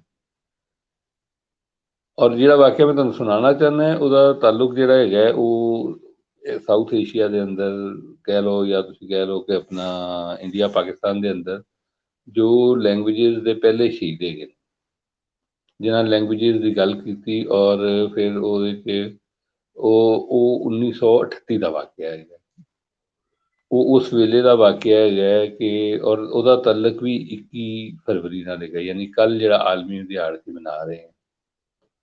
ਔਰ 21 ਫਰਵਰੀ ਦਾ ਦੂਜਾ ਤਾਲੁਕ ਜਿਹੜਾ ਹੈਗਾ ਉਹ ਪਾਕਿਸਤਾਨ ਦੇ ਵਿੱਚ, ਮਸ਼ਰਕੀ ਪਾਕਿਸਤਾਨ ਦੇ ਵਿੱਚ ਹੋਣ ਵਾਲੀ ਜਿਹੜੀ ਇਹ ਲੜਾਈ ਦੇ ਨਾਲ ਹੈਗਾ, ਜਿਹੜੀ 20 ਜ਼ਬਾਨ ਨੂੰ ਨਾ ਮੰਨਣ ਦੇ ਉੱਤੇ ਹੋਈ ਔਰ ਉਹਦੇ ਵਿੱਚ ਵੀ ਲੋਕ ਮਰੇ। ਸੋ ਇਹ ਜਿਹੜਾ 1938 ਵਾਲਾ ਵਾਕਿਆ ਹੈਗਾ ਇਹ ਸਾਡੀ ਹਿਸਟਰੀ ਦੇ ਅੰਦਰ ਗਾਇਬ ਹੈਗਾ, ਇਸ ਵਾਸਤੇ ਕਿ ਸਾਡੇ ਇੱਥੇ ਜਿਹੜਾ ਹੈਗਾ ਉਹ ਵੈਸੇ ਵੀ ਸਾਊਥ ਇੰਡੀਆ ਦੇ ਅੰਦਰ ਕੀ ਕੁਛ ਹੁੰਦਾ ਰਿਹਾ ਹੈ ਉਹਦੇ ਮੁਤਲਕ ਬਹੁਤ ਘੱਟ ਪੜ੍ਹਾਇਆ ਜਾਂਦਾ ਹੈ। ਔਰ ਉਹ ਜਦੋਜਹਿਦ ਹੈਗੀ ਹੈ ਤਾਮਿਲ ਦੀ, ਔਰ ਉਹ ਉਹਨੂੰ ਕਹਿੰਦੇ ਨੇ, ਅਗਰ ਤੁਸੀਂ ਗੂਗਲ ਦੇ ਵਿੱਚ ਵੀ ਜਾ ਕੇ ਲਿਖੋਗੇ ਤੁਹਾਨੂੰ ਇੱਕ ਭੰਡਾਰ ਖੁੱਲ ਜਾਏਗਾ, ਤਾਮਿਲ ਹਿੰਦੀ ਕੰਟਰੋਵਰਸੀ। ਔਰ ਉਹ ਤਾਮਿਲ ਹਿੰਦੀ ਕੰਟਰੋਵਰਸੀ ਜਿਹੜੀ ਹੈਗੀ ਹੈ ਉਹ 1938 ਦੇ ਵਿੱਚ ਹੋਈ, ਜਦੋਂ 37 ਦੀ ਇਲੈਕਸ਼ਨ ਦੇ ਬਾਅਦ ਉਹਦੀ ਵਜ਼ਾਰਤਾਂ ਬਣੀਆਂ ਕਾਂਗਰਸ ਦੀਆਂ, ਤੇ ਜਿਹੜੀ ਮਦਰਾਸ ਪ੍ਰੈਜ਼ੀਡੈਂਸੀ 'ਚ ਉਹਨਾਂ ਦੀ ਵਜ਼ਾਰਤ ਬਣੀ, ਜਿਹਨੂੰ ਰਾਜਗੋਪਾਲ ਆਚਾਰੀਆ ਸਾਹਿਬ ਜਿਹੜੇ ਨੇ ਉਹਦੇ ਹੈਡ ਹੈਗੇ ਸਨ, ਉਹਨਾਂ ਨੇ ਕਾਂਗਰਸ ਦੀ ਮਰਜ਼ੀ ਦੇ ਨਾਲ ਉੱਥੇ ਹਿੰਦੀ ਨਾਫਜ਼ ਕਰਨ ਦੀ ਕੋਸ਼ਿਸ਼ ਕੀਤੀ। ਔਰ ਇਹ ਉਹੀ ਕੋਸ਼ਿਸ਼ ਹੈਗੀ ਸੀ ਜਿਹਦਾ ਆਗਾਜ਼ 1918 ਦੇ ਵਿੱਚ ਮਹਾਤਮਾ ਗਾਂਧੀ ਨੇ ਕੀਤਾ ਸੀ। ਔਰ ਉਹਨਾਂ ਨੇ ਇੱਕ ਤਨਜ਼ੀਮ ਬਣਾਈ ਸੀ ਜਿਹਦਾ ਮਕਸਦ ਇਹੀ ਸੀ ਕਿ ਸਾਊਥ ਇੰਡੀਆ ਦੇ ਅੰਦਰ ਹਿੰਦੀ ਲਗਾਈ ਜਾਏ। ਔਰ ਉਹ ਹਿੰਦੀ ਦੇ ਚੱਕਰ ਦੇ ਵਿੱਚ ਉਹਨਾਂ ਨੇ ਉੱਥੇ ਨਾਫਜ਼ ਕਰਾਇਆ ਹੁਕਮਨ ਕਿ ਸਕੂਲਾਂ ਦੇ ਅੰਦਰ ਪੜ੍ਹਾਈ ਜਾਏ ਐਜ਼ ਏ ਕੰਪਲਸਰੀ ਸਬਜੈਕਟ, ਜਿਹਦੇ ਖਿਲਾਫ ਉੱਥੇ ਉਸ ਵੇਲੇ 38 ਦੇ ਵਿੱਚ ਕਾਂਗਰਸ ਤੋਂ ਇਲਾਵਾ ਜਿਹੜੀ ਉੱਥੇ ਸਭ ਤੋਂ ਵੱਡੀ ਪਾਰਟੀ ਸੀ ਉਹ ਜਸਟਿਸ ਪਾਰਟੀ ਸੀ। ਹੁਣ ਦੇਖੋ ਨਾ, ਅਸੀਂ ਸਾਡੀ ਹਿਸਟਰੀ ਦੇ ਅੰਦਰ ਇੰਡੀਆ 'ਚ ਪੜ੍ਹਾਓ ਜਾਂ ਪਾਕਿਸਤਾਨ 'ਚ ਪੜ੍ਹਾਓ, ਉਹ ਸਾਰਾ ਕੁਝ ਮੁਸਲਿਮ ਲੀਗ ਕਾਂਗਰਸ ਦੇ ਅੰਦਰ ਹੀ ਗੋਲ ਕਰ ਛੱਡਦੇ ਨੇ। ਮੁਸਲਿਮ ਲੀਗ ਕਾਂਗਰਸ ਤੋਂ ਇਲਾਵਾ ਬਹੁਤ ਸਾਰੀ ਆਜ਼ਾਦੀ ਦੀ ਜਦੋਜਹਿਦ ਲੋਕਾਂ ਨੇ ਕੰਮ ਕੀਤੇ ਹੈਗੇ ਨੇ, ਔਰ ਉਹਨਾਂ ਨੂੰ ਵੀ ਜਾਣਨਾ ਸਮਝਣਾ ਬਹੁਤ ਜ਼ਰੂਰੀ ਹੈਗਾ ਸਾਡੇ ਸਾਰਿਆਂ ਵਾਸਤੇ। ਸੋ ਇਹ ਜਸਟਿਸ ਪਾਰਟੀ ਵੀ ਇਸ ਤਰ੍ਹਾਂ ਦੀ ਇੱਕ ਪਾਰਟੀ ਸੀ ਜਿਹੜੀ ਉੱਥੇ ਦੇ ਲੋਕਾਂ ਨੇ ਬਣਾਈ ਹੈਗੀ, ਔਰ ਉਹਦੇ ਵਿੱਚ ਤੁਸੀਂ ਅਗਰ ਉਹਨੂੰ ਕੱਢੋਗੇ ਨੈਟ ਇਨਫੋਰਮੇਸ਼ਨ ਬਹੁਤ ਸਾਰੀ ਉਹਦੀ ਪਈ ਹੋਈ ਹੈ, ਉਹ ਪੜ੍ਹ ਕੇ ਤੁਹਾਨੂੰ ਅੰਦਾਜ਼ਾ ਹੋਏਗਾ ਕਿ ਉਹਦਾ ਉਹਨਾਂ ਇਲਾਕਿਆਂ ਦੇ ਅੰਦਰ ਬਹੁਤ ਅਸਰ ਹੈਗਾ, ਜਿਹਨੂੰ ਅਸੀਂ ਸਾਊਥ ਇੰਡੀਆ ਕਹਿੰਦੇ ਹਾਂ। ਉਸ ਲਈ ਮਦਰਾਸ ਪ੍ਰੈਜ਼ੀਡੈਂਸੀ ਦੇ ਅੰਦਰ ਹੈਗੇ ਸਨ ਇਲਾਕੇ। ਸੋ ਜਦੋਂ ਉਹਨਾਂ ਨੇ ਉੱਥੇ ਕੰਪਲਸਰੀ ਸਬਜੈਕਟ ਦੇ ਤੌਰ ਦੇ ਉੱਤੇ ਹਿੰਦੀ ਲਾਈ, ਔਰ ਤੁਸੀਂ ਇਹ ਵੀ ਦੇਖ ਲਓ, ਦਿਲਚਸਪ ਗੱਲ ਹੈਗੀ ਹੈ ਕਿ ਕਾਂਗਰਸ 1920 ਦੇ ਵਿੱਚ ਕਰਾਰਦਾਦ ਮਨਜ਼ੂਰ ਕਰ ਚੁੱਕੀ ਸੀ। ਉਸ ਤੋਂ ਬਾਅਦ ਨਹਿਰੂ ਨੇ ਇੱਕ ਪੰਡਿਤ ਜਵਾਹਰ ਲਾਲ ਨਹਿਰੂ ਨੇ ਜਿਹੜੀ ਕਿਤਾਬ ਲਿਖੀ ਆਪਣੀ, ਜਿਹੜੀ 1935 ਛਪੀ ਵੀ ਉਹਨਾਂ ਦੀ ਬਾਇਓਗ੍ਰਾਫੀ, ਆਟੋਬਾਇਓਗ੍ਰਾਫੀ ਹੈ, ਮਾਈ ਸਟੋਰੀ, ਉਹ ਪੜ੍ਹ ਲਓ ਤੁਸੀਂ, ਔਰ ਜਾਂ ਫਿਰ ਤੁਸੀਂ ਪੜ੍ਹ ਲਓ ਨਹਿਰੂ ਰਿਪੋਰਟ, ਤੇ ਤੁਹਾਨੂੰ ਪਤਾ ਚੱਲਦਾ ਕਿ ਸਾਰੀ ਡਿਬੇਟ ਹੈਗੀ ਹੈ ਕਿ ਅੰਗਰੇਜ਼ਾਂ ਨੇ ਉਰਦੂ ਔਰ ਹਿੰਦੀ ਨੂੰ ਵੰਡ ਦਿੱਤਾ, ਯਾਨੀ ਕਾਂਗਰਸ ਇਹ ਕਹਿ ਰਹੀ ਹੈ ਕਿ ਉਰਦੂ ਔਰ ਹਿੰਦੀ ਨੂੰ ਵੰਡ ਦਿੱਤਾ ਔਰ ਅਸੀਂ ਇਹਨੂੰ ਖਤਮ ਕਰਾਂਗੇ। ਔਰ ਉਹਨਾਂ ਨੇ ਇਹਦੇ ਵਾਸਤੇ ਕਿਹਾ ਕਿ ਅਸੀਂ ਹਿੰਦੁਸਤਾਨੀ ਜਿਹੜਾ ਹੈਗਾ ਇੱਕ ਨਾਮ ਹੈਗਾ ਲੈਂਗੁਏਜ ਦਾ, ਉਹਨੂੰ ਉਹਦੇ ਬੁਨਿਆਦ ਦੇ ਉੱਤੇ, ਜਿਹਦੇ ਵਿੱਚ ਉਰਦੂ ਵੀ ਲੱਗੇ ਔਰ ਹਿੰਦੀ ਵੀ ਲੱਗੇ, ਔਰ ਉਹਨਾਂ ਨੂੰ ਕਰਕੇ ਤੇ ਅਸੀਂ ਦੁਬਾਰਾ ਤੋਂ ਉਸ ਜਿਹੜਾ ਕਲੋਨੀਅਲ ਨੈਰੇਟਿਵ ਹੈ ਲੈਂਗੁਏਜਸ ਦਾ, ਉਹਨੂੰ ਤੋੜਾਂਗੇ ਔਰ ਅਸੀਂ ਦੁਬਾਰਾ ਜਿਹੜਾ ਹੈਗਾ ਇਹਨੂੰ ਰਿਵਾਈਵ ਕਰਾਂਗੇ। ਜੋ ਅੰਗਰੇਜ਼ਾਂ ਨੇ ਆ ਕੇ ਜੋ ਕੰਮ ਕੀਤਾ, ਇੱਕ ਨੂੰ ਹਿੰਦੂਆਂ ਨੂੰ ਕਿਹਾ ਤੁਸੀਂ ਹਿੰਦੀ ਪੜ੍ਹੋ, ਤੇ ਮੁਸਲਮਾਨਾਂ ਨੂੰ ਕਿਹਾ ਤੁਸੀਂ ਉਰਦੂ ਪੜ੍ਹੋ, ਤੇ ਉਹਦੇ ਵਿੱਚੋਂ ਹੀ ਉਹਨਾਂ ਨੇ ਹਿੰਦੂ ਮੁਸਲਿਮ ਕੌਨਫਲਿਕਟ ਵੀ ਕੱਢਿਆ। ਲੇਕਿਨ ਜਦੋਂ ਕਾਂਗਰਸ ਨੂੰ ਇਕਤਦਾਰ ਮਿਲਿਆ ਤੇ ਉਹਨਾਂ ਨੇ ਹਿੰਦੀ ਨਾਫਜ਼ ਕਰਤੀ, ਹਿੰਦੁਸਤਾਨੀ ਨਹੀਂ ਨਾਫਜ਼ ਕੀਤੀ, ਹਿੰਦੀ ਨਾਫਜ਼ ਕੀਤੀ। ਔਰ ਇਹ ਮੈਂ ਤੁਹਾਨੂੰ ਦੱਸਦਾ ਕਿ ਜਿਹੜੇ ਸੁਭਾਸ਼ ਚੰਦਰ ਬੋਸ ਨੇ ਉਹਨਾਂ ਨੇ ਇਸ ਦੇ ਉੱਤੇ ਇਤਜਾਜ ਵੀ ਕੀਤਾ ਔਰ ਇਹ ਦੱਸਿਆ ਵੀ ਉਹਨਾਂ ਨੂੰ। ਉਹਨਾਂ ਦੀ ਟੈਗੋਰ ਦੇ ਨਾਲ ਖਤੋ ਖਤਾਬਤ ਹੈ ਇਹਨਾਂ ਮਸਲਿਆਂ ਤੇ, ਇਹਦੇ ਮਸਲੇ ਤੇ, ਬੰਦੇ ਮਾਤਰਮ ਵੈਸੇ ਕਮਿਊਨਲ ਗੀਤ ਦੇ ਉੱਤੇ। ਔਰ ਫਿਰ ਤੀਸਰਾ ਜਿਹੜਾ ਉਹਨਾਂ ਦਾ ਇਤਰਾਜ਼ ਹੈਗਾ ਸੀ, ਮੈਨੂੰ ਯਾਦ ਆ ਜਾਏਗਾ, 3 ਇਤਰਾਜ਼ਾਤ ਹੈਗੇ ਸਨ ਉਹਨਾਂ ਦੇ। ਬੰਦੇ ਮਾਤਰਮ ਦੇ ਉੱਤੇ ਉਹਨਾਂ ਨੇ ਪੂਰਾ ਸਟੈਂਡ ਲਿੱਤਾ ਸੀ ਔਰ ਉਹਦੇ ਟੈਗੋਰ ਨੂੰ ਖਤ ਵੀ ਲਿਖਿਆ ਸਨ। ਲੇਕਿਨ ਅਸੀਂ ਇਹ ਦੇਖਦੇ ਹਾਂ ਕਿ ਜਦੋਂ ਉਹ ਉੱਥੇ ਲਾਉਂਦੇ ਨੇ ਆਪਣਾ ਹਿੰਦੀ ਤੇ ਉਹਦੇ ਖਿਲਾਫ ਇੱਕ ਇਤਜਾਜ ਸ਼ੁਰੂ ਹੁੰਦਾ ਹੈ। ਔਰ ਬਹੁਤ ਸਾਰੇ ਨਾਮ ਹੈਗੇ ਨੇ ਉਹਦੇ ਵਿੱਚ, ਰਾਮਾ ਸੁਆਮੀ ਦੇ ਨਾਲ ਸਮੇਤ ਬਹੁਤ ਸਾਰੇ ਜਿਨ੍ਹਾਂ ਨੇ ਉੱਥੇ। ਔਰ ਉਹਦਾ ਜ਼ਿਕਰ ਕਿਉਂ ਨਹੀਂ ਹੁੰਦਾ ਸਾਡੀ ਇੰਡੀਆ ਪਾਕਿਸਤਾਨ ਦੀ ਤਾਰੀਖ ਵਿੱਚ? ਜ਼ਿਕਰ ਇਸ ਵਾਸਤੇ ਨਹੀਂ ਹੁੰਦਾ ਕਿ ਅਸੀਂ ਸਾਰਾ ਕੁਝ ਇੱਕ ਤਾਂ ਮੁਸਲਿਮ ਲੀਗ ਕਾਂਗਰਸ ਦੇ ਵਿੱਚ ਰੱਖਣਾ ਹੈ। ਦੂਸਰਾ ਜਿਹੜਾ ਅਹਿਮ ਪੁਆਇੰਟ ਹੈਗਾ ਉਹ ਹੈ ਕਿ ਅਗਰ ਅਸੀਂ ਤਾਮਿਲ ਹਿੰਦੀ ਕੰਟਰੋਵਰਸੀ ਜ਼ਿਕਰ ਕਰੀਏ ਤੇ ਤਾਮਿਲ ਵੀ ਅਕਸਰੀਅਤ ਦੇ ਵਿੱਚ ਹਿੰਦੂ ਨੇ ਔਰ ਹਿੰਦੀ ਬੋਲਣ ਵਾਲੇ ਵੀ ਅਕਸਰੀਅਤ ਹਿੰਦੂ ਨੇ। ਸੋ ਉਹ ਕਮਿਊਨਲਿਜ਼ਮ ਉਹਦੇ ਨਾਲ ਪ੍ਰਵਾਨ ਨਹੀਂ ਚੜ੍ਹਦਾ। ਜੇ ਅਸੀਂ ਉਸ ਮੂਵਮੈਂਟ ਦਾ ਜ਼ਿਕਰ ਕਰੀਏ ਜਿਹੜੀ 1938 ਦੇ ਲੈ ਕੇ ਤੇ 1940 ਤੱਕ ਚੱਲੀ, ਯਾਨੀ 3 ਸਾਲ ਜਿਹੜਾ ਹੈਗਾ ਉਹ ਚੱਲਦੀ ਰਹੀ। ਬੇਸ਼ੁਮਾਰ ਉਹਦੇ 'ਚ ਗ੍ਰਿਫਤਾਰੀਆਂ ਹੋਈਆਂ, ਕੋਈ 1000 ਤੋਂ ਉੱਤੇ ਬੰਦੇ ਗ੍ਰਿਫਤਾਰ ਹੋਏ। ਲੈਂਗੁਏਜ ਦੇ ਉੱਤੇ ਹੀ ਸਾਰਾ ਸਵਾਲ ਹੈਗਾ ਸੀ ਔਰ ਬੇਸ਼ੁਮਾਰ ਉੱਥੇ ਜਿਹੜਾ ਹੈਗਾ ਉਹ ਲੋਕਾਂ ਨੇ ਇਤਜਾਜ ਕੀਤੇ, ਹੱਤਾਂ ਕਿ ਕੁਛ ਲੋਕਾਂ ਨੇ ਭੁੱਖ ਹੜਤਾਲ ਕਰਤੀ। ਉਹਨਾਂ ਭੁੱਖ ਹੜਤਾਲੀਆਂ ਦੇ ਵਿੱਚੋਂ 2 ਬੰਦੇ ਮਰ ਵੀ ਗਏ, ਜਿਹੜੇ ਪਹਿਲੇ ਸ਼ਹੀਦ ਨੇ ਸਾਡੇ ਇੱਥੇ ਲੈਂਗੁਏਜਿਸ ਦੇ। ਹੁਣ ਇਸ ਸਾਰੀ ਕਹਾਣੀ ਦਾ ਜ਼ਿਕਰ ਇਸੇ ਵਾਸਤੇ ਨਹੀਂ ਹੁੰਦਾ ਕਿ ਤੁਸੀਂ ਹਿੰਦੂ ਮੁਸਲਿਮ ਕੌਨਫਲਿਕਟ ਨੂੰ ਜਾਂ ਕਮਿਊਨਲਿਜ਼ਮ ਨੂੰ ਖੁਦ ਪ੍ਰਵਾਨ ਕਰਨਾ ਹੈ। ਹਾਲਾਂਕਿ ਅਗਰ ਉਹਦਾ ਜ਼ਿਕਰ ਕਰਦੇ ਤੇ ਉਹ ਬਹੁਤ ਸਾਰੇ ਹਵਾਲੇ ਦੇ ਨਾਲ ਉਹ ਅਹਿਮ ਹੈਗਾ ਸੀ। ਔਰ ਫਿਰ ਇਹ ਕਿ ਜਦੋਂ ਉਹ ਕਾਂਗਰਸ ਜਿਹੜੀ ਹੈਗੀ ਉਹਨੇ ਵਜ਼ਾਰਤਾਂ ਤੋਂ ਅਸਤੀਫੇ ਦੇ ਦਿੱਤੇ ਸੈਕੰਡ ਵਰਲਡ ਵਾਰ ਦੇ ਇਸ਼ੂ ਤੇ ਉਸ ਤੋਂ ਬਾਅਦ ਜਿਹੜਾ ਅੰਗਰੇਜ਼ ਗਵਰਨਰ ਆਇਆ ਉਹਨੇ ਵੀ ਆਉਣ ਦੇ ਨਾਲ ਹੀ ਫਿਰ 21 ਫਰਵਰੀ 1940 ਨੂੰ ਉਹ ਜਿਹੜਾ ਹਿੰਦੀ ਇਹਦੇ ਕੰਪਲਸਰੀ ਸਬਜੈਕਟ ਸੀ ਸਕੂਲਾਂ ਦੇ ਅੰਦਰ ਉਹਨੂੰ ਖਤਮ ਕਰਤਾ। ਸੋ 21 ਫਰਵਰੀ ਜਿਹੜੀ ਹੈਗੀ ਹੈ ਉਹ ਇਸ ਵਾਸਤੇ ਵੀ ਅਹਿਮ ਹੈਗੀ ਹੈ ਕਿ ਜੋ ਮਸ਼ਰਕੀ ਪਾਕਿਸਤਾਨ ਦੇ ਵਿੱਚ ਹੋਇਆ, ਜਿਹਨੂੰ ਅਸੀਂ ਮਸ਼ਰਕੀ ਬੰਗਾਲ ਸੀ ਐਕਚੁਅਲੀ, ਉਹਨੂੰ ਫਿਰ ਮਸ਼ਰਕੀ ਪਾਕਿਸਤਾਨ ਬਾਅਦ 'ਚ ਨਾਮ ਦਿੱਤਾ ਗਿਆ। ਤੇ ਮਸ਼ਰਕੀ ਬੰਗਾਲ ਜੋ ਹੈ ਉਹ ਹੈਗਾ ਸੀ ਕਿ ਉਹ ਬੰਗਾਲੀ ਜਿਹੜੇ ਹੈਗੇ ਨੇ ਉਹ ਤੇ 1938 ਤੋਂ ਇਹ ਕਹਿ ਰਹੇ ਸਨ। ਉਹਨਾਂ ਦੇ ਮਿਨਟਸ ਦੇ ਵਿੱਚ ਰਿਕਾਰਡ ਦੇ ਉੱਤੇ ਸਭ ਕੁਝ ਚੀਜ਼ਾਂ ਮੌਜੂਦ ਨੇ। ਉਹ ਸਮਝਦੇ ਸਨ ਗੋ ਇਹ ਜਿਹੜੀ ਲੈਂਗੁਏਜ ਮੂਵਮੈਂਟ ਦਾ ਸਭ ਤੋਂ ਵੱਡਾ ਇੱਕ ਕੌਨਫਲਿਕਟ ਹੁੰਦਾ ਹੈ ਉਹ ਇਹ ਹੁੰਦਾ ਕਿ ਉਹ ਆਪਣੀ ਜ਼ੁਬਾਨ ਤੋਂ ਇਲਾਵਾ, ਕਿਉਂਕਿ ਜਿਹੜੀ ਅਸੀਂ ਗੱਲ ਸ਼ੁਰੂ ਮੈਂ ਕੀਤੀ ਐਕਸਕਲੂਸਿਵਿਟੀ ਤੇ ਖਲੋਤੀ ਹਨ 20th ਸੈਂਚੁਰੀ ਦੀ ਰਿਆਸਤਾਂ ਵੀ ਔਰ 20th ਸੈਂਚੁਰੀ ਦੀ ਤਹਿਰੀਕਾਂ ਵੀ। ਯਾਨੀ ਜਿਹੜੀ ਰੈਜ਼ਿਸਟੈਂਸ ਮੂਵਮੈਂਟ ਹੈ ਉਹ ਵੀ ਐਕਸਕਲੂਸਿਵ ਹੋਣ ਦੇ ਉੱਤੇ ਖਲੋਤੀ ਹੋਈ। ਉਸ ਲਈ ਉਹਨਾਂ ਨੇ ਇਹ ਗੱਲ ਨਹੀਂ ਕੀਤੀ ਕਿ ਪਾਕਿਸਤਾਨ ਦੇ ਅੰਦਰ ਬੋਲੀ ਜਾਣ ਵਾਲੀ ਸਾਰੀ ਜ਼ਬਾਨਾਂ ਨੂੰ ਮੰਨਿਆ ਜਾਏ ਔਰ ਪਾਕਿਸਤਾਨ ਦੇ ਵਿੱਚ ਕੌਮੀ ਜ਼ਬਾਨਾਂ ਇੱਕ ਤੋਂ ਜ਼ਿਆਦਾ ਹੋ ਸਕਦੀਆਂ ਨੇ। ਉਹ ਕਿਉਂ ਨਹੀਂ ਪੰਜਾਬੀ ਹੋ ਸਕਦੀ, ਕਿਉਂ ਨਹੀਂ ਪਸ਼ਤੋ ਹੋ ਸਕਦੀ, ਕਿਉਂ ਨਹੀਂ ਸਿੰਧੀ ਹੋ ਸਕਦੀ। ਲੇਕਿਨ ਬੰਗਾਲੀ ਮੂਵਮੈਂਟ ਜਿਹੜੀ ਹੈਗੀ ਹੈ ਜਿਹੜੀ ਉਸ ਲਈ ਬਣਨੀ ਸ਼ੁਰੂ ਹੋਈ ਉਹ ਸਿਰਫ ਇਸ ਬੁਨਿਆਦ ਤੇ ਹੈਗੀ ਕਿ ਬੰਗਾਲੀ ਨੂੰ ਕੌਮੀ ਜ਼ਬਾਨ ਬਣਾਇਆ ਗਿਆ। ਔਰ ਤੁਸੀਂ ਦੇਖੋਗੇ ਉਰਦੂ ਨੂੰ ਕੌਮੀ ਜ਼ਬਾਨ ਬਣਾਉਣ ਦੀ ਗੱਲ 1950 ਦੇ ਵਿੱਚ ਪ੍ਰਪੋਜ਼ਲ ਆਈ ਔਰ ਫਿਰ ਉਹਨੂੰ 1952 ਦੇ ਵਿੱਚ ਐਕਚੁਅਲੀ ਉਸੇ ਵੇਲੇ ਜਦੋਂ ਇਹ ਰਾਈਟਸ ਹੋਏ ਤੇ ਉਹਦੇ ਬੰਦੇ ਮਰੇ ਨੇ ਉਸੇ ਵੇਲੇ ਉਹਨਾਂ ਨੇ ਆਫੀਸ਼ੀਅਲੀ ਉਸ ਲਈ ਮੰਨਿਆ ਸੀ। ਉਸ ਤੋਂ ਪਹਿਲੇ ਉਹਨਾਂ ਨੇ ਜਿਹੜਾ 1950 ਔਰ 1951 ਦੇ ਵਿੱਚ ਉਹਦੇ 'ਤੇ ਗੱਲ ਕੀਤੀ, ਤਾਲੀਮੀ ਕਾਨਫਰੰਸ ਵੀ ਹੋਈ ਔਰ ਅਸੈਂਬਲੀ ਦੇ ਤਕਰੀਰਾਂ ਵੀ ਹੋਈਆਂ।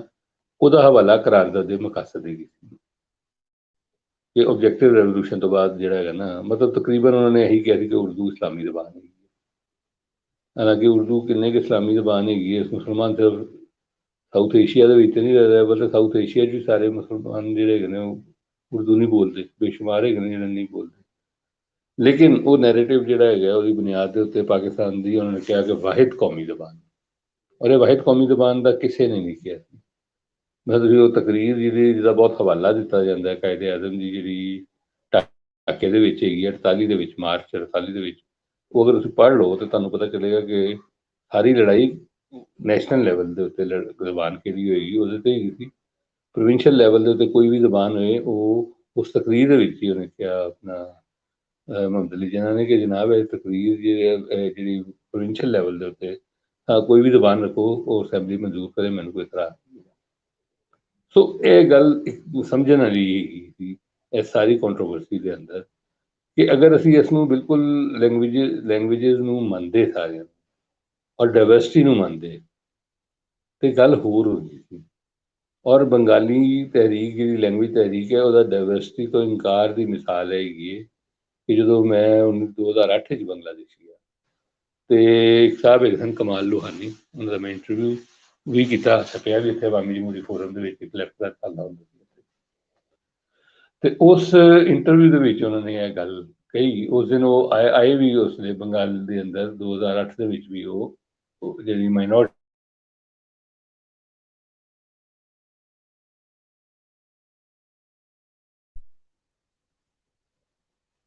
ਜੀ ਉਹਦੇ ਰਾਈਟਸ ਵਾਸਤੇ ਕੰਮ ਕਰ ਰਹੇ ਸਨ, ਬੰਗਾਲੀ ਲੈਂਗੁਏਜ ਦੇ ਰਾਈਟਸ ਵਾਸਤੇ, ਯਾਨੀ ਬੰਗਾਲੀ ਨਹੀਂ, ਸੌਰੀ, ਨਾਨ ਬੰਗਾਲੀ ਲੈਂਗੁਏਜਸ ਜਿਹੜੀਆਂ ਨੇ, ਉਹ ਮਾਈਨੋਰਟੀ ਲੈਂਗੁਏਜਸ ਦੇ। ਤੇ ਮੈਂ ਉਹਨਾਂ ਨੂੰ ਜਦੋਂ ਪੁੱਛਿਆ, ਤੇ ਉਸ ਤੋਂ ਬਾਅਦ ਸਰ ਉਹਨਾਂ ਨੇ, ਮੈਂ ਇੰਟਰਵਿਊ 'ਚ ਵੀ ਪੁੱਛਿਆ, ਮੈਂ ਉਹਨਾਂ ਨੂੰ ਪੁੱਛਿਆ ਕਿ ਇਹਨਾਂ ਨੂੰ ਅੱਜ ਤੱਕ ਰਾਈਟ ਨਹੀਂ ਮਿਲਿਆ? ਉਹਨਾਂ ਨੂੰ ਕਹਿੰਦਾ ਨਹੀਂ ਹੈ, 1972 ਤੋਂ ਹੀ ਨਹੀਂ। ਮੁਜੀਬੁਰ ਰਹਿਮਾਨ ਸਾਹਿਬ ਨੇ ਆਉਂਦੇ ਨਾਲ ਹੀ ਇਹ ਗੱਲ ਪ੍ਰੋਕਲੇਮੇਸ਼ਨ ਦਿੱਤਾ ਕਿ ਹਰ ਕੋਈ ਬੰਗਾਲੀ ਬੋਲੇਗਾ ਇੱਥੇ, ਔਰ ਦਫ਼ਤਰਾਂ ਦੇ ਅੰਦਰ ਕੋਈ ਦੂਸਰੀ ਜ਼ੁਬਾਨ ਨਹੀਂ ਬੋਲੀ ਜਾਏਗੀ, ਔਰ ਉਸ ਤੋਂ ਬਾਅਦ ਫਿਰ ਬੰਗਾਲੀ ਲਿਬਾਸ ਔਰ ਜੋ ਇਹ ਨੈਸ਼ਨਲਿਜ਼ਮ ਦਾ ਪ੍ਰੋਬਲਮ ਹੈ। ਵਰਨਾ ਉਹ ਸਾਰੀ ਜ਼ਬਾਨਾਂ ਨੂੰ ਮੰਨ ਸਕਦੇ ਸਨ, ਲੇਕਿਨ ਇਸ ਦੇ ਬਜਾਏ ਉਹਨਾਂ ਨੇ ਇਹ ਕਿਹਾ ਕਿ ਬੰਗਾਲੀ ਜਿਹੜੀ ਉਹਦੀ ਅਕਸਰੀਅਤ ਹੈਗੀ ਹੈ, ਠੀਕ ਹੈ 98% ਨੇ, ਤੇ ਉਹ ਜਿਹੜੇ 2% ਸਨ, ਉਹ ਵੀ ਉੱਥੇ ਜਿਹੜਾ ਹੈਗਾ ਨਾ 20 ਲੱਖ ਤੋਂ ਉੱਤੇ ਬਣਦੇ ਸਨ। ਸੋ ਜਿਸ ਤਰ੍ਹਾਂ ਤੁਸੀਂ ਹਲੇ ਦੇਖਿਆ, ਸੇਖੂ ਸਾਹਿਬ ਨੇ ਤੁਹਾਨੂੰ ਦੱਸਿਆ ਕਿ ਜਨਾਬ ਕਿਸ ਤਰ੍ਹਾਂ ਆਸਟ੍ਰੇਲੀਆ ਦੇ ਵਿੱਚ ਉਹਨਾਂ ਨੇ ਪ੍ਰੋਟੈਕਟ ਕਰ ਰਹੇ ਨੇ ਉਹਨਾਂ ਲੋਕਾਂ ਨੂੰ ਵੀ, ਜਿਹਨਾਂ ਦੀ ਬੜੀ ਛੋਟੀ 1% ਵੀ ਨਹੀਂ ਹੈਗੀ, ਲੇਕਿਨ ਉਹਦੀ ਜ਼ੁਬਾਨ ਨੂੰ, ਉਹਦੀ ਜਗ੍ਹਾ ਨੂੰ ਦੇ ਰਹੇ ਨੇ ਉਹਨੂੰ। ਲੇਕਿਨ ਅਸੀਂ ਕੀ ਕਰ ਰਹੇ ਹਾਂ? ਸਾਡੀ ਨੇਸ਼ਨ ਬਿਲਡਿੰਗ ਦਾ ਪ੍ਰੋਬਲਮ ਹੈਗਾ, ਸੈਂਟਰਲਿਜ਼ਮ ਤੇ ਖੜੀ ਹੈ, ਮੈਜੋਰਟੀਜ਼ਮ ਤੇ ਖੜੀ ਹੈ। ਸੋ ਅਸੀਂ ਇੱਕ ਐਕਸਕਲੂਸਿਵ ਅਪਰੋਚ ਦੇ ਨਾਲ, ਬੰਗਾਲੀ ਤਹਿਰੀਕ ਅਗਰ 1952 ਦੇ ਵਿੱਚ ਚੱਲੀ, ਤੇ ਅਗਰ ਉਹਦੇ ਅੰਦਰ ਇਹ ਗੱਲ ਮੌਜੂਦ ਹੁੰਦੀ ਕਿ ਉਹ ਡਾਇਵਰਸਿਟੀ ਨੂੰ ਮੰਨੇਗੀ, ਤੇ ਉਹ ਕਦੀ ਵੀ 1971 ਤੋਂ ਬਾਅਦ, 16 ਦਸੰਬਰ ਤੋਂ ਬਾਅਦ ਕਦੀ ਵੀ ਇਹ ਨਾ ਕਰਦੇ ਕਿ ਉਹ ਬਾਕੀ ਸਾਰੀ ਜ਼ਬਾਨਾਂ ਨੂੰ, ਜਿਵੇਂ ਭਾਵੇਂ ਛੋਟੀਆਂ ਹੋਈਆਂ ਨੇ, ਲੇਕਿਨ ਹਿਲ ਟ੍ਰੈਕਸ ਦਾ ਜਿਹੜਾ ਇਲਾਕਾ ਉਹਦੇ ਤੋਂ ਵੱਡੀਆਂ ਜ਼ਬਾਨਾਂ ਨੇ, ਉਹਨਾਂ ਛੋਟੀ ਵੱਡੀ ਦੀ ਵੀ ਗੱਲ ਇਸ ਤਰ੍ਹਾਂ ਹੀ ਹੈਗੀ ਨਾ, ਰੈਲੇਟਿਵ ਹੈਗੀ ਹੈ। ਯਾਨੀ ਇੰਡੀਆ ਦੇ ਅੰਦਰ ਮੁਸਲਮਾਨ ਜਿਹੜੇ ਨੇ ਉਹ 25% ਨੇ ਜਾਂ 28% ਨੇ, ਫਰਕ ਕਰ ਲਓ, ਪਾਕਿਸਤਾਨ ਬਣਨ ਤੋਂ ਪਹਿਲੇ ਦੀ ਗੱਲ ਹੈ, ਲੇਕਿਨ ਪੰਜਾਬ ਦੇ ਅੰਦਰ 52% ਨੇ। ਤੇ ਫਿਰ KP ਸ਼ੇਪੀ ਇਹਨਾਂ ਨੂੰ ਆਪਣਾ ਜਿਹੜਾ ਸਿੰਧ ਔਰ ਬਲੋਚਿਸਤਾਨ, ਉੱਥੇ 'ਚ ਮਤਲਬ ਹੈ ਕਿ ਉਹ 70% ਔਰ 80% ਤੋਂ ਵੀ ਉੱਤੇ ਨੇ। ਸੋ ਮਤਲਬ ਹੈ ਕਿ ਓਵਰਆਲ ਜਿਹੜਾ ਹੈਗਾ, ਜਦੋਂ ਅਸੀਂ ਇਹ ਗੱਲ ਕਰਨੇ ਆ, ਇਹ ਵੀ ਬਹੁਤ ਟ੍ਰਿਕੀ ਮਤਲਬ ਗੱਲ ਹੁੰਦੀ ਕਿ ਕੌਣ ਕਿੰਨੇ % ਹੈਗਾ।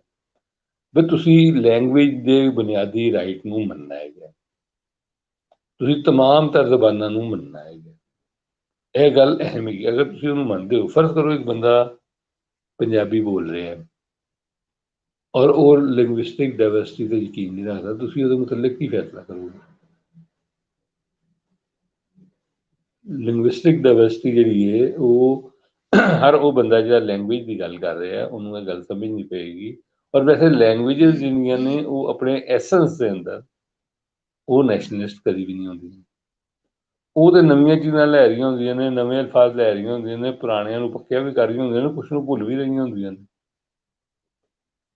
ਸੋ ਇਹ ਜਿਹੜੀ ਗੱਲ ਹੈ, ਉਹ ਬਹੁਤ ਅਹਿਮ ਹੈਗੀ ਹੈ ਕਿ ਤੁਸੀਂ ਜ਼ਬਾਨਾਂ ਨੂੰ, ਉਹ ਨੈਸ਼ਨਲਿਸਟ ਨਹੀਂ ਹੁੰਦੀਆਂ, ਉਹ ਬਹੁਤ ਕੁਛ ਦੇ ਵੀ ਰਹੀਆਂ ਹੁੰਦੀਆਂ ਨੇ, ਲੈ ਵੀ ਰਹੀਆਂ ਹੁੰਦੀਆਂ, ਉਹ ਇੱਕ ਮੁਸਲਸਲ ਅਮਲ ਦਾ ਹਿੱਸਾ ਹੁੰਦੀਆਂ ਨੇ। ਤੁਸੀਂ ਉਹਨਾਂ ਨੂੰ ਜਿਹੜਾ ਹੈਗਾ, ਜਦੋਂ ਬੰਨ੍ਹਣ ਦੀ ਕੋਸ਼ਿਸ਼ ਕਰਦੇ ਹੋ, ਤੇ ਉਹ ਪ੍ਰੋਬਲਮੈਟਿਕ ਹੋ ਜਾਂਦਾ। ਸੋ ਇਹ ਜਿਹੜੀ ਸਾਡੇ ਇੱਥੇ ਅਪਰੋਚ ਹੈਗੀ ਸੀ, ਖਾਸ ਤੌਰ 'ਤੇ 47 ਤੋਂ ਬਾਅਦ, ਉਹਦਾ ਸਾਰਾ ਮਸਲਾ ਇਹੀ ਹੈਗਾ ਸੀ ਕਿ ਇੱਥੇ ਇਹ ਸਮਝਿਆ ਗਿਆ ਕਿ ਇੱਕ ਜ਼ਬਾਨ ਹੋਣੀ ਚਾਹੀਦੀ ਹੈ, ਇੱਕ ਜਿਹੜਾ ਹੈਗਾ ਮਜ਼ਹਬ ਹੋਣਾ ਚਾਹੀਦਾ ਹੈ, ਔਰ ਇੱਕ ਮੁਲਕ ਹੋਣਾ ਚਾਹੀਦਾ ਹੈ। ਇਹ ਸੈਂਟਰਲਿਜ਼ਮ ਦੇ 3 ਪਾਵੇ ਬਣਾ ਦਿੱਤੇ ਉਹਨਾਂ ਨੇ। ਜੀ ਮੈਂ ਜਦੋਂ ਕੋਥਾਰੀ ਕਮਿਸ਼ਨ ਰਿਪੋਰਟ ਇੰਡੀਆ ਦੀ ਪੜ੍ਹੀ ਸੀ 1900 ਤੇ ਮੇਰੇ ਖਿਆਲ 64 'ਚ ਆਇਆ ਸੀ ਉਹ ਕਮਿਸ਼ਨ, 1964 ਵਿੱਚ, ਤੇ ਉਹ ਕਮਿਸ਼ਨ ਦਾ ਉਹਨਾਂ ਨੇ, ਉਹਦੀ ਜਿਹੜਾ ਦਿਬਾਚਾ ਸੀ ਕੋਥਾਰੀ ਸਾਹਿਬ ਨੇ ਲਿਖਦੇ ਹੋਏ, ਉਹਨਾਂ ਨੇ ਬਹੁਤ ਅਹਿਮ ਗੱਲ ਵੱਲ ਧਿਆਨ ਦਵਾਇਆ, ਔਰ ਉਹ ਇਹ ਹੈਗੀ ਸੀ ਕਿ ਜਦੋਂ ਚੀਨ ਦੇ ਨਾਲ ਲੜਾਈ ਹੋ ਗਈ ਔਰ ਫੈਂਟੀ ਮਤਲਬ ਹੈ ਕਿ ਪੈ ਗਈ, ਉਹਨੂੰ ਫੈਂਟੀ ਵੀ ਅਸੀਂ ਲਫ਼ਜ਼ ਇਸਤੇਮਾਲ ਕਰਨੇ, ਹਾਲਾਂਕਿ ਲੜਾਈ ਹੈਗੀ ਹੈ ਨਾ, ਜੰਗ ਹੈਗੀ ਹੈ, ਇੱਕ ਨੇ ਹਾਰਨਾ, ਇੱਕ ਨੇ ਜਿੱਤਣਾ, ये दोवां दा मतलब कि थोड़ा नुकसान हो जाना है, लेकिन ओवरऑल आवाम का तो हर पासे नुकसान होना है। लेकिन बहरहाल चीन की और इंडिया की लड़ाई हुई और ਉਹਦੇ ਨਤੀਜੇ ਦੇ ਅੰਦਰ ਜਿਹੜਾ ਉਹ ਪਿੱਛੇ ਹਟਣਾ ਪਿਆ। ਚੀਨ ਨੇ ਆਪਣੇ ਉਹ ਇਲਾਕੇ ਜਿਹੜੇ ਮੈਕਮੋਹਨ ਲਾਈਨ ਦੇ ਨਾਲ ਦੀ ਬੁਨਿਆਦ ਦੇ ਉੱਤੇ ਉਹਨੇ ਲਿੱਤੇ ਹੋਏ ਸਨ ਕਲੋਨੀਅਲ ਪੀਰੀਅਡ ਦੇ ਵਿੱਚ।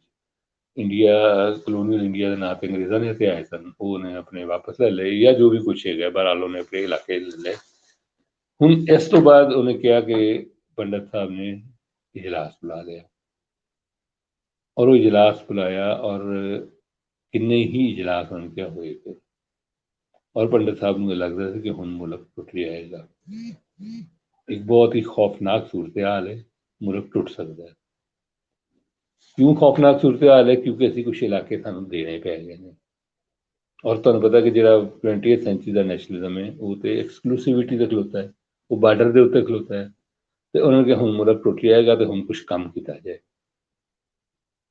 ਸੋ ਬੜਾ ਸੋਚ ਵਿਚਾਰ ਤੋਂ ਬਾਅਦ 1963 ਦਾ ਜਿਹੜਾ ਹੈਗਾ ਤੁਸੀਂ ਦੇਖੋਗੇ ਕਿ ਆਰਡੀਨੈਂਸ ਆਉਂਦਾ ਹੈ ਔਰ ਉਹ ਆਰਡੀਨੈਂਸ ਵੀ ਕੀ ਹੈ ਕਿ ਅਸੀਂ ਪੂਰੇ ਇੰਡੀਆ ਦੇ ਅੰਦਰ 2 ਸਾਲ ਦੇ ਵਿੱਚ ਅੰਗਰੇਜ਼ੀ ਮੁਕਾ ਦਾਂਗੇ ਤੇ ਹਿੰਦੀ ਲਾ ਦਾਂਗੇ ਉਹਦੀ ਜਗ੍ਹਾ।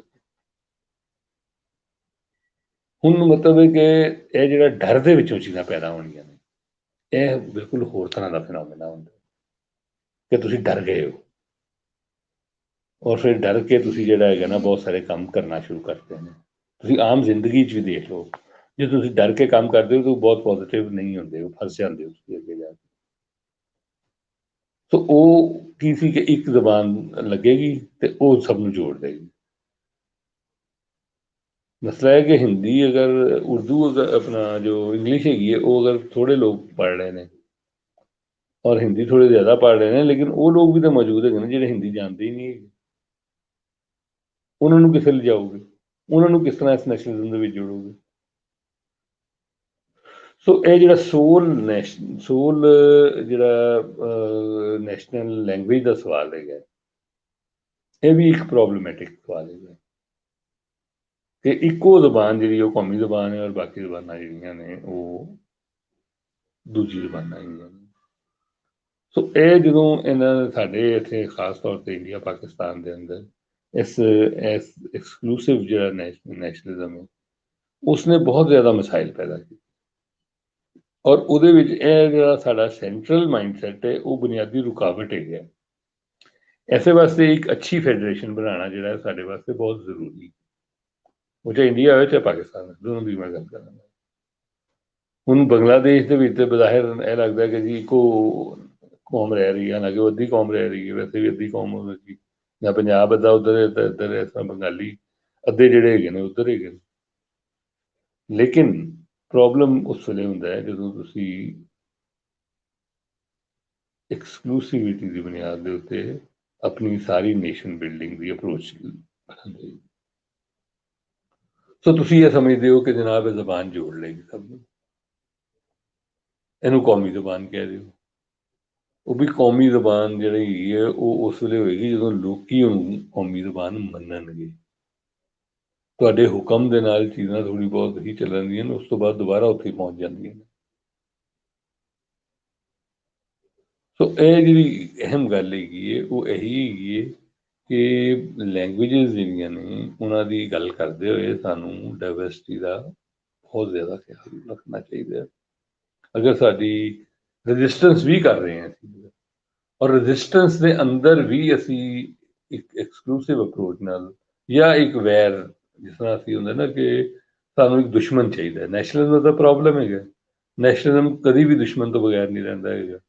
ਐਨੀਮੀ ਕੰਸਟਰਕਸ਼ਨ ਉਹਦੀ ਬੁਨਿਆਦ ਹੈਗੀ, ਉਹ ਐਨੀਮੀ ਕੰਸਟਰਕਸ਼ਨ ਜਿਹੜੀ ਹੈਗੀ ਹੈ ਉਹਦੇ 'ਤੇ ਬਿਲਡ ਕਰਦਾ ਹੈ। ਇੰਡੀਆ ਪਾਕਿਸਤਾਨ ਨੂੰ ਗਾਲਾਂ ਕੱਢੇ, ਪਾਕਿਸਤਾਨ ਇੰਡੀਆ ਨੂੰ ਗਾਲਾਂ ਕੱਢੇ, ਇਹਨਾਂ ਦੇ ਨੈਸ਼ਨਲਿਜ਼ਮ ਐਸੇ ਹੀ ਚੱਲਦੇ ਹੈਗੇ ਨੇ। ਲੇਕਿਨ ਨੈਸ਼ਨਲਿਜ਼ਮ ਹੁੰਦਾ ਹੀ ਹੈ ਕਿ ਉਹ ਮਤਲਬ ਹੈ ਕਿ ਬੁਨਿਆਦੀ ਤੌਰ 'ਤੇ ਉਹ ਦੂਸਰੇ ਨੂੰ ਇੱਕ ਨੂੰ ਟਾਰਗੇਟ ਕਰਦਾ ਹੈ ਕਿ ਇਹ ਜਿਹੜਾ ਵੈਰੀ ਹੈ ਮੇਰਾ।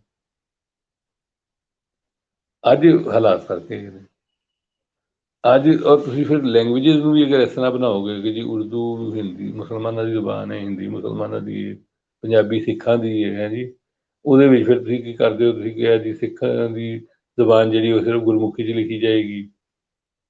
ਸੋ ਮਤਲਬ ਹੈ ਕਿ ਇਹ ਸਾਰਾ ਜਿਹੜਾ ਪ੍ਰੋਬਲਮ ਹੈਗਾ ਇਹ ਬਹੁਤ ਵੱਡਾ ਪ੍ਰੋਬਲਮ ਹੈਗਾ, ਔਰ ਇਹ ਸਾਨੂੰ ਇਸ ਗੱਲ ਦੇ ਵੱਲ ਧਿਆਨ ਦਵਾਉਂਦਾ ਹੈ ਕਿ ਸਾਡੀ ਲੈਂਗੁਏਜ ਪਾਲਿਸੀ ਅੱਜ ਵੀ ਕੋਈ ਨਹੀਂ, ਉਧਰ ਹੋਏ ਇੱਧਰ ਹੋਣ, ਅਸੀਂ ਸੋਚਿਆ ਹੀ ਨਹੀਂ ਇਹਦੇ ਉੱਤੇ, ਕਿਉਂਕਿ ਸਾਡੇ ਕੋਲ ਪ੍ਰੀ ਕਲੋਨੀਅਲ ਅਹਿਦ ਦੀ ਜ਼ਬਾਨਾਂ ਦੇ ਬਾਰੇ ਇਲਮ ਨਹੀਂ ਹੈਗਾ। ਸੋ ਅਸੀਂ ਸਾਰਾ ਕੁਝ ਜਿਹੜਾ ਹੈਗਾ ਗੋਲ-ਮੋਲ ਕਰਕੇ ਉਹਦੇ ਵਿੱਚੋਂ ਹੀ ਕਰਨਾ ਚਾਹੁੰਦੇ ਹਾਂ। ਮਤਲਬ ਇਹ ਗੱਲ ਦੀ ਇੱਕ ਆਪਣੀ ਅਹਿਮੀਅਤ ਹੈ ਬਹੁਤ। ਇਸ ਦੇ ਨਾਲ ਨਾਲ ਜਿਹੜੀ ਗੱਲ ਮੈਂ ਸ਼ੁਰੂ ਦੇ ਵਿੱਚ ਵੀ ਕੀਤੀ ਸੀ, ਔਰ ਉਸ ਨੂੰ ਮੈਂ ਹੁਣ ਦੁਬਾਰਾ ਤੋਂ ਇੱਕ ਹੋਰ ਤਰ੍ਹਾਂ ਕਰਾਂਗਾ, ਜਿਹੜੀ ਇਹ ਡਿਜੀਟਲ ਅਹਿਦ ਦੀ ਗੱਲ ਹੈਗੀ ਉਹ ਜ਼ਰੂਰੀ ਹੈਗੀ, ਕਿਉਂਕਿ ਅੱਜ ਦਾ ਸਾਨੂੰ ਚੈਲੰਜ ਜਿਹੜਾ ਹੈਗਾ ਉਹ ਡਿਜੀਟਲ ਦਾ ਚੈਲੰਜ ਹੈਗਾ। ਉਹਦੇ ਵਿੱਚ ਸਾਨੂੰ ਲੈਂਗੁਏਜਸ ਨੂੰ ਕਿਸ ਤਰ੍ਹਾਂ ਬਚਾਉਣਾ ਹੈ, ਕਿਸ ਤਰ੍ਹਾਂ ਲੈ ਕੇ ਚੱਲਣਾ ਹੈ, ਉਹ ਚੈਲੰਜ ਹੈਗਾ। ਸੋ ਇਹ ਜਿਹੜਾ ਅੱਜ ਦਾ ਚੈਲੰਜ ਹੈਗਾ ਇਹਨੂੰ ਤੁਸੀਂ ਇਸ ਤਰ੍ਹਾਂ ਸੋਚੋ ਕਿ ਜਿਸ ਤਰ੍ਹਾਂ ਪ੍ਰਿੰਟ ਦਾ ਦੌਰ ਸੀ, ਜਦੋਂ ਪ੍ਰਿੰਟ ਦਾ ਦੌਰ ਆਇਆ, ਯਾਨੀ ਜਦੋਂ ਅਸੀਂ ਇਸ ਦੌਰ ਦੇ ਵਿੱਚ ਦਾਖਲ ਹੋਏ ਹਾਂ ਕਿ ਸਾਡੇ ਕੋਲ ਇੱਥੇ ਪ੍ਰਿੰਟਿੰਗ ਪ੍ਰੈਸ ਆ ਗਿਆ, ਅੰਗਰੇਜ਼ਾਂ ਨੇ ਆ ਕੇ ਲਾ ਦਿੱਤਾ, ਤੇ ਇੱਕਦਮ ਜੰਪ ਲੱਗੀ, ਇੱਕ ਬਹੁਤ ਵੱਡੀ ਜੰਪ ਹੈਗੀ ਸੀ। ਰਸਾਲੇ ਛਪਣ ਲੱਗ ਗਏ, ਕਿਤਾਬਾਂ ਛਪਣ ਲੱਗ ਗਈਆਂ। ਪਹਿਲੇ ਹੱਥ ਨਾਲ ਕਿਤਾਬ ਲਿਖੀ ਜਾਂਦੀ ਸੀ, 6-6 ਮਹੀਨੇ ਕਿਤਾਬ ਜਿਹੜੀ ਉੱਤੇ ਲਿਖਣ ਦੇ ਉੱਤੇ ਲੱਗ ਜਾਂਦਾ ਸੀ, ਔਰ ਫਿਰ ਉਹ ਚੰਦ ਕਿਤਾਬਾਂ ਹੁੰਦੀਆਂ ਸਨ, ਔਰ ਉਹ ਚੰਦ ਕਿਤਾਬਾਂ ਵੰਡੀਆਂ ਜਾਂਦੀਆਂ ਸਨ, ਚੰਦ ਲੋਕ ਮਖਸੂਸ ਪੜ੍ਹਦੇ ਸਨ।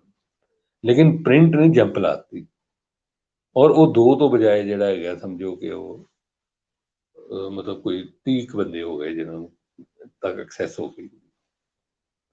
ਲੇਕਿਨ ਉਹਦੇ ਨਤੀਜੇ ਦੇ ਅੰਦਰ ਅਸੀਂ ਬਹੁਤ ਕੁਝ ਲੂਜ਼ ਵੀ ਕੀਤਾ, ਯਾਨੀ ਬਹੁਤ ਕੁਝ ਐਸਾ ਸੀ ਕਿ ਜਿਹੜਾ ਸਾਡੇ ਓਰਲ ਟ੍ਰੈਡੀਸ਼ਨ ਵਿੱਚ ਚੱਲਿਆ ਆ ਰਿਹਾ ਸੀ, ਉਹਨੂੰ ਅਸੀਂ ਫਰਕ ਕਰ ਦਿੱਤਾ ਕਿਤਾਬਾਂ ਦੀ ਆਉਣ ਤੋਂ ਬਾਅਦ, ਪ੍ਰਿੰਟ ਦੇ ਆਉਣ ਤੋਂ ਬਾਅਦ।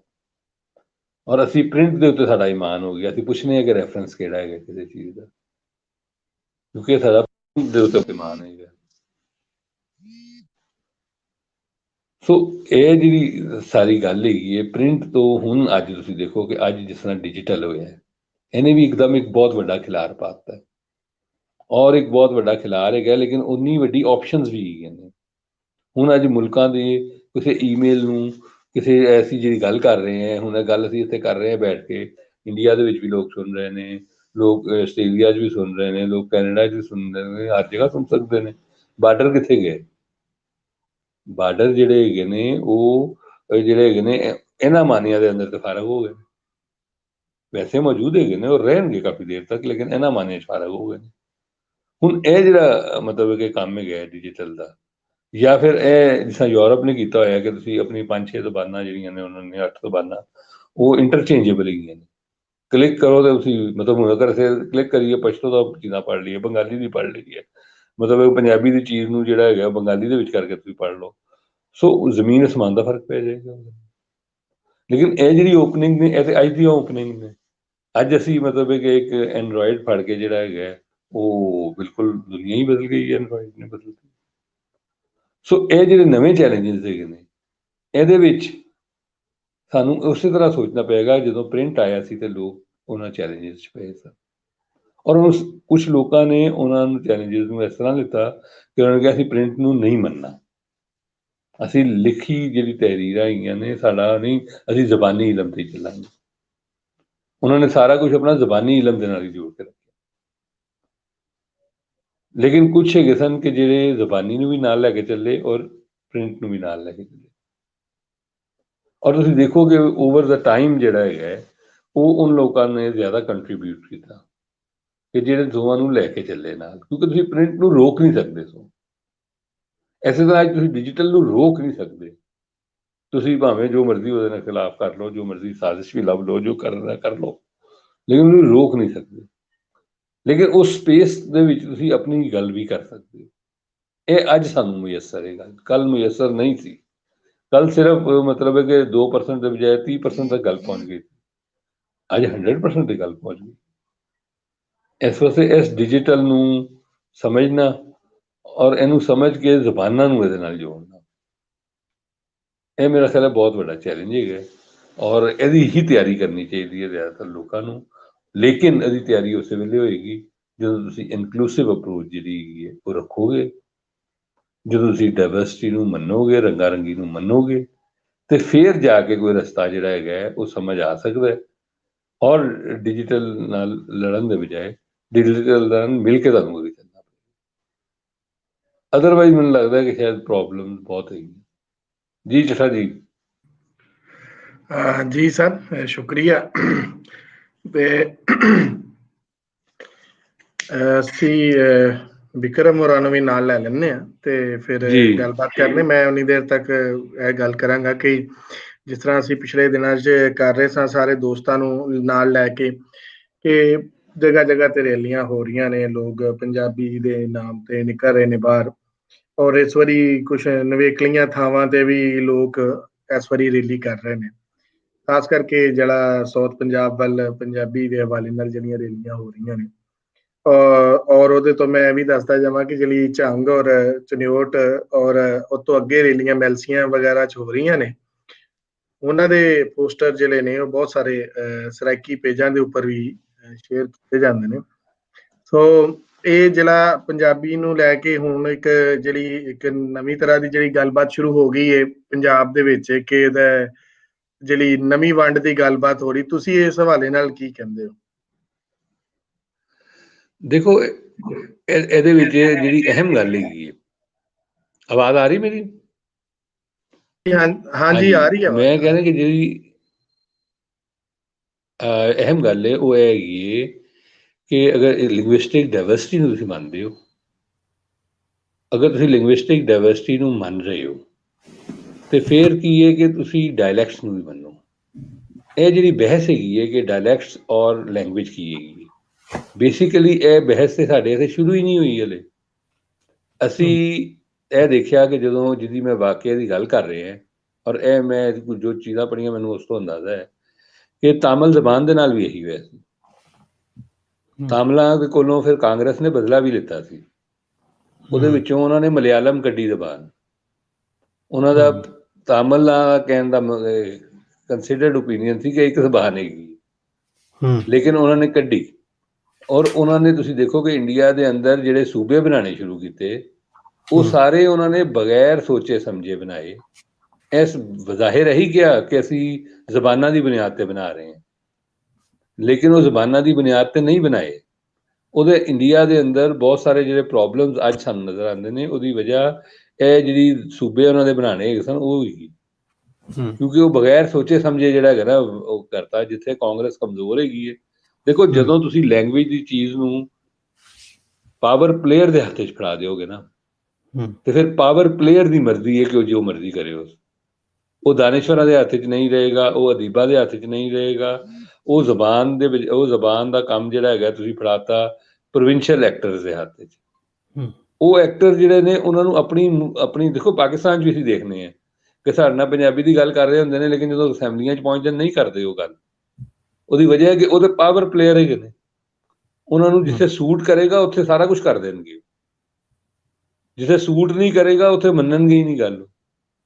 ਸੋ ਇੱਕ ਤੇ ਜ਼ਬਾਨ ਦੇ ਜਿੰਨੇ ਵੀ ਹਮਾਇਤੀ ਹੈਗੇ ਨੇ, ਚਾਹੇ ਉਹ ਸਰਾਇਕੀ ਦੇ ਨਾਂ ਤੇ ਬਣਾਉਣਾ ਚਾਹੁੰਦੇ ਨੇ ਪੰਜਾਬ ਦੀ, ਤੁਹਾਨੂੰ ਪਤਾ ਕਿ ਮੈਂ ਸਿਰਫ ਇੰਨਾ ਕੀ ਕਹਿੰਦਾ ਕਿ ਜਿਹੜੇ ਅਗਰ ਬਣਾਉਣਾ ਚਾਹੁੰਦੇ ਨੇ, ਔਰ ਅਸੀਂ ਸਮਝਦੇ ਹਾਂ ਕਿ ਉਹ ਇੱਕ ਜ਼ਬਾਨ ਹੈਗੀ ਹੈ, ਤੇ ਉਹ ਬਹਿਸ ਦੀ ਹਲੇ ਇੱਥੇ ਗੁਫ਼ਤਗੂ ਹੀ ਸ਼ੁਰੂ ਨਹੀਂ ਹੋਈ।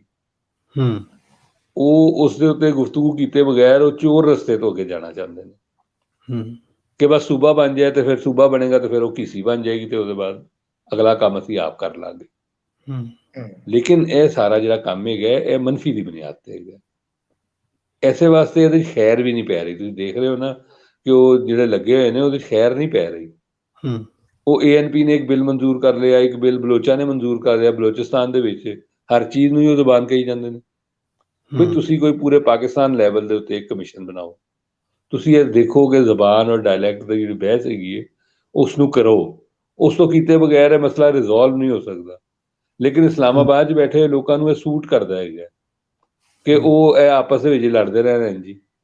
ਬਈ ਅਗਰ ਤੁਸੀਂ ਮਤਲਬ ਹਿੰਦਕੋ ਨੂੰ ਜਾਂ ਉਹਨੂੰ ਸਰਾਇਕੀ ਨੂੰ ਪੰਜਾਬੀ ਤੋਂ ਵੱਖਰਾ ਕਰਕੇ ਜ਼ਬਾਨ ਦੀ ਝੇੜਾ ਖੜਾ ਕਰੋਗੇ, ਤੇ ਉਰਦੂ ਦੀ ਜਿਹੜੀ ਹਾਕਮੀਅਤ ਹੈ, ਜਿਹੜੀ ਸਾਨੂੰ ਪਤਾ ਉਹ ਵੀ ਨਹੀਂ ਹੈਗੀ।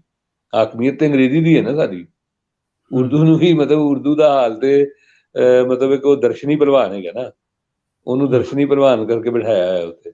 ਲੇਕਿਨ ਉਹ ਜਿਹੜੀ ਹਾਕਮੀਅਤ ਹੈ ਉਹ ਚੈਲੰਜ ਨਹੀਂ ਹੋਏਗੀ ਜਦੋਂ ਤੁਸੀਂ ਇਸ ਤਰ੍ਹਾਂ ਦੇ ਝੇੜਿਆਂ 'ਚ ਪੈ ਜਾਓਗੇ। ਮੈਂ ਸ਼ਾਇਦ ਪਹਿਲੇ ਵੀ ਕਿਹਾ ਸੀ ਕਿ ਸਾਡੇ ਦੋਸਤ ਹੈਗੇ ਨੇ ਉਹ ਫਾਟਾ ਤੋਂ ਹੈਗੇ ਨੇ ਔਰ ਉਹਨਾਂ ਨੇ ਕਿਹਾ ਕਿ ਜਨਾਬ ਆਪਣਾ ਪਖਤੋ ਔਰ ਪਸ਼ਤੋ ਦੋ ਅਲੱਗ-ਅਲੱਗ ਜ਼ਬਾਨਾਂ ਹੈਗੀਆਂ ਨੇ।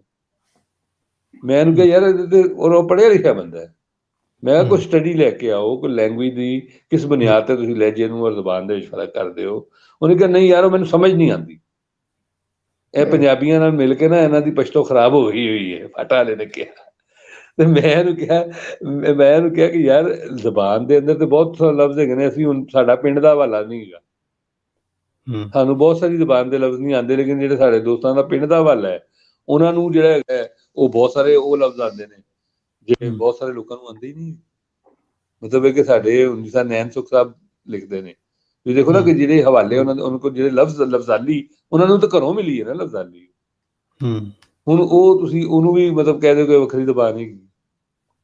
ਸੋ ਇਹ ਤੁਸੀਂ ਅਗਰ ਕਰੋਗੇ ਤੇ ਉਹ ਫਿਰ ਕੀ ਹੋਏਗਾ, ਜਦੋਂ ਤੁਸੀਂ ਸਰਾਇਕੀ ਬਣਾ ਲਓਗੇ ਉਹਦੇ ਅੰਦਰ ਵੀ ਤਰੀਕਾ ਸ਼ੁਰੂ ਹੋ ਜਾਣਗੇ।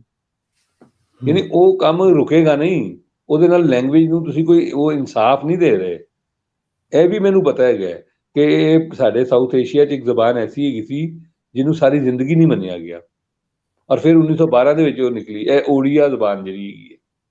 ਬੰਗਾਲੀ ਨੈਸ਼ਨਲਿਜ਼ਮ ਉਹਦੇ ਉੱਤੇ ਛਾਇਆ ਹੋਇਆ ਸੀ। ਪ੍ਰੈਜ਼ੀਡੈਂਸੀ ਬੰਗਾਲ ਦੀ ਜਿਹੜੀ ਹੈ ਉਹ ਉਹਨੂੰ ਅਲੱਗ ਮੰਨਦੀ ਨਹੀਂ ਹੈਗੀ ਸੀ, ਰੈਜ਼ੀਡੈਂਸੀ ਜਿਹੜੀ ਬੰਗਾਲ ਦੀ ਸੀ, ਔਰ ਬੰਗਾਲੀ ਨੈਸ਼ਨਲਿਸਟ ਉਹਨੂੰ ਨਹੀਂ ਮੰਨਦੇ ਸਨ। ਲੇਕਿਨ ਬਾਅਦ ਤੁਸੀਂ ਦੇਖੋ ਕਿ ਅੱਜ ਉਹ ਇੰਡੀਆ ਦੀ ਬਹੁਤ ਵੱਡੀ ਜ਼ਬਾਨ ਹੈਗੀ। ਸੋ ਸਾਨੂੰ ਇਸ ਦੇ ਉੱਤੇ ਸਪੇਸ ਪੈਦਾ ਕਰਨੀ ਪਏਗੀ, ਸਾਨੂੰ ਵੀ ਔਰ ਦੂਜਿਆਂ ਨੂੰ ਵੀ। ਉਹ ਸਪੇਸ ਦੀ ਬਹੁਤ ਜ਼ਰੂਰਤ ਹੈਗੀ ਹੈ ਜਿੱਥੇ ਬੈਠ ਕੇ, ਔਰ ਅਗਰ ਇੱਕ ਅਦੀਬ ਸ਼ਾਇਰ ਹੈਗਾ ਨਾ ਤੇ ਉਹਦੇ ਵਾਸਤੇ ਤਾਂ ਜ਼ਿਆਦਾ ਜ਼ਰੂਰੀ ਹੈ। ਅਦੀਬ ਸ਼ਾਇਰ ਦਾ ਜ਼ਬਾਨ ਦੇ ਨਾਲ ਰਿਸ਼ਤਾ ਰੂਹ ਔਰ ਜਿਸਮ ਦਾ ਰਿਸ਼ਤਾ ਹੁੰਦਾ ਹੈ, ਉਹਦਾ ਸਾਰਾ ਕੰਮ ਹੀ ਲਫ਼ਜ਼ਾਂ ਦੇ ਉੱਤੇ ਹੁੰਦਾ ਹੈ। ਤੇ ਉਹ ਇਹਨੂੰ ਸਿਆਸਤ ਦੀ ਨਜ਼ਰ ਨਾ ਕਰੇ, ਉਹਨੂੰ ਚਾਹੀਦਾ ਕਿ ਇਹਦੇ ਤੇ ਬੈਠੇ ਗੱਲ ਕਰੇ ਔਰ ਉਹ ਸਪੇਸ ਜਿਹੜੀ ਹੈਗੀ ਨਾ, ਬਜਾਏ ਇਹਦੇ ਲੋਕਾਂ ਨੂੰ ਗਾਲਾਂ ਕੱਢਣ ਦੇ ਔਰ ਦੁਸ਼ਮਣ ਕਹਿਣ ਦੇ, ਉਹ ਉੱਥੇ ਆਏ। ਉਹ ਅਨਫੋਰਚੂਨੇਟਲੀ ਨਹੀਂ ਹੈਗਾ ਸਾਡੇ ਇੱਥੇ ਦੇ ਵੀ। ਤੁਸੀਂ ਦੇਖੋ ਨਾ ਕਰਾਰਦਾਦਾ ਉਹ ਸਿਆਸੀ ਜਮਾਤਾਂ ਜਿਹੜੀਆਂ ਨੇ ਉਹਨਾਂ ਨੇ ਆਪਣੇ ਹੀ ਜਿਹੜਾ ਹੈਗਾ ਨਾ ਲੈਫਟ ਤੋਂ ਕੰਮ ਸ਼ੁਰੂ ਹੋਇਆ ਸੀ। ਲੈਫਟ ਦੀ ਜਮਾਤਾਂ ਨੇ ਸਭ ਤੋਂ ਪਹਿਲੇ ਇਹ ਕੰਮ ਕੀਤਾ ਸੀ ਕਿ ਮਤਲਬ ਬਗੈਰ ਸੋਚੇ ਸਮਝੇ ਜਿਹੜਾ ਹੈਗਾ ਨਾ ਵੱਖਰੇ ਮਤਲਬ ਸਰਾਇਕੀ ਯੂਨਿਟ ਵੀ ਬਣਾ ਦਿਓ ਤੇ ਉਹ ਫਲਾਮ ਵੀ ਬਣਾ ਦਿਓ। ਉਹ ਬਈ ਤੁਸੀਂ ਕਿਹੜੀ ਸਟੱਡੀ ਕੀਤੀ, ਕਿਹੜਾ ਕੰਮ ਕੀਤਾ ਇਹਦੇ ਤੇ।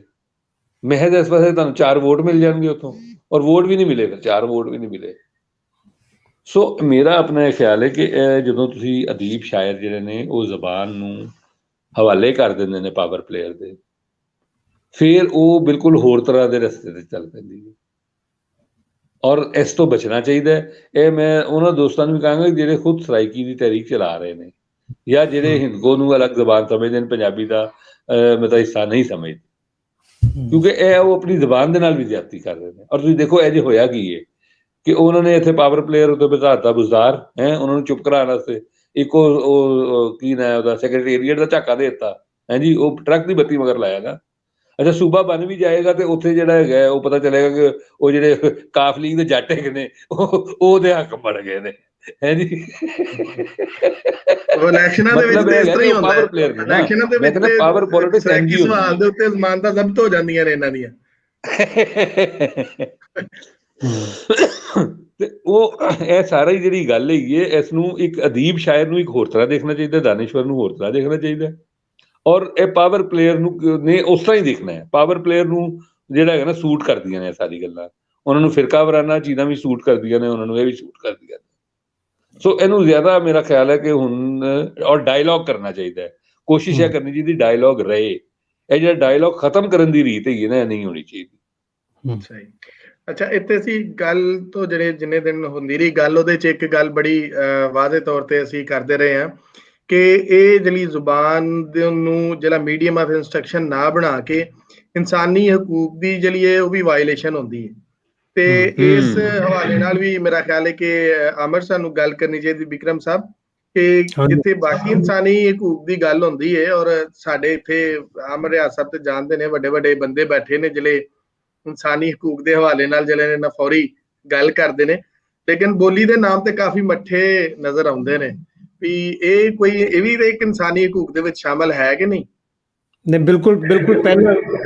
ਬੋਲੀ ਦਾ ਸਾਡਾ ਜਿਹੜਾ ਜਿਹਨੂੰ ਕਿ ਹਿਊਮਨ ਰਾਈਟਸ ਕਹਿ ਲਓ ਗਲੋਬਲ ਲੈਵਲ ਤੇ ਜਿਹੜਾ ਇਨਸਾਨੀ ਹਕੂਕ ਦਾ ਪਹਿਲਾ ਸਟੈਪ ਬੋਲੀ ਹੈ। ਜੇ ਬੋਲੀ ਨਹੀਂ ਹੋਊਗੀ ਤੇ ਬੰਦਾ ਖਤਮ ਹੈ। ਇਸ ਕਰਕੇ ਇਹਦਾ ਸਿੱਧਾ ਸੰਬੰਧ ਹੈ। ਔਰ ਆਸਟ੍ਰੇਲੀਆ ਵਾਲੇ ਇਸ ਗੱਲ ਨੂੰ ਜਿਹੜੀ ਆਸਟ੍ਰੇਲੀਆ ਦਾ ਲਿੰਗੁਇਸਟਿਕ ਡਿਵਰਸਿਟੀ ਜਿਹੜੀ ਕਮਿਸ਼ਨ ਸੀ ਜਿਹਦੇ ਬੇਸ ਤੇ ਇਹ ਸਾਰਾ ਐਜੂਕੇਸ਼ਨ ਸਿਸਟਮ ਆਇਆ, ਜਾਂ ਆਸਟ੍ਰੇਲੀਆ ਦੀ ਜਿਹੜੀ ਮਲਟੀਕਲਚਰਲ ਸੁਸਾਇਟੀ ਜਿਹੜਾ ਉਹ ਕਲਚਰ ਡਿਵੈਲਪ ਕਰਦੇ ਆ, ਉਹ ਪਹਿਲੀ ਗੱਲ ਇਹ ਮੰਨਦੇ ਆ ਵੀ ਤੁਹਾਡੀ ਕਿਸੇ ਵੀ ਕਲਚਰ ਦੀ ਐਗਜ਼ਿਸਟੈਂਸ ਉਹਦੀ ਬੋਲੀ ਹੈ। ਤੇ ਇਹ ਤੁਸੀਂ ਬਿਲਕੁਲ ਸਹੀ ਫਰਮਾ ਰਹੇ ਜੇ। ਔਰ ਜੇ ਇਹ ਨਰੇਟਿਵ ਜਿਹੜਾ ਨਹੀਂ ਆ ਰਿਹਾ ਤੇ ਇਹ ਬਹੁਤ ਜ਼ਰੂਰੀ ਆ ਆਉਣਾ, ਕਿਉਂਕਿ ਜੇ ਸਾਡੇ ਬੇਸਿਕ ਜਿਹਨੂੰ ਕਹਿੰਦੇ ਬੁਨਿਆਦੀ ਇਨਸਾਨੀ ਹਕੂਕ ਜਿਹੜੇ ਨੇ ਉਹ ਬੋਲੀ ਨਾਲ ਜੁੜੇ ਹੋਏ ਨੇ, ਤੇ ਜੇ ਉਹ ਬੋਲੀ ਨੂੰ ਬੋਲਣ ਤੇ ਪਾਬੰਦੀਆਂ ਨੇ ਜਾਂ ਬੋਲੀ ਨੂੰ ਕਹਿ ਸਕਦੇ ਸਰਕਾਰ ਵੱਲੋਂ ਸਪੋਰਟ ਨਹੀਂ, ਤੇ ਸਿੱਧਾ ਉਹਦਾ ਜਿਹੜਾ ਕਹਿੰਦੇ ਵੀ ਡਾਕਾ ਆ ਉਹਦੇ ਇਨਸਾਨੀ ਹਕੂਕ ਦੇ ਉੱਤੇ। ਇਹ ਆਸਟ੍ਰੇਲੀਅਨ ਸਿਸਟਮ 'ਚ ਇਹ ਗੱਲ ਬੜੀ ਕਲੀਅਰਲੀ ਲਿਖੀ ਗਈ ਹੈ, ਔਰ ਪਹਿਲੇ 1-2 ਪੈਰਿਆਂ 'ਚ ਲਿਖੀ ਹੋਈ ਹੈ ਜਿਹੜੀ ਇਹਨਾਂ ਦੀਆਂ ਰਿਪੋਰਟਸ ਨੇ ਮਲਟੀਕਲਚਰ ਦੀਆਂ, ਵੀ ਇਹ ਤੁਹਾਡੇ ਬੇਸਿਕ ਰਾਈਟਸ ਨੇ ਜੀ, ਤਾਂ ਹੀ ਤਾਂ ਉਹ ਇਨਕਰੇਜ ਕਰਦੇ ਨੇ। ਹਾਂਜੀ, ਔਰ ਮੈਂ ਆਪਣੇ ਸੁਣਨ ਵਾਲਿਆਂ ਨੂੰ ਦੱਸਦਾ ਜਾਵਾਂ, ਜਿਹੜੇ ਸਾਡੇ ਇੱਥੋਂ ਸਾਡੇ ਜਿਹੜੇ ਪਾਕਿਸਤਾਨ ਦਾ ਜਿਹੜਾ ਕਨਸਟੀਟਿਊਸ਼ਨ ਹੈ ਉਹਦੇ ਵਿੱਚ ਵੀ ਫੁੱਲ ਰਾਈਟਸ ਦਿੱਤੇ ਗਏ ਨੇ ਕਿ ਬੋਲੀਆਂ 'ਚ ਤੁਸੀਂ ਆਪਣੀਆਂ 'ਚ ਪੜ੍ਹ ਸਕਦੇ ਹੋ। ਔਰ ਗੱਲ ਮਾੜੀ ਇਹ ਹੈ ਕਿ ਇੱਥੇ ਤੱਕ ਵੀ ਐਕਟਿਵਿਸਟ ਵਿਚਾਰੇ ਕਹਿਣ ਤੇ ਮਜਬੂਰ ਹੋ ਗਏ ਨੇ ਕਿ ਚਲੋ ਤੁਸੀਂ ਇੱਕ ਪੰਜਾਬੀ ਦਾ ਕਾਇਦਾ ਲਵਾ ਦਿਓ ਕਿ ਉਹੀ ਪੜ੍ਹਨਾ। ਮੀਡੀਅਮ ਆਫ ਇੰਸਟਰਕਸ਼ਨ ਤੇ ਬਹੁਤ ਦੂਰ ਦੀ ਗੱਲ ਹੈ।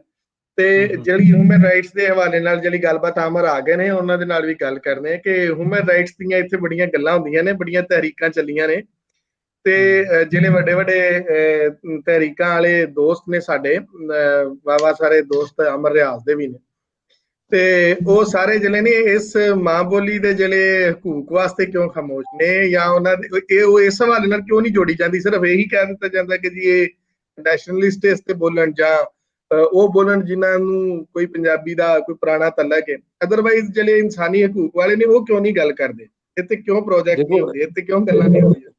ਹਾਂ, ਵੈਸੇ ਤੇ ਇਹ ਕਰਦੇ ਨੇ। ਦੇਖੋ, ਮਤਲਬ human rights commission of Pakistan ਦਾ ਮੈਨੂੰ ਪਤਾ ਹੈ ਕਿ ਉਹ ਕਰਦੇ ਨੇ ਇਹ ਗੱਲ, ਲੇਕਿਨ ਪ੍ਰੋਬਲਮ ਕੀ ਹੈ? ਪ੍ਰੋਬਲਮ ਤੁਹਾਨੂੰ ਸਮਝਣਾ ਪਏਗਾ। 2-3 ਪ੍ਰੋਬਲਮ ਨੇ ਜਿਨ੍ਹਾਂ ਦੇ ਉੱਤੇ ਸਾਨੂੰ ਲੈਂਗੁਏਜ ਦੀ ਮੂਵਮੈਂਟ ਦੇ ਹਮਾਇਤੀਆਂ ਨੂੰ ਇਹ ਗੱਲ ਸਮਝਣੀ ਚਾਹੀਦੀ ਹੈ ਕਿ ਪ੍ਰੋਬਲਮਸ ਕੀ ਨੇ। ਪ੍ਰੋਬਲਮ ਇਹ ਹੈਗਾ ਕਿ ਅਸੀਂ ਬਹੁਤ ਹੀ ਜ਼ਿਆਦਾ ਐਕਸਕਲੂਸਿਵ ਜਿਹੜੀ ਹੈਗੀ ਨਾ ਲੈਂਗੁਏਜ ਦੀ ਗੱਲ ਕਰਨੀ ਹੈਗੀ, ਔਰ ਉਹ ਇਨਕਲੂਸਿਵ ਨਹੀਂ ਕਰਦੇ। ਮਸਲਨ ਜਦੋਂ ਅਸੀਂ ਇਨਕਲੂਸਿਵ ਨਹੀਂ ਕਰਦੇ, ਔਰ ਜਦੋਂ ਅਸੀਂ ਡਾਇਵਰਸਿਟੀ ਨੂੰ ਨਹੀਂ ਮੰਨਦੇ, ਔਰ ਜਦੋਂ ਅਸੀਂ ਮਲਟੀਕਲਚਰਲਿਜ਼ਮ ਨੂੰ ਨਹੀਂ ਮੰਨਦੇ, ਉਹਨਾਂ ਨੂੰ ਨਾ ਮੰਨ ਕੇ ਜਦੋਂ ਤੁਸੀਂ ਲੈਂਗੁਏਜ ਦੀ ਗੱਲ ਕਰੋਗੇ ਨਾ, ਤਾਂ ਉਹ ਬਿਲਕੁਲ ਹੋਰ ਤਰ੍ਹਾਂ ਦੀ ਹੋ ਜਾਏਗੀ। ਲੋਕਾਂ ਨੂੰ ਜਿਹੜੇ ਉਸ ਤੋਂ ਤਹਫਜ਼ਾਤ ਹੈਗੇ ਨੇ, ਸਾਡੇ ਬਹੁਤ ਸਾਰੇ ਦੋਸਤ ਜਿਹੜੇ ਮੰਨਦੇ ਹੈਗੇ ਨੇ, ਜ਼ਬਾਨ ਦੇ ਮਸਲੇ ਨੂੰ ਵੀ ਮੰਨਦੇ ਹੈਗੇ ਨੇ, ਔਰ ਉਹ ਉਹਨੂੰ ਬੁਨਿਆਦੀ ਇਨਸਾਨੀ ਹਕੂਕ ਵੀ ਮੰਨਦੇ ਨੇ। ਲੇਕਿਨ ਉਹ ਜਦੋਂ ਤੁਸੀਂ ਦੇਖੋ, ਤੁਸੀਂ ਹੇਟ ਸਪੀਚ ਤੱਕ ਇੱਥੇ ਕਰਦੇ ਨੇ, ਲੈਂਗੁਏਜ ਦੀ ਗੱਲ ਕਰਦੇ ਹੋਏ ਲੋਕ ਹੇਟ ਸਪੀਚ ਤੱਕ ਕਰਦੇ ਨੇ, ਔਰ ਉਹਨੂੰ ਪਤਾ ਵੀ ਨਹੀਂ ਚੱਲਦਾ ਹੈਗਾ। ਉਹ ਕਹਿ ਰਹੇ ਹੁੰਦੇ ਨੇ ਕਿ ਅਸੀਂ ਬਈ ਹਰ ਇੱਕ ਦੀ ਸਦੀਆਂ ਦੀ ਤਾਰੀਖ ਹਰ ਇੱਕ ਦੀ ਹੈਗੀ ਹੈ। ਇਕੱਲੇ ਪੰਜਾਬੀਆਂ ਨੇ ਨਹੀਂ ਠੇਕਾ ਦਿੱਤਾ ਸਦੀਆਂ ਦੀ ਤਾਰੀਖ ਦਾ। ਸਦੀਆਂ ਦੀ ਤਾਰੀਖ ਹਰ ਇਨਸਾਨਾਂ ਦੀ ਸਦੀਆਂ ਦੀ ਤਾਰੀਖ ਹੈਗੀ ਹੈ। ਇਨਸਾਨ ਜਿੱਥੇ ਵੱਸਦਾ ਸੀ, ਕੋਈ ਜ਼ਬਾਨ ਬੋਲਦਾ ਸੀ, ਕੋਈ ਕਲਚਰ ਹੈਗਾ ਸੀ, ਉਹ ਸਾਰਿਆਂ ਦੀ ਹੈਗੀ ਹੈ। ਲੇਕਿਨ ਤੁਸੀਂ ਸ਼ੁਰੂ ਇਹ ਕਰਦੇ ਹੋ ਕਿ ਜੀ ਸਾਡੀ ਤਾਰੀਖ, ਬਈ ਸਾਡੀ ਨਹੀਂ, ਸਾਰਿਆਂ ਦੀ ਹੈਗੀ ਹੈ। ਔਰ ਫਿਰ ਉਹਦੇ 'ਚ ਮਿਕਸਿੰਗ ਬਹੁਤ ਹੈ, ਔਰ ਬਹੁਤ ਲੋਕ ਆਏ ਨੇ, ਲੋਕ ਗਏ ਨੇ। ਤੁਸੀਂ ਉਹਨੂੰ ਕਿਸ ਤਰ੍ਹਾਂ ਪ੍ਰੈਜ਼ੈਂਟ ਕਰਨਾ ਹੈ? ਹੁਣ ਮਾਂ ਬੋਲੀ ਜਿਹੜੀ ਹੈਗੀ ਹੈ, ਉਹਨੂੰ ਫਸਟ ਲੈਂਗੁਏਜ ਦੇ ਤੌਰ ਤੇ ਵੀ ਲੋਕ ਲੈਂਦੇ ਨੇ। ਉਹਦੇ ਬਹੁਤ ਸਾਰੇ ਨਾਮ ਹੈਗੇ ਨੇ। ਕਿਉਂ ਹੈਗੇ ਨੇ? ਇਸ ਵਾਸਤੇ ਕਿ ਉਹ ਲੱਗਦਾ ਇਸ ਤਰ੍ਹਾਂ ਹੈਗਾ ਸੀ ਕਿ ਜੇ ਕਿਸੇ ਦੀ ਮਾਂ ਬੋਲੀ ਨਹੀਂ ਹੈਗੀ, ਹੁਣ ਇੱਕ ਬੰਦਾ ਲਾਹੌਰ 'ਚ ਰਹਿ ਰਿਹਾ ਹੈ, ਉਹ ਕਹਿੰਦਾ ਯਾਰ ਮੇਰੇ ਤਾਂ ਮਾਂ ਪਿਓ ਜਿਹੜੇ ਹੈਗੇ ਨਾ ਫਾਰਸੀ ਬੋਲਦੇ ਨੇ, ਹੈ ਜੀ, ਤੇ ਮੇਰੀ ਮਾਂ ਬੋਲੀ ਕੀ ਹੋਏਗੀ? ਔਰ ਇਹੋ ਜਿਹੇ ਬੱਚੇ ਤੇ ਅਸੀਂ ਬਹੁਤ ਸਾਰੇ ਪੈਦਾ ਕਰ ਲੈਣਾ ਕਿ ਜਿਨ੍ਹਾਂ ਦੇ ਮਾਂ ਪਿਓ ਵੀ ਅੰਗਰੇਜ਼ੀ ਬੋਲਦੇ ਨੇ, ਹੈ ਜੀ। ਬੜੀ ਮਿਹਨਤ ਨਾਲ ਪੈਦਾ ਕੀਤੇ ਨੇ ਅਸੀਂ, ਵਰਲਡ ਬੈਂਕ ਦੇ ਤਾਵਨ ਦੇ ਨਾਲ।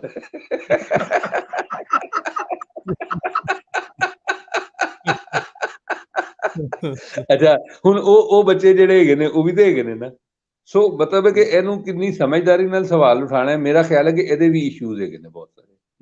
ਅਸੀਂ ਸਾਲ 'ਚ ਵੈਸੇ ਇੱਕੋ ਪ੍ਰੋਗਰਾਮ ਕਰਨੇ ਆ, ਮਾਂ ਬੋਲੀ ਦਾ ਜਲੂਸ ਕੱਢ ਛੱਡਦੇ ਆ, ਲੇਕਿਨ ਜਿੰਨੀ ਸਮਝਦਾਰੀ ਦੇ ਨਾਲ ਇਹਦੇ ਤੇ ਗੌਰ ਕਰਨਾ ਚਾਹੀਦਾ ਹੈ, ਸਾਰਾ ਸਾਲ ਬੈਠ ਕੇ ਗੱਲ ਕਰਨੀ ਚਾਹੀਦੀ ਹੈ, ਉਹਦਾ ਬੜਾ ਘੱਟ ਆਏਗਾ। ਸਹੀ ਹੈ, ਗੱਲ ਹੋਣੀ ਚਾਹੀਦੀ ਹੈ, ਗੱਲ ਹੋਣੀ ਚਾਹੀਦੀ ਹੈ ਜੀ। ਨਹੀਂ, ਮੇਰਾ ਖਿਆਲ ਹੈ ਕਿ ਸਾਰਾ ਸਾਲ ਗੱਲਾਂ ਤੇ ਹੁੰਦੀਆਂ ਰਹਿੰਦੀਆਂ ਨੇ, ਤੇ ਇਸ ਵਾਰੀ ਮਾਂ ਬੋਲੀ ਦਾ ਜਿਸ ਤਰ੍ਹਾਂ ਕਰੋਨਾ ਦੀ ਵਜ੍ਹਾ ਤੋਂ ਜ਼ਿਆਦਾ ਹੋ ਗਈਆਂ ਨੇ, ਇਹ ਵੀ ਕਹਿ ਸਕਦੇ। ਤੇ ਕਰੋਨਾ ਦੀ ਬਰਕਾਤ ਹੋਈਆਂ ਨੇ। ਗੱਲਾਂ ਬਾਤਾਂ ਤੇ ਹੁੰਦੀਆਂ ਰਹਿੰਦੀਆਂ ਨੇ ਬੋਲੀ ਨੂੰ ਲੈ ਨਹੀਂ, ਕੇ। ਮੇਰਾ ਜਿਹੜੇ ਖਿਆਲ ਹੈ ਕਿ language ਦੇ ਪੰਜਾਬੀ challenges ਬੋਲੀ ਦਾ ਜਿਹੜਾ ਪੰਜਾਬੀ ਬੋਲੀ ਦਾ ਸਵਾਲ ਹੈ, ਜਿਹਦੇ ਤੇ ਤੁਸੀਂ ਕਿਹਾ ਕਿ ਹੇਟ ਸਪੀਚ ਤੱਕ ਲੋਕ ਜਾਂਦੇ ਨੇ ਜਾਂ ਲੋਕੀ ਗੱਲ ਕਰਦੇ ਨੇ, ਤੇ ਮੇਰਾ ਖਿਆਲ ਹੈ ਕਿ ਜਿਹੜੀ ਖੋਈ ਸ਼ੈ ਹੁੰਦੀ ਹੈ ਉਹਦਾ ਬਹੁਤਾ ਦੁੱਖ ਹੁੰਦਾ ਹੈ।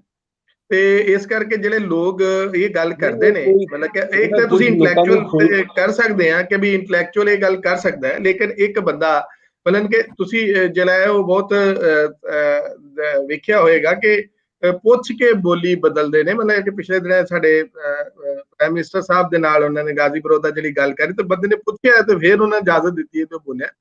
ਤਾਂ ਖੋਈ ਗਈ ਸ਼ਾਇਦ ਜਿਹੜੀ ਉਹ ਤੁਹਾਨੂੰ ਉੱਥੇ ਉਹ ਪੁੱਛ ਕੇ ਬੋਲਣੀ ਪੈਂਦੀ ਹੈ।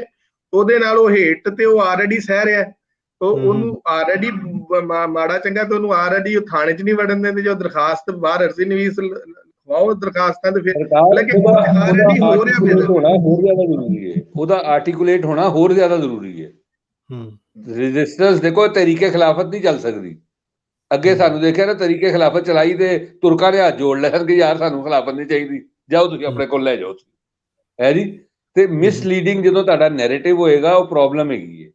ਤੁਸੀਂ ਦੇਖੋ ਕਿ ਇੱਥੇ MA 'ਚ ਅਸੀਂ ਪੰਜਾਬੀ ਲਵਾ ਲਈ, MA 'ਚ ਲਵਾ ਲਈ, ਹਾਲਾਂਕਿ ਪ੍ਰਾਇਮਰੀ 'ਚ ਲਵਾਉਣੀ ਚਾਹੀਦੀ ਸੀ। ਲਵਾਣੀ ਪ੍ਰਾਇਮਰੀ ਦੇ ਵਿੱਚ ਚਾਹੀਦੀ ਸੀ, ਲਵਾ MA 'ਚ ਲਈ। ਉਹਦੀ ਵਜ੍ਹਾ ਤੋਂ ਜਿੰਨੀ ਕਰਪਸ਼ਨ ਹੋਈ ਕਿ ਉਹ ਲੋਕ ਪੰਜਾਬੀ ਪੜ੍ਹਦੇ ਨੇ ਸਿਰਫ MA, ਉਹ ਕਹਿੰਦੇ ਆਸਾਨ ਹੈਗਾ ਪੰਜਾਬੀ 'ਚ MA ਕਰ ਲਓ। ਸੋ ਇੱਕ ਨਲਾਇਕਾਂ ਦਾ ਟੱਬਰ ਹੈਗਾ ਸੀ ਜਿਹਨਾਂ ਪੰਜਾਬੀ MA ਕੀਤਾ। ਇਸ ਵਾਸਤੇ ਕੀਤਾ ਕਿ ਉਹਨਾਂ ਦਾ ਪੰਜਾਬੀ ਦੇ ਨਾਲ ਕੋਈ ਤਾਲੁਕ ਨਹੀਂ ਸੀ। ਉਹਨਾਂ 'ਚੋਂ ਕੁਛ ਨਿਕਲ ਵੀ ਆਏ ਹੋਣਗੇ, ਲੇਕਿਨ ਜ਼ਿਆਦਾਤਰ ਲੋਕਾਂ ਨੇ ਉਹ ਇਸ ਵਾਸਤੇ ਕੀਤਾ ਕਿਉਂਕਿ ਤੁਸੀਂ ਅਗਰ ਮਤਲਬ ਹੈ ਕਿ ਲਿਸਟ ਚੁੱਕ ਕੇ ਦੇਖੋ, ਜਦੋਂ ਦਾ MA ਪੰਜਾਬੀ ਹੋਣ ਲੱਗਾ ਪਾਕਿਸਤਾਨ 'ਚ, ਤੇ ਉਹਦੀ ਲਿਸਟ ਚੁੱਕ ਕੇ ਦੇਖੋ, ਬੇਸ਼ੁਮਾਰ ਬੰਦਿਆਂ ਨੇ ਕੀਤਾ, ਲੇਕਿਨ ਕੀਤਾ ਕਿਸੇ ਹੋਰ ਮਕਸਦ ਵਾਸਤੇ ਕਿ ਇਹਦੇ ਨੰਬਰ ਜ਼ਿਆਦਾ ਆ ਜਾਣਗੇ, ਹੈ ਜੀ, ਤੇ ਇਹ ਆਸਾਨ ਹੈਗਾ ਤੇ ਇਹ ਕਰ ਲਓ, ਟੋਰ ਲਓ। ਸੋ ਮੇਰਾ ਜਿਹੜਾ ਤੁਹਾਡੇ ਆਪਣੇ ਨੈਰੇਟਿਵ ਦੇ ਇਸ਼ੂ ਹੁੰਦੇ ਨੇ, ਉਹ ਵੀ ਬਹੁਤ ਅਹਿਮ ਹੁੰਦੇ ਨੇ। ਕਿਸ ਤਰ੍ਹਾਂ ਹੁਣ ਇਹ ਡਿਜੀਟਲ ਹੈਗਾ, ਬਹੁਤ ਸਾਰੇ ਲੋਕ ਡਿਜੀਟਲ ਨੂੰ ਯੂਜ਼ ਹੀ ਨਹੀਂ ਕਰਨਾ ਚਾਹੁੰਦੇ। ਉਹ ਸਮਝਦੇ ਨੇ ਕਿ ਡਿਜੀਟਲ ਦੇ ਨਾਲ ਸਾਡੀ ਜ਼ਬਾਨਾਂ ਖਤਮ ਹੋ ਜਾਣਗੀਆਂ। ਇਹ ਗਲੋਬਲਾਈਜੇਸ਼ਨ 'ਚ ਅਸੀਂ ਰੁੱਲ ਜਾਵਾਂਗੇ, ਫਾਰਗ ਹੋ ਜਾਵਾਂਗੇ। ਬਈ ਇਹਦੇ ਵਿੱਚ ਵੀ ਤੁਸੀਂ ਆਪਣੀ ਓਪਨਿੰਗ ਕਰ ਸਕਦੇ ਹੋ, ਆਪਣੀ ਜਗ੍ਹਾ ਬਣਾ ਸਕਦੇ ਹੋ। ਔਰ ਫਿਰ ਪੰਜਾਬੀ ਦੀ ਗੱਲ, ਪੰਜਾਬੀ ਦੀ ਹਮਾਇਤ ਕਰਨ ਦੇ ਵਾਸਤੇ ਤੋਂ ਜ਼ਿਆਦਾ ਜ਼ਰੂਰੀ ਗੱਲ ਹੈਗੀ ਹੈ ਕਿ ਤੁਹਾਡੇ ਦਿਮਾਗਾਂ ਦੇ ਅੰਦਰ ਇਹ ਗੱਲ ਹੋਏ ਕਿ ਕੋਈ ਵੀ ਜ਼ਬਾਨ ਘਟੀਆ ਜਾਂ ਵਧੀਆ ਨਹੀਂ ਹੁੰਦੀ। ਇੱਥੇ ਪੰਜਾਬੀ ਦੇ ਹਮਾਇਤੀ ਜਿਹੜੇ ਨੇ, ਸੇਖੂ ਸਾਹਿਬ ਨੂੰ ਵੀ ਪਤਾ ਹੋਏਗਾ, ਉਧਰ ਦੇ ਪੰਜਾਬ ਵਿੱਚ ਹੋਣ, ਇੱਧਰ ਹੋਣ ਜਾਂ ਬਾਹਰ ਹੋਣ, ਉਹ ਇੰਝ ਦੇ ਹੈਗੇ ਨੇ ਕਿ ਜਿਹੜੇ ਪੰਜਾਬੀ ਤੇ ਬੋਲਦੇ ਹੈਗੇ ਨੇ, ਲੇਕਿਨ ਸਮਝਦੇ ਇਹੀ ਨੇ ਕਿ ਅੰਗਰੇਜ਼ੀ ਜਿਹੜੀ ਹੈਗੀ ਨਾ, ਉਹੀ ਇਲਮ ਦੀ ਜ਼ਬਾਨ ਹੈਗੀ। ਸਹੀ ਹੈ, ਸਹੀ। ਸੋ ਮਤਲਬ ਹੈ ਕਿ ਮੇਰਾ ਇਹ ਹੈਗਾ ਕਿ ਜਿਹੜੇ ਚੈਲੰਜਸ ਹੈਗੇ ਨੇ, ਦੇਖੋ ਅਗਰ ਪੰਜਾਬੀ ਦਾ ਕੰਮ ਇੱਥੇ ਬਹੁਤ ਪਿੱਛੇ ਹੈਗਾ ਪਾਕਿਸਤਾਨ ਦੇ ਵਿੱਚ, ਤੇ ਉਹਦੀ ਕੁਝ ਹੋਰ ਵਜੂਹਾਤ ਵੀ ਨੇ। ਜਿਹੜੀ ਤੁਸੀਂ ਗੱਲ ਕਰ ਰਹੇ ਹੋ ਉਹ ਵੀ ਮੌਜੂਦ ਹੈਗੀਆਂ ਨੇ, ਉਸ ਤੋਂ ਇਨਕਾਰ ਨਹੀਂ ਹੈਗਾ। ਰਿਆਸਤ ਜਿਹੜੀ ਹੈਗੀ ਏ, ਉਹਨੂੰ ਨੇਸ਼ਨ ਬਿਲਡਿੰਗ ਨਾਲ ਇੱਕ ਟਕਰਾਅ ਸਮਝਣਾ, ਇਹ ਵੀ ਇੱਕ ਪ੍ਰੋਬਲਮ ਹੈਗਾ ਬਹੁਤ ਵੱਡਾ, ਕਿ ਰਿਆਸਤ ਸਮਝਦੀ ਹੈ ਕਿ ਸਾਡੀ ਰਿਆਸਤ ਜਿਹੜੀ ਉਹ ਕਮਜ਼ੋਰ ਹੋ ਜਾਏਗੀ, ਤੇ ਉਹ ਵੈਸੇ ਉਹਨੂੰ ਰਿਆਸਤ ਜਿਹੜੀ ਹੈ ਸਾਡੀ, ਉਹ ਫੋਲੋ ਕਰਦੀ ਹੈ ਪੂਰੇ ਯੂਰਪ ਨੂੰ ਔਰ ਆਸਟ੍ਰੇਲੀਆ ਨੂੰ ਔਰ ਕੈਨੇਡਾ ਨੂੰ, ਹੈ ਜੀ, ਕਿ ਉਹ ਇਹ ਕਾਨੂੰਨ ਬਣਾ ਰਹੇ ਨੇ ਤੇ ਸਾਨੂੰ ਵੀ ਬਣਾਉਣੇ ਚਾਹੀਦੇ ਨੇ। ਤੇ ਉਹ ਮਲਟੀਕਲਚਰਲਿਜ਼ਮ ਨੂੰ ਨਹੀਂ ਅਡਾਪਟ ਕਰਦੀ ਸਾਡੀ ਰਿਆਸਤ। ਔਰ ਉਹਦੀ ਇੱਕ ਵਜ੍ਹਾ ਇਹ ਵੀ ਹੈਗੀ ਹੈ ਕਿ ਬਹੁਤ ਸਾਰੇ ਲੋਕ ਮਲਟੀਕਲਚਰਲਿਜ਼ਮ ਨੂੰ ਪਾੜ ਦੇ ਵਾਸਤੇ ਵੀ ਯੂਜ਼ ਕਰਦੇ ਨੇ।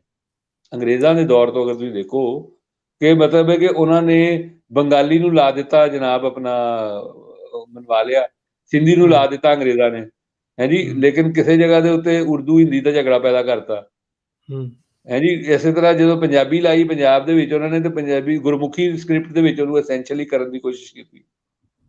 ਮੈਂ ਸ਼ਾਇਦ ਦੱਸਿਆ ਸੀ ਕਿ ਸਾਡੇ ਦੋਸਤ ਨੇ ਜ਼ਿਮ ਸਾਹਿਬ, ਜਿਨ੍ਹਾਂ ਨੇ 1938 ਦੇ ਵਿੱਚ 36 ਦੇ ਵਿੱਚ ਪੈਦਾ ਹੋਏ ਹੋ, ਤੇ ਉਹ government college central model school ਪੜ੍ਹਦੇ ਹਨ ਲਾਹੌਰ ਵਿੱਚ। ਤੇ ਉੱਥੇ ਗਏ ਤੇ ਉਹਨਾਂ ਨੇ ਕਿਹਾ ਵੀ ਤੁਹਾਡੀ ਮਾਂ ਬੋਲੀ ਕੀ ਹੈ, ਮਦਰ ਟੰਗ, ਹੈ ਜੀ। ਉਹਨਾਂ ਕਿਹਾ ਪੰਜਾਬੀ। ਮੂਚੀ ਦਰਵਾਜ਼ੇ ਦੇ ਹੈਗੇ ਸਨ, ਜ਼ਫਰ ਇਕਬਾਲ ਮਿਰਜ਼ਾ ਉਹਨਾਂ ਦਾ ਨਾਂ, ਡੌਨ ਦੇ ਵਿੱਚ ਲਾਹੌਰੀ ਦੇ ਨਾਂ ਤੇ ਲਿਖਦੇ ਵੀ ਨੇ। ਤੇ ਕਹਿੰਦੇ ਮੈਂ ਕਹਿਤਾ ਪੰਜਾਬੀ, ਤੇ ਉਹਨਾਂ ਨੇ ਮੈਨੂੰ ਪੰਜਾਬੀ ਦੀ ਕਲਾਸ ਵਿੱਚ ਪਾ ਦਿੱਤਾ।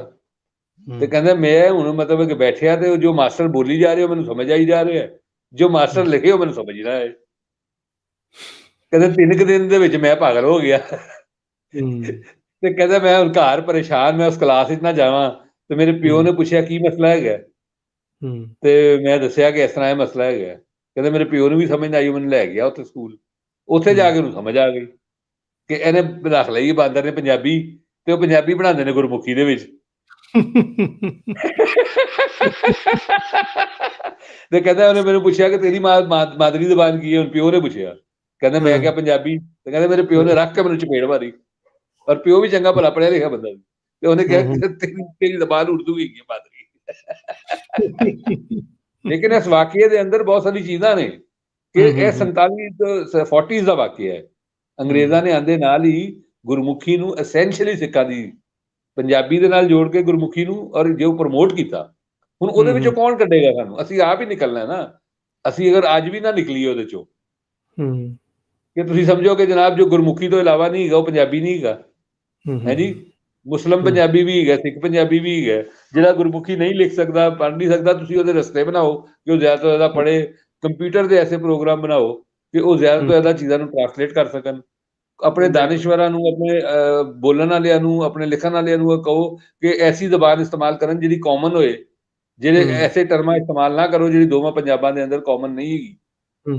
ਜਾਂ ਫਿਰ ਇਹ ਰੋਮਨ ਸਕ੍ਰਿਪਟ ਦੇ ਉੱਤੇ ਵੀ ਗੱਲ ਕਰ ਸਕਦੇ ਹਾਂ। ਮਤਲਬ ਬਹੁਤ ਸਾਰੇ ਰਸਤੇ ਹੈਗੇ ਨਾ ਜਿਨ੍ਹਾਂ ਤੇ ਕੰਮ ਕਰਨ ਦੀ ਲੋੜ ਹੈਗੀ। ਸੋ ਉਹ ਇਸ ਤਰ੍ਹਾਂ ਦੇ ਚੈਲੰਜਸ ਨੂੰ ਅਸੀਂ, ਸਾਡੇ ਹਲੇ ਉਹਦੇ ਸਿਲਸਿਲੇ ਦਾ ਹਿੱਸਾ ਹੀ ਨਹੀਂ ਬਣੇ। ਅਮਰ, ਇਹ ਵੀ ਤੇ ਹੋ ਸਕਦਾ ਨਾ ਕਿ ਜਿਹੜੀ ਪੰਜਾਬੀ ਬੋਲੀ ਹੈ, ਜਿਸ ਤਰ੍ਹਾਂ ਅਸੀਂ ਸ਼ਾਹਮੁਖੀ ਚ ਲਿਖਨੇ ਆ ਤੇ ਉਹ ਉਰਦੂ ਅਸੀਂ ਸਿੱਖ ਲੈਂਦੇ ਹਾਂ, ਅੰਗਰੇਜ਼ੀ ਸਿੱਖ ਲੈਂਦੇ ਹਾਂ, ਤੇ ਕੀ ਗੁਰਮੁਖੀ ਅਗਰ ਪੜ੍ਹਾਉਣ ਤੇ ਉਹ ਸਿੱਖਣਾ ਕੋਈ ਮੁਸ਼ਕਿਲ ਕੰਮ ਤੇ ਨਹੀਂ ਹੈ?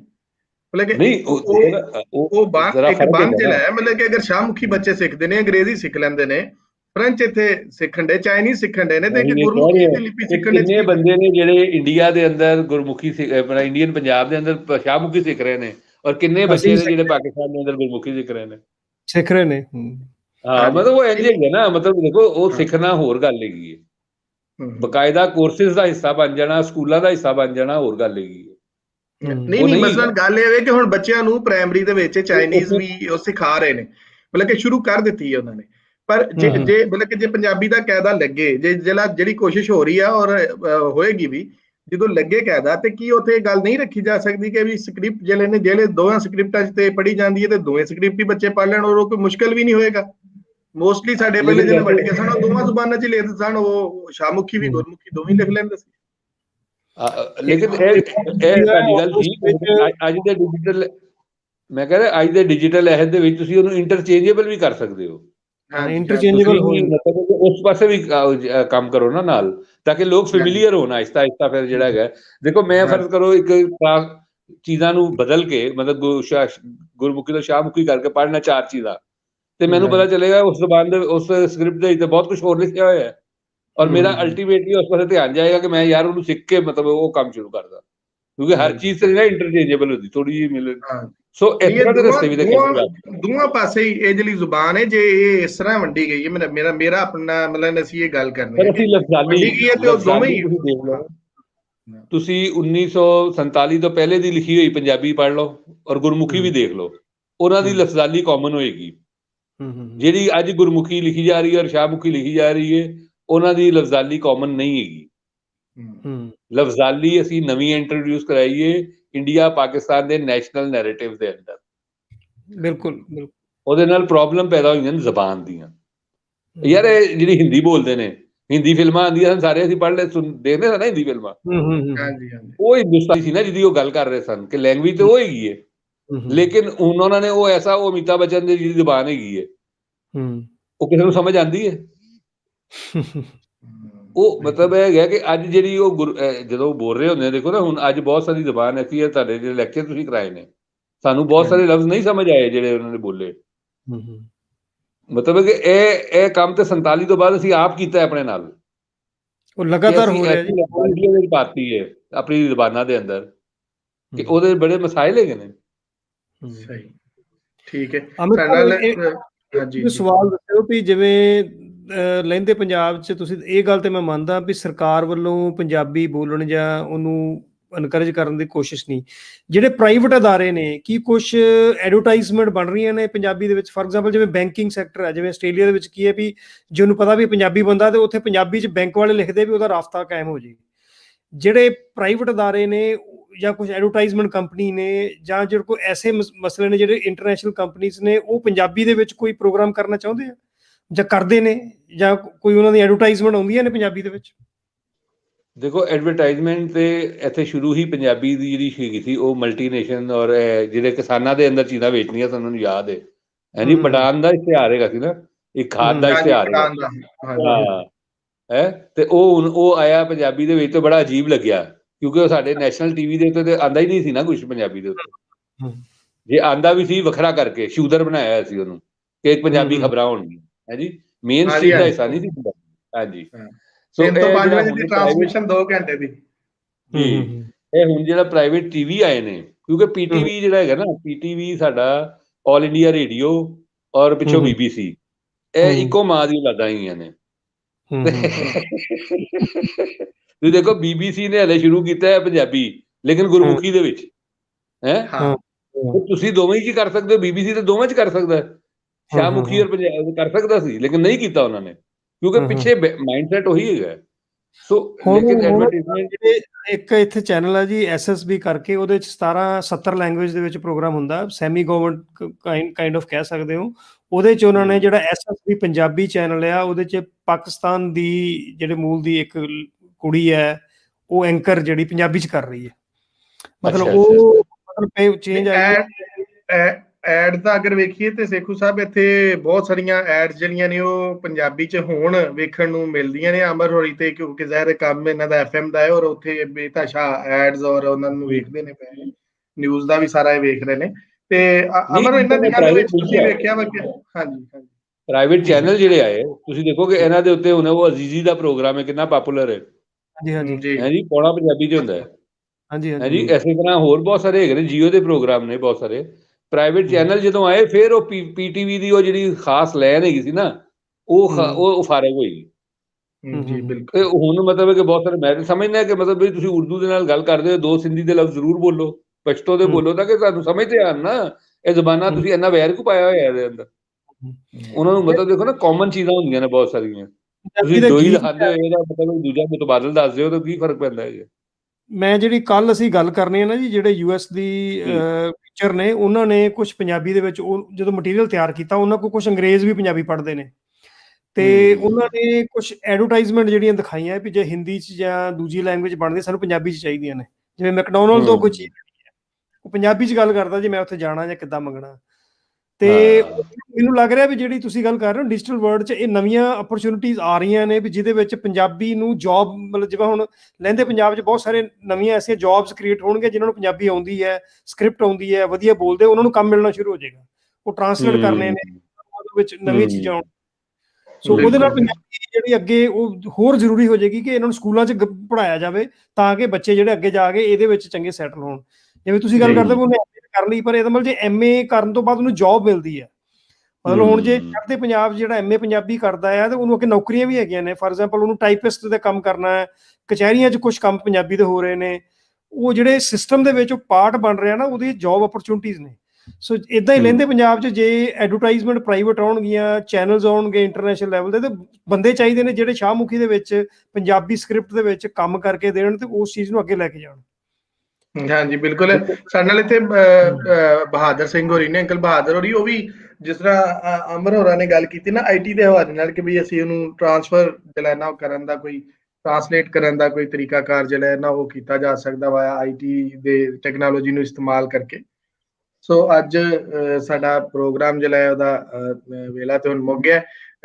ਅੱਜ ਸਾਡੇ ਕੋਲ ਜਨਾਬ ਆਉਣ ਦਾ ਵਿਕਰਮ ਸਾਹਿਬ ਬਹੁਤ ਬਹੁਤ ਸ਼ੁਕਰੀਆ। ਕੱਲ ਅਸੀਂ ਤੁਸੀਂ ਜਿਹੜੇ ਪ੍ਰੋਗਰਾਮ ਕਰਨ ਜਾ ਰਹੇ ਹੋ ਤੇ ਤੁਸੀਂ ਉਹ ਸਾਰੇ ਲਾਈਵ ਕਰੋਗੇ, ਤੁਸੀਂ ਸਾਨੂੰ ਜ਼ਰਾ ਦੱਸੋ ਨਾ, ਅਸੀਂ ਵੀ ਫਿਰ ਉਹ ਤੁਹਾਡੇ ਜਿਹੜੇ ਆਸਟ੍ਰੇਲੀਆ 'ਚ ਵੀ ਵੇਖਾਂਗੇ ਜੋ ਹੋ ਰਿਹਾ। ਉਹ ਪ੍ਰੋਗਰਾਮ ਲਾਈਵ ਹੋਣਗੇ ਜੀ, ਅਸੀਂ ਲਗਭਗ 4-5 ਪ੍ਰੋਗਰਾਮ ਨੇ ਤੇ ਇਹ ਲਾਈਵ ਜਿਹੜਾ ਹੈ ਤੁਹਾਡਾ ਜਿਹੜੇ TV ਹੈ ਆਸਟ੍ਰੇਲੀਅਨ ਪੰਜਾਬੀ, ਜਿਹੜਾ ਆਸਟ੍ਰੇਲੀਅਨ ਪੰਜਾਬੀ ਚੈਨਲ, ਉੱਥੇ ਜਿਹੜੇ ਸਾਡੇ ਦੋਸਤ ਵੇਖਣ ਵਾਲੇ ਨੇ ਉਹਨੂੰ ਵੇਖ ਲੈਣਗੇ, ਉਹਨਾਂ ਨੂੰ ਸਬਸਕ੍ਰਾਈਬ ਵੀ ਕਰਨਗੇ, ਉਹਦੇ ਤੇ ਸਾਰੀਆਂ ਐਕਟੀਵਿਟੀਜ਼ ਚੱਲਣਗੀਆਂ।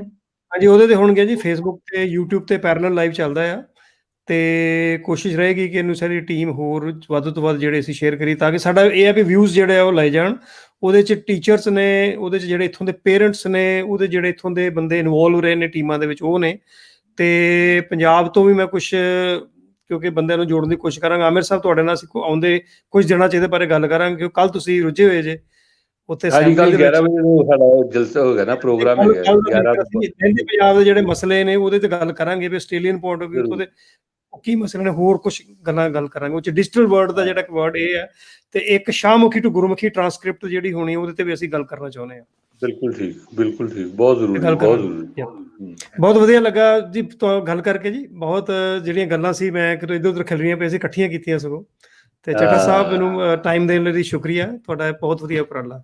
ਮੈਂ ਤੁਹਾਡਾ ਬਹੁਤ ਬਹੁਤ ਸ਼ੁਕਰੀਆ, ਤੁਸੀਂ ਇੰਨੀ ਲੇਟ ਤੱਕ ਜਿਹੜਾ ਨਾ 6:30 ਵਜੇ ਤੋਂ ਬੈਠੇ ਹੋ, ਔਰ ਤੁਸੀਂ ਜ਼ਾਹਿਰ ਹੈ ਕੱਲ ਸਾਰਾ ਦਿਨ ਤੁਹਾਡਾ ਮਸਰੂਫ ਹੈ, ਔਰ ਅਸੀਂ ਜ਼ਰੂਰ ਤੁਹਾਡੇ ਚੈਨਲ ਨੂੰ ਵੀ ਵੇਖਾਂਗੇ, ਤੁਹਾਡੀ ਜਿਹੜੀ ਐਕਟੀਵਿਟੀਜ਼ ਕਰ ਰਹੇ ਹੋ। ਔਰ ਸਾਨੂੰ ਅੱਜ ਬੜੀ ਨਵੀਆਂ ਗੱਲਾਂ ਪਤਾ ਲੱਗੀਆਂ ਕਿ ਆਸਟ੍ਰੇਲੀਆ ਦੇ ਵਿੱਚ ਜਿਹੜੀ ਪੰਜਾਬੀ ਦੇ ਹਵਾਲੇ ਨਾਲ ਸੂਰਤ ਹਾਲ ਤੁਸੀਂ ਦੱਸੀ, ਬੜਾ ਉਹਦੇ ਤੇ ਵੀ ਦਿਲ ਖੁਸ਼ ਹੋਇਆ। ਔਰ ਅਸੀਂ ਜਿਹੜਾ ਹੈ ਉਹ ਕੱਲ ਤੁਹਾਡਾ ਹਿੱਸਾ ਬਣਾਂਗੇ, ਔਰ ਤੁਹਾਡਾ ਆਉਣ ਦਾ ਬਹੁਤ ਬਹੁਤ ਸ਼ੁਕਰੀਆ ਸਰ। Thank you.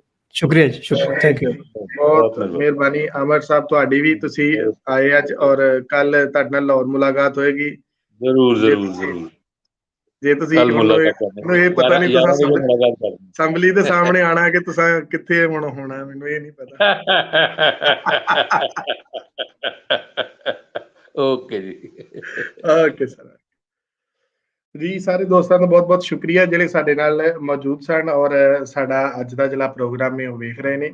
ਗੱਲ ਇਹ ਹੈ ਕਿ ਜਿਹੜੀ ਬੋਲੀ ਦੀ ਗੱਲ ਅਸੀਂ ਕਰਦੇ ਪਏ ਉਹ ਬਹੁਤ ਅਹਿਮ ਹੈ, ਔਰ ਅਸੀਂ ਇਹ ਸਮਝਦੇ ਹਾਂ ਕਿ ਇਹ ਇੱਕ ਇਨਸਾਨੀ ਹਕੂਕ ਦਾ ਮਸਲਾ ਹੈ, ਹਿਊਮਨ ਰਾਈਟਸ ਦਾ ਪ੍ਰੋਬਲਮ ਹੈ, ਜਿਹੜਾ ਸਾਡੇ ਕੋਲ ਅਜੇ ਤੱਕ ਵੀ ਇਸ ਜਿਹੜੀ ਨਵੀਂ ਦੁਨੀਆ ਉਹਦੇ ਵਿੱਚ ਰਹਿੰਦੇ ਹੋਇਆ ਵੀ ਐਡੀ ਵੱਡੀ 22 ਕਰੋੜ ਪੰਜਾਬੀਆਂ ਦੇ ਕੋਲ ਜਿਹੜਾ ਹੈ ਉਹ ਇਹਦਾ ਅਜੇ ਤੱਕ ਵੀ ਪੂਰਾ ਜਿਹਨੂੰ ਕਹਿ ਸਕਦੇ ਆ ਕਿ ਹੱਕ ਨਹੀਂ ਹੈ ਪੂਰਾ। ਮੈਂ ਇਸ ਤੋਂ ਗੱਲ ਕਰ ਰਿਹਾ ਕਿ ਪੰਜਾਬ ਦੀ ਪੰਜਾਬੀ ਦੀ ਇੱਕ ਵੱਡੀ ਜਿਹੜੀ ਆਬਾਦੀ ਉਹ ਸਾਡੇ ਲਹਿੰਦੇ ਪੰਜਾਬ 'ਚ ਰਹਿੰਦੀ, ਜਿਹੜੀ ਪੰਜਾਬੀ ਪੜ੍ਹ ਲਿਖ ਨਹੀਂ ਸਕਦੀ, ਔਰ ਉਹਨੂੰ ਸਕੂਲਾਂ ਕਾਲਜਾਂ ਔਰ ਉਹਦਾ ਮੀਡੀਅਮ ਆਫ ਇੰਸਟਰਕਸ਼ਨ ਜਿਹੜਾ ਦੂਜੀਆਂ ਓਪੜ ਬੋਲੀਆਂ ਦੇ ਵਿੱਚ ਹੈ ਵੇ।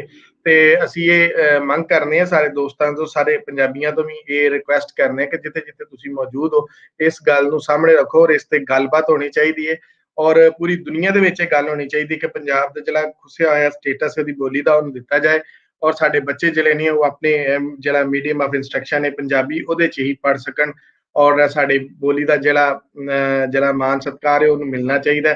ਇਸ ਵਾਸਤੇ ਕੱਲ 21 ਫਰਵਰੀ ਨੂੰ ਲਾਹੌਰ ਦੇ ਵਿੱਚ, ਸਾਡੇ ਸ਼ਹਿਰ ਲੈਲਪੁਰ ਦੇ ਵਿੱਚ, ਇਸ ਤੋਂ ਵੱਖ ਸਾਈਵਾਲ ਦੇ ਵਿੱਚ ਔਰ ਹੜੱਪਾ ਦੇ ਵਿੱਚ, ਇਸ ਤੋਂ ਵੱਖ ਜਿਹੜਾ ਝੰਗ ਦੇ ਵਿੱਚ, ਔਰ ਫਿਰ ਜਨਾਬ ਮੰਡੀ ਬਹਾਉਦੀਨ ਦੇ ਵਿੱਚ, ਔਰ ਇਸ ਤੋਂ ਇਲਾਵਾ ਸਿਆਲਕੋਟ ਦੇ ਵਿੱਚ, ਨਾਰੋਵਾਲ ਦੇ ਵਿੱਚ, ਔਰ ਸ਼ਕਰਗੜ੍ਹ, ਔਰ ਇਸੇ ਤਰ੍ਹਾਂ ਹੀ ਜਿਹੜਾ ਹੈ ਉਹ ਗੁਜਰਾਤ ਦੇ ਵਿੱਚ, ਔਰ ਇਸ ਤੋਂ ਵੱਖ ਜਿਹੜੀ ਬਹੁਤ ਜਿਹੜੀ ਸਮਝ ਲਓ ਕਿ ਇੱਕ ਸੈਂਟਰ ਜਿਹੜਾ ਇਸਲਾਮਾਬਾਦ ਹੈ ਉੱਥੇ ਵੀ ਜਿਹੜੀ ਇਹ ਮਾਂ ਬੋਲੀ ਦੀਆਂ ਰੈਲੀਆਂ ਜਿਹੜੀਆਂ ਨੇ ਉਹ ਕੱਢੀਆਂ ਜਾ ਰਹੀਆਂ ਨੇ, ਔਰ ਇੱਕ ਵੱਡਾ ਇਕੱਠ ਜਿਹੜਾ ਲਾਹੌਰ ਦੇ ਵਿੱਚ ਹੋਏਗਾ, ਜਿਹਦੇ ਵਿੱਚ ਅਸੀਂ ਜਿਹੜਾ ਹੈ ਉਹ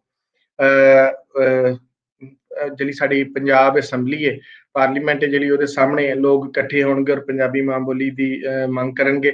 ਸਾਰੇ ਦੋਸਤਾਂ ਨੂੰ ਇਸ ਪ੍ਰੋਗਰਾਮ ਨੂੰ ਵੇਖਣ ਵਾਲੇ ਜਿਹੜੇ ਦੋਸਤ ਨੇ ਉਹਨਾਂ ਨੂੰ ਰਿਕੁਐਸਟ ਹੈ, ਉਹਨਾਂ ਨੂੰ ਬੇਨਤੀ ਹੈ, ਉਹਨਾਂ ਨੂੰ ਦਾਵਤ ਹੈ ਕਿ ਕੱਲ ਸਭ ਲੋਕ ਇਕੱਠੇ ਹੋ ਕੇ ਤੇ ਪੰਜਾਬ ਅਸੈਂਬਲੀ ਦੇ ਸਾਹਮਣੇ ਆਉਣ ਤੇ ਅਸੀਂ ਆਪਣੀ ਮਾਂ ਬੋਲੀ ਪੰਜਾਬੀ ਦਾ ਜਿਹੜਾ ਹੈ ਨਾ ਉਹ ਮਾਣ ਵਧਾਈਏ, ਔਰ ਉਹਦੇ ਵਾਸਤੇ ਜਿਹੜਾ ਹੈ ਉਹਦੇ ਹੱਕ ਵਾਸਤੇ ਗੱਲ ਕਰੀਏ। ਬਹੁਤ ਬਹੁਤ ਸ਼ੁਕਰੀਆ। ਰੱਬ ਰੱਖ।